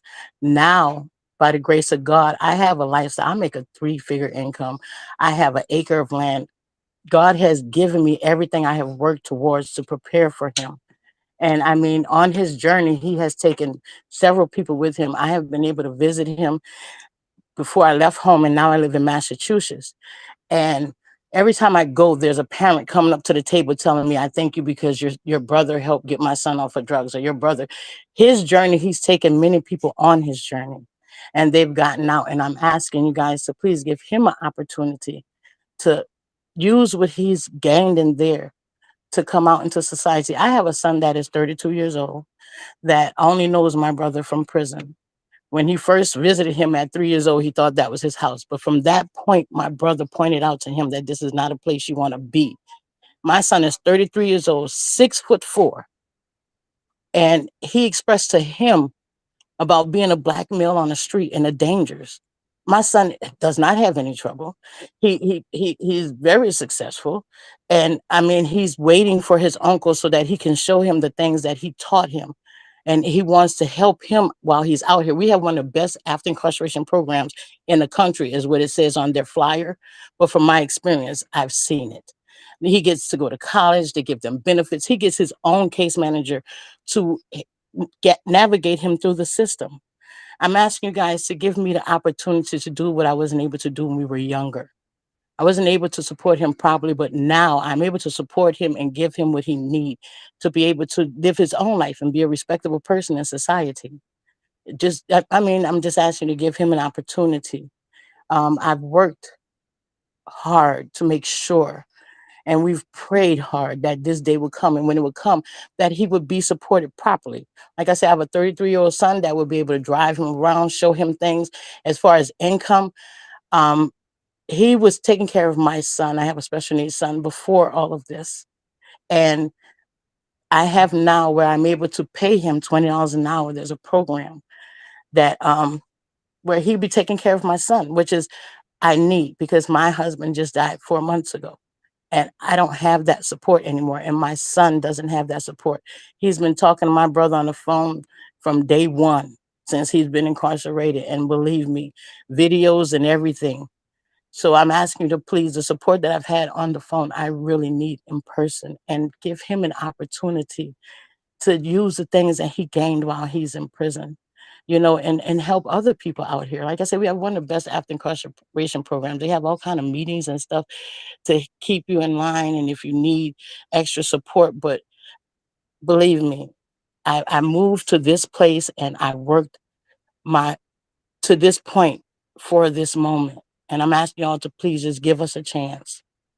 Yes, ma'am. Thank you. And thank you all for the opportunity. Thank you. Thanks for speaking with us. And then we have Cassidy Kramer. Is Cassidy on Zoom? Hi, I'm here. Okay, go ahead. We'd like to hear from you. Hello, my name is Cassidy Kramer Juneau. I'm the daughter of Maggie Kramer, who was tragically murdered in 1993. Losing my mom at such a young age changed my life forever. For more than 3 decades, I have carried the weight of that loss. And while time has helped me find peace, the pain of losing her will always be a part of me. Growing up without my mother was not easy. As the oldest daughter raised by a single father, I faced many challenges, but I also found resilience and strength along the way. 3 men have been serving life sentences in Louisiana for their involvement in my mother's death: Ted Alexis, Bryant Banks, and Julius Banks. Several years ago, through the Victim Offender Dialogue Program, I met Ted face to face. In that setting, he admitted in front of myself and my advocates, Wilba Spencer and Daryl Campbell, that he was the one that pulled the trigger that night.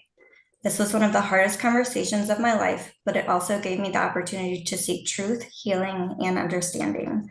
For many years, this was a confusion about who fired the gun, and Julius carried the weight of that accusation. Hearing Ted take responsibility brought clarity of something to my family, or at least for me, that I've lived with for so long. Participating in the victim dialogue process was not easy, but allowed me to move forward in forgiveness and closure. I have done the work to heal, and I can say today I do not live with anger. I live with desire for truth, fairness, and compassion. I know that this board carries a responsibility of deciding whether clemency is appropriate. I do not presume to tell you what decision you should make. What I can share is my hope that if clemency is considered, the truth of each person's role is weighed carefully, and that fairness guides the outcome for all involved. I also want to acknowledge that I have seen growth in Ted over the years. Through my interactions with him and what I've learned about his life while incarcerated, I believe that he worked hard to change. If clemency is granted, I hope to continue having some contact with him, as it will bring me peace, knowing that healing and growth can even come from tragedy. Above all, I hope this process brings justice that reflects both accountability and compassion. I have already forgiven and my wish for my family and for everyone touched by this case to find closure in whatever outcome is reached. Thank you. Thank you so much for speaking with us tonight. All right, so we'll move on, and we'd like to hear from Mr. Clayton Kramer. You're still on mute, sir, Mr. Kramer. All right. My name's Clayton Kramer. I was married to Margaret Kramer, the woman who is the mother of my children, the same woman who Mr. Alexis was convicted of for murdering Maggie on October 24th, 1993. From that day, my daughters were left without a mother. From that day, I was left to raise my daughters without the ability to give them the type of emotional nurturing, the connection only a mother can provide. From that day, Mr. Alexis and his accomplices impacted the lives of more people than he realizes. On October 24th, 1993, Ted Alexis and his accomplices chose to rob, terrorize, and physically harm unsuspecting victims of themselves and property. By the good work of Jefferson Parish and Orleans Police Department, Mr. Alexis and his thug friends were caught and arrested that same day, just hours after the crimes were committed. As most of you know, Mr. Alexis was tried and convicted of the death of Maggie, the mother of my daughters. Mr. Alexis has been tried and found guilty and sentenced to life with no chance of parole by the state of Louisiana. Now, I'm not here to ask why or even we're discussing this, but I am here to ask why we're having this discussion on if there's life with no parole, why are we having this discussion? Oh, boy. So on October 24th, 1993, my daughters were only 8, 5, and 3 years old, important years of a child's impressionable mind. I was not only left in raising the children alone, but raising 3 girls without them ever having the influence, the gift of the type of love a mother can provide. On that day, I had to explain to my children that their mother was gone. Try to imagine explaining to your children that their mother has been killed by the hands of selfish, violent criminals. For years, we all believed that the men who were convicted of murdering Maggie would never have the opportunity for freedom. Now, somehow, Mr. Alexis believes he has earned the right of freedom after intentionally and violently taking a life. To me, it's unfathomable to even imagine Mr. Alexis is even being considered for parole. Mr. Alexis claims he is remorseful for his actions. Should an apology earn him the freedom? Does remorse allow him to live a life in freedom after committing the murder? Mr. Alexis and his accomplices were on a rampant crime spree that night. I only feel his only real remorse is Mr. Alexis is sorry that he got caught. For my daughters and myself, life changed. I became extremely protective of my children. After several years of all this, my anger, my sense of loss had dulled. As most emotional pains that life gives you, it's time that heals most things. It seems that we all have the ability to compartmentalize our past. The fear of how I could possibly raise 3 daughters without their mother haunted me for many years after Maggie's death. As I mentioned, my fear and my anger dulled.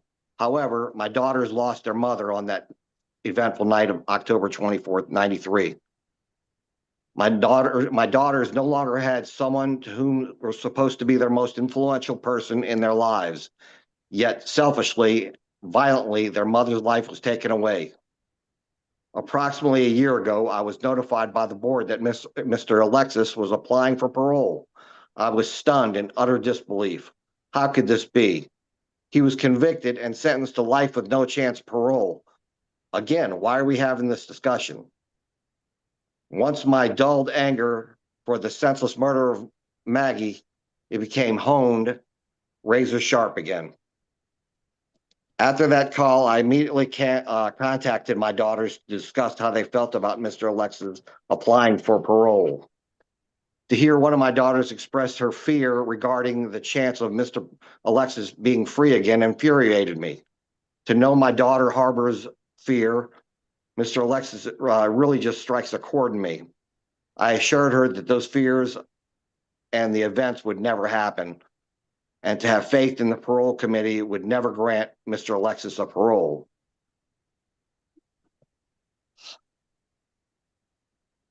I don't think that anyone, Mr. Alexis or his accomplices, or even the board really knows how we were all affected by his selfish and violent actions that changed my daughter's and my lives from that day, October 24th, 1993. In closing, it's my recommendation that Mr. Alexis serves his remaining years as his life sentence states, life with no parole. I would hope next time Mr. Alexis requests anything from the court regarding a reduced sentence, he is told the exact same thing that Maggie was told right before they shot her. Shut that bitch up. I'd like to thank the board for allowing me the opportunity to express my thoughts. Thank you. Mr. Kramer. And then I think we also have Caitlin Dupree. Good afternoon. First, I would like to thank the board members for allowing me to speak today. Next, I'd like to give the definition of first-degree murder. First-degree murder is the intentional, premeditated, and willful killing of another person or killing that occurs during a commission of certain dangerous felonies. One of his sisters just stated that y'all didn't have a mother figure, or they didn't have a mother figure in their life. That's why he turned to the streets and made that decision. I didn't have a mother figure. I didn't turn to the streets. That's not an excuse. October 24th, 1993, a date I'll never forget. I was 5 years old. The day I lost my mom, my siblings lost our mom, the day my grandparents lost their daughter, my aunt and uncle lost their sister, and my dad lost the mother of his children. That was almost 32 years ago. Now, Ted Alexis believes that he shouldn't have to serve a life sentence without parole for the murder of my mother. But what about our life sentence? Since that day, we haven't had one single moment with her. I haven't heard her voice in 32 years. I can't even count on a whole hand how many memories I actually have of my mom, the last one being seeing her in her casket. No mom to wipe away our tears, our kiss, our scraped knees. No mom to guide us through our heartbreaks, growing pains, or first dances. No prom dress shopping, no wedding dress shopping. No mother at our graduations, our weddings, or even when her grandchildren were born. He took all of that away in one selfish, irreversible moment.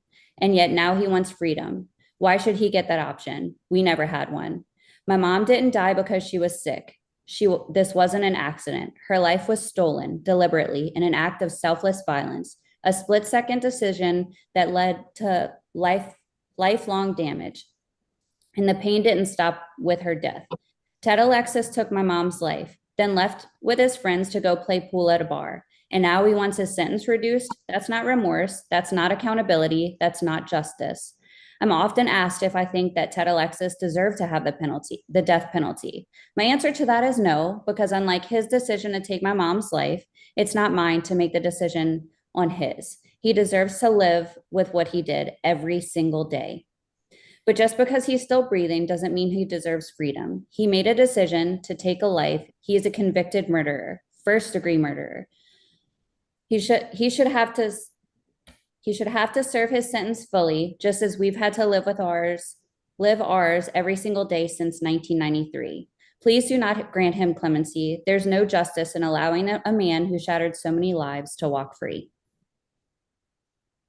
Thank you, Ms. Dupree. Now from the DA's office, Mr. Myers. Good afternoon, Randall Myers, Assistant DA, Jefferson Parish. And we're strongly opposed to the request for a commutation of sentence by Mr. Alexis. Mr. Alexis is a violent individual. Not only did he shoot Miss Kramer, after that, he and his criminal friends committed armed robberies on 3 other individuals in Orleans Parish. One of those victims, Mr. Alexis, pistol whipped and beat during the course of that robbery. What I found important regarding those facts is in March 14th of 2023, he was removed from anger management. So he didn't complete the anger management course that is provided by the DOC. I do know that he did complete an anger management course during the 100 hours program, but not an additional anger management course that many of the inmates do take. Further, his programming is pretty limited. He's essentially done the 100 hours early on in 2015. He took a couple of courses, two phases of living in balance. But since 2017, when he completed the 100 hours, he's only taken 4 additional courses. And I think that is insufficient to reward him with granting a commutation of his sentence. Not only has he shown through being removed from anger management that he's not prepared to be considered for a commutation of sentence, he has had 38 disciplinary reports. Although the last couple of years he's gotten better and not had additional disciplinary reports at this time. And finally, insufficient time served. This murder occurred in 1993. And I just simply don't believe that is sufficient time for him to even be considered for a commutation of his sentence. Those reasons and the very strong victim opposition from most families, most of the victim family, we're opposed to his request. Thank you, Mr. Meyer. Mr. Alexis, your case was assigned to Mr. Tillis. Would you answer any questions? Good afternoon, Mr. Alexis. How are you? I'm all right, sir. Good, good. I read your file twice, and I commend you for the change that you're making. And I have no questions. Any other questions? I don't see any other questions. I would like to say also that I'm impressed with your record, and I agree with your sister. I think going to prison really saved your life. And I'm pleased that you're making good use of that time with your work in hospice and helping others. I just want to say that and say thank you for it. I think we're prepared to vote. Mr. Tillis? I hope that you continue the good work you're doing now. But because of family and law enforcement opposition, my vote's going to be to deny. Mrs. Stapleton? Before I vote, I would like to reach out to the victims that had the courage to speak today.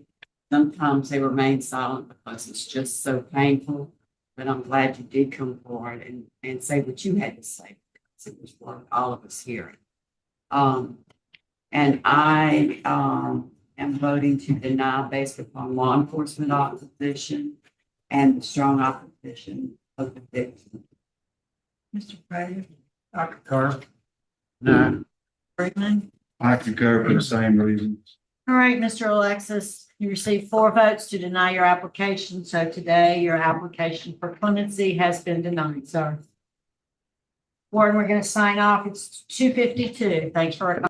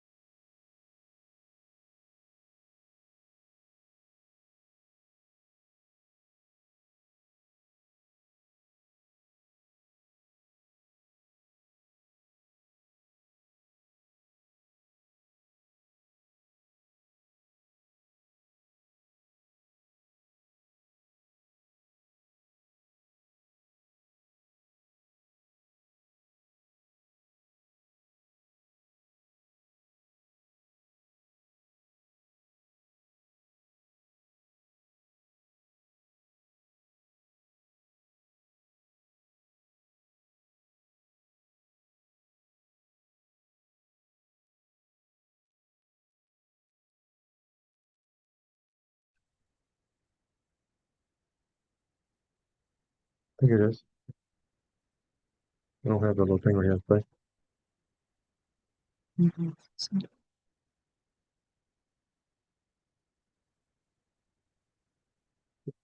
So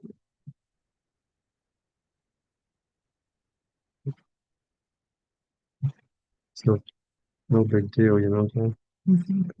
No, never here.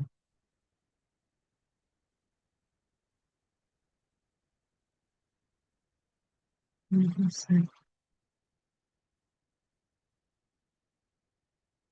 just read it. Classes in here.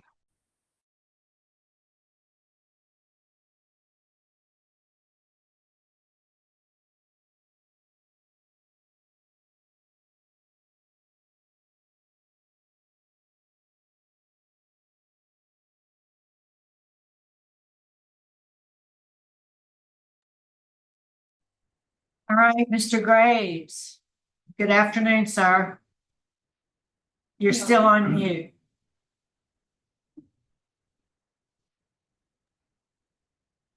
How about now? Yep, you're good. Okay. Okay. Thanks Good afternoon. thanks for your patience. I know it's been a long day for you as it has been for us. So would you, for the record, sir, tell us your name and mailing address? Michael Gray Graves, 2620 Elm Lawn Drive, Marrero, Louisiana. You're here today, and I want to acknowledge that you also, I think with you have your wife, Michelle, and we're going to call on her in just a moment for her remarks. So you're here today seeking a pardon with restoration of firearms. You were sentenced in November 1997 in Jefferson Parish for possession of marijuana. You received a 6-month probation sentence, and that record has since been expunged. Is that correct? Correct. Okay, so before we start asking our questions, we want to hear from you, sir. Tell us, why are you seeking a pardon? Why are you needing a pardon? This was recommended by an attorney saying that this was the best way to go. So I took his advice and we filed the claim, I guess you could say, for pardon. An application. So is there is the felon, well, actually it's a misdemeanor. So you got advice from the attorney. Is there a specific hindrance for you having this on your record? I mean, I am a business guy and I do own my own business. So I would like it all pretty much to go away. It's been a long time. So I really don't want, when people look up my record when they're doing business and say I'm going to do a $300,000, $400,000 job, people look up your record. I really wouldn't like it on my record because it's something that happened 30 years ago. So. Okay. Well, what would we'd like to hear from your wife, Michelle. What would you like us to know about your husband? Yeah.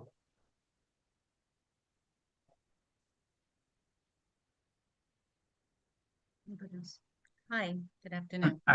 Good afternoon. What would you like us to know? Michael is a very good person. He's not the person he was back then. He's been in business since 1997, 1998, I think, April in 1998. He became in business for Mike's Remodeling and Construction. He's a hardworking father, a great husband, and a good person. And I think that cleaning up his record would be a good benefit to him. Well, so his case, Mr. Graves, your case was assigned to Mrs. Stapleton. Would you answer any questions she has? Good afternoon, Mr. Graves. I see that it was for the possession of marijuana. You weren't distributing it from what it says here. It's been, like you said, right at 30 years. You've had no other problems, no other crimes that you committed. Am I correct on all of that? I think he froze up. Can you hear us? There you go. You're back. Did you hear what her question was? Yes, ma'am. That's correct. Okay. Well, based upon that, there's no opposition from the DA. Sheriff has no comment. The judge has no comment. So I don't see any opposition. I'll move on to whoever else has a question. I don't think there are any. You want to, We want to vote. but Okay, I recommend that you get a pardon with restoration of arms. Mr. Prater, I concur. Mr. Prater, I concur. Mr. Tillis, I concur. as do I. You received a unanimous vote, Mr. Graves, to make the recommendation for a pardon with restoration of your firearms rights. And so we will make that recommendation to the governor on your behalf. Appreciate it. Thank you very much. Back to you, sir. Yeah, have a great day. Thank you. Mhm. Yay. Wait, rest.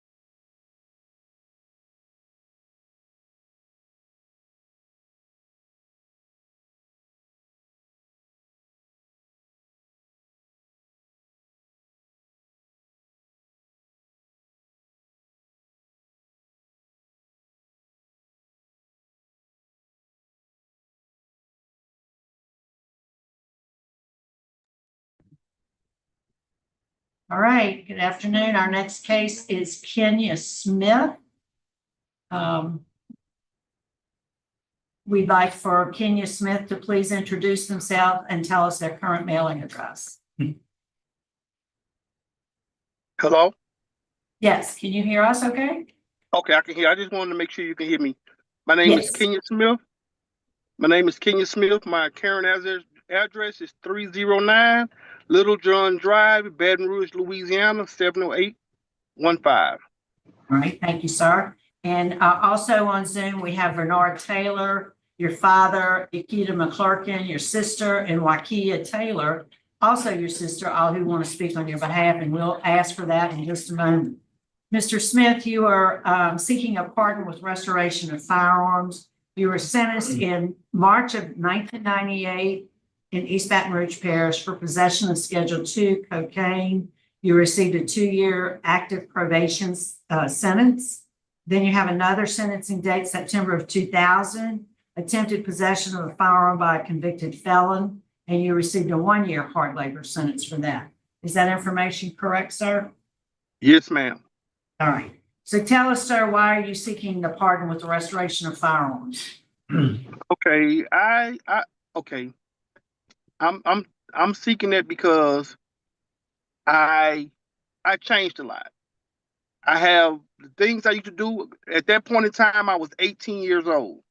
I'm 48 years old now, and I changed a lot. I have kids that's older than that. So my whole thing is that I don't get me wrong. I don't regret things I've done because it made me who I am. It changed me by me going and do different little things. It made me realize, open my eyes that I don't want to live like that. So for the last 10 years, I've been working with Thompson Consultants. I travel United States doing debris removal work. Like right now I'm at work, I'm in North Carolina, at Appalachian State University clearing debris removal, doing PPDR for the Army Corps engineer. My whole life has changed. The way I used to think, I don't think no more. It's just like, and I'm trying to just erase all the stuff that was on my history and make it better for me. So, like, I graduated college. I graduated from Southern University in therapeutic recreation. it's some things that I just don't want it on my record anymore, because when I go to try to get things, that's the first thing people pull up and they see. And I don't get considered for the jobs. I don't get considered for this. Instead of them asking me or getting to know me, they don't. So I just rather it be off me so I can just be free. Okay. Well, let's hear. Have you also applied for a federal pardon? I was told I had to do this first, and then I can go to do that. Okay. All right. Well, let's hear from your family. First, can we hear from your father, Mr. Taylor? Yes, my name is Reverend Bernard Taylor. I'm Kenya's father, and I just as he was saying, he's been a model son, brother to his sisters, father, grandfather. He has kept his nose clean since he been home, and he's working. He's a homeowner. He's doing everything that a good citizen does, and like I say, he's not getting into trouble anymore. I think he learned his lesson in life on how to be a good, strong man. A good husband, all of that. I'm very proud of him and very proud of all that he accomplished. And I just pray that if there's anything that's like you say on his record that could be removed, that would clear him up to even carry his life even further in doing things he's trying to accomplish. He's been great. I'm very proud of him. That's all I wanted to say. And I love him. That's my son. Thank you. Yes, sir. And thanks for speaking to us. Ms. McLaughlin?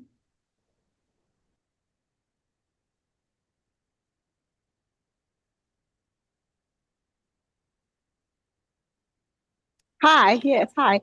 I'm Yakita McClurkin. I'm Kenya's older sister.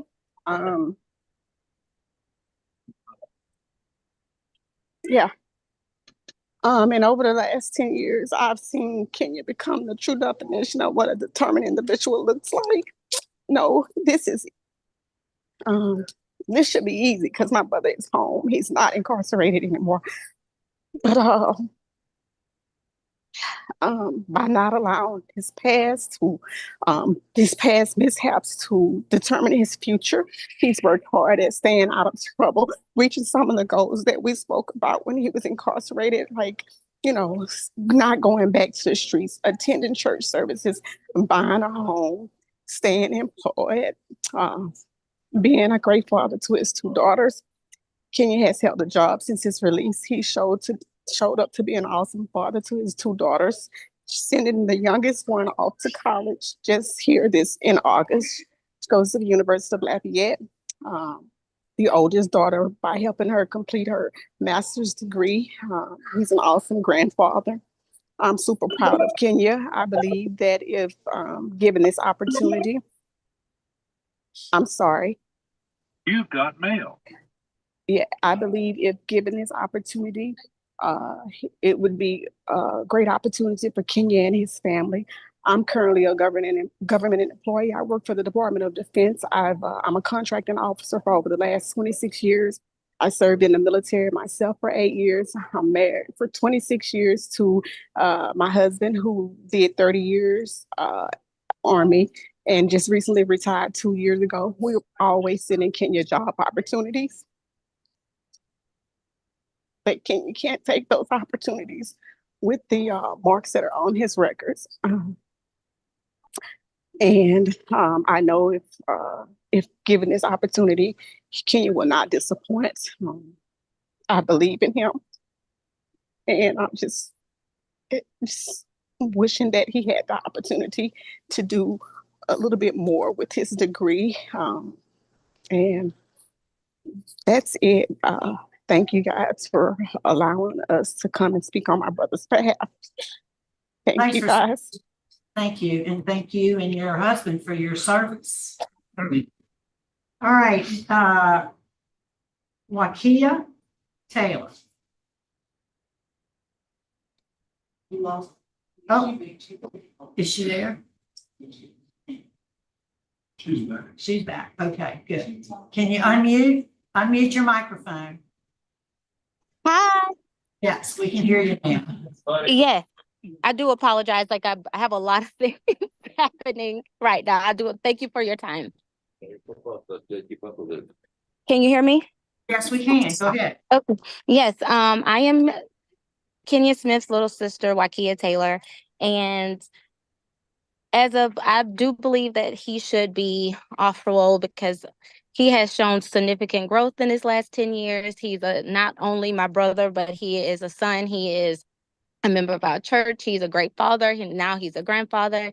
He has improved, and it shows in all of the things that he has been doing, his efforts, going to college, coming back, being a positive influence in his community, to his nephews and his nieces.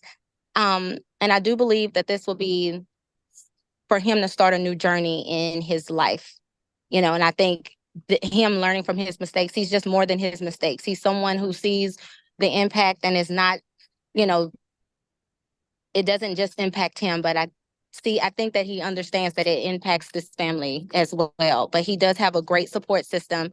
He has he has a family that is loving. He has a family that is caring, who, holds him accountable and holds him to a higher standard that he probably doesn't hold himself. And he does look for us for guidance, and we make sure that we try to keep him grounded, and it's not just a spiritual foundation, but in the reality of, we want you here, we need you here. You are someone that we cherish and look up to, and we just want the best for him. And I do believe that he wants the best for himself as well. Well, thank you so much for talking to us. I know you got a lot going on, you said, so we appreciate you. I do apologize. Yes, It's like okay. family first for sure. I do apologize, like just trying to find the service and things like that. So I appreciate you guys so very much. And we appreciate hearing from you. All right. So Mr. Smith, your case was assigned to Mr. Tillis. Would you answer any questions he may have? Yes, ma'am. Smith, how are you? I'm okay. 2 rocks to kind of get you in a little trouble, huh? Yeah. Yeah. I read your files, and I'm really happy to see that you've changed, and I hope you continue doing the right thing and keep your nose clean. Those are all, well, that's a statement, but I don't have any more questions. All right, Mr. Freeman. Okay, I'm looking at your record, and and I look at 2001. The carnal knowledge doesn't bother me, but what does bother me, you went all of that break, and then in 2003 you had another possession of a controlled dangerous substance, and in 2008, what is this federal drug charge about? Okay. That's a charge I was implicated. Well, I'm not gonna say implicated. I admit it to operate. I was in a conspiracy called Operation Gator Bait. I went and served 7.5 years in the penitentiary. I never got a write-up. I never got in trouble. I was a model inmate. I came home. I did 5 years on paper. I took all my programs. I even learned how to do small mechanic work and body work. I came home. I've been home for 10 years so far. I haven't even got such as a speeding ticket. I haven't even looked at drugs. How long have you been off supervision? I've been off supervision for 5 years. Okay. Thank you. I have no further questions. Mr. Prater. And just for purposes of the tape or the YouTube, I know when you said the carnal knowledge doesn't bother you. Well, I mean, it does bother you. Yeah, Right. but I mean, it was Clarify that 1999. Yeah, it was 1999. The charge definitely bothers me. It's a terrible charge, and I'm glad he pointed that out, but it was 20 something years ago and dismissed. So that's why I said it didn't bother me as much. Thank you, Mr. Prater. Sure. I don't have, you asked the same thing I was gonna ask, how long you been off paper, and it's a pretty serious federal charge to serve that much. So anyway, that's all. Thanks. All right, Mr. Smith, I don't see any other questions. I think we're prepared to vote, and Mr. Tillis will be voting for. Mr. Smith, I think you've been doing well. I hope you continue the good choice you've taken. My vote today is going to be to grant with firearms. Ms. Stapleton? I hate it, but because of, the DEA charging you just been off paper for 5 years, I don't think this is long enough for a pardon. So my vote today is going to be denied based upon this criminal history with firearms and drugs and the criminal knowledge of a juvenile. Mr. Prater? I concur with the fact that my recommendation is to deny because of the fact of the federal charges. It hadn't been long enough since he's been off paper. Suit me, and especially not with a gun. Mr. And my vote is the same. I just kind of seemed like it was an occurrence with these drugs, and it went on for a long period of time, and he's only been off paper 5 years. He's got to give me a longer period of cleansing.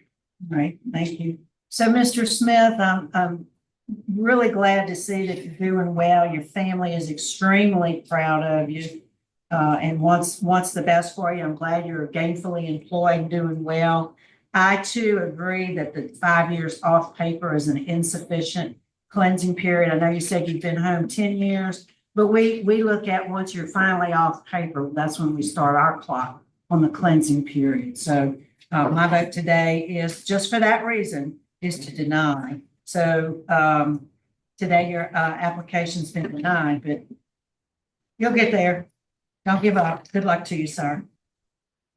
And that concludes our business today. We're going to adjourn at 3:15.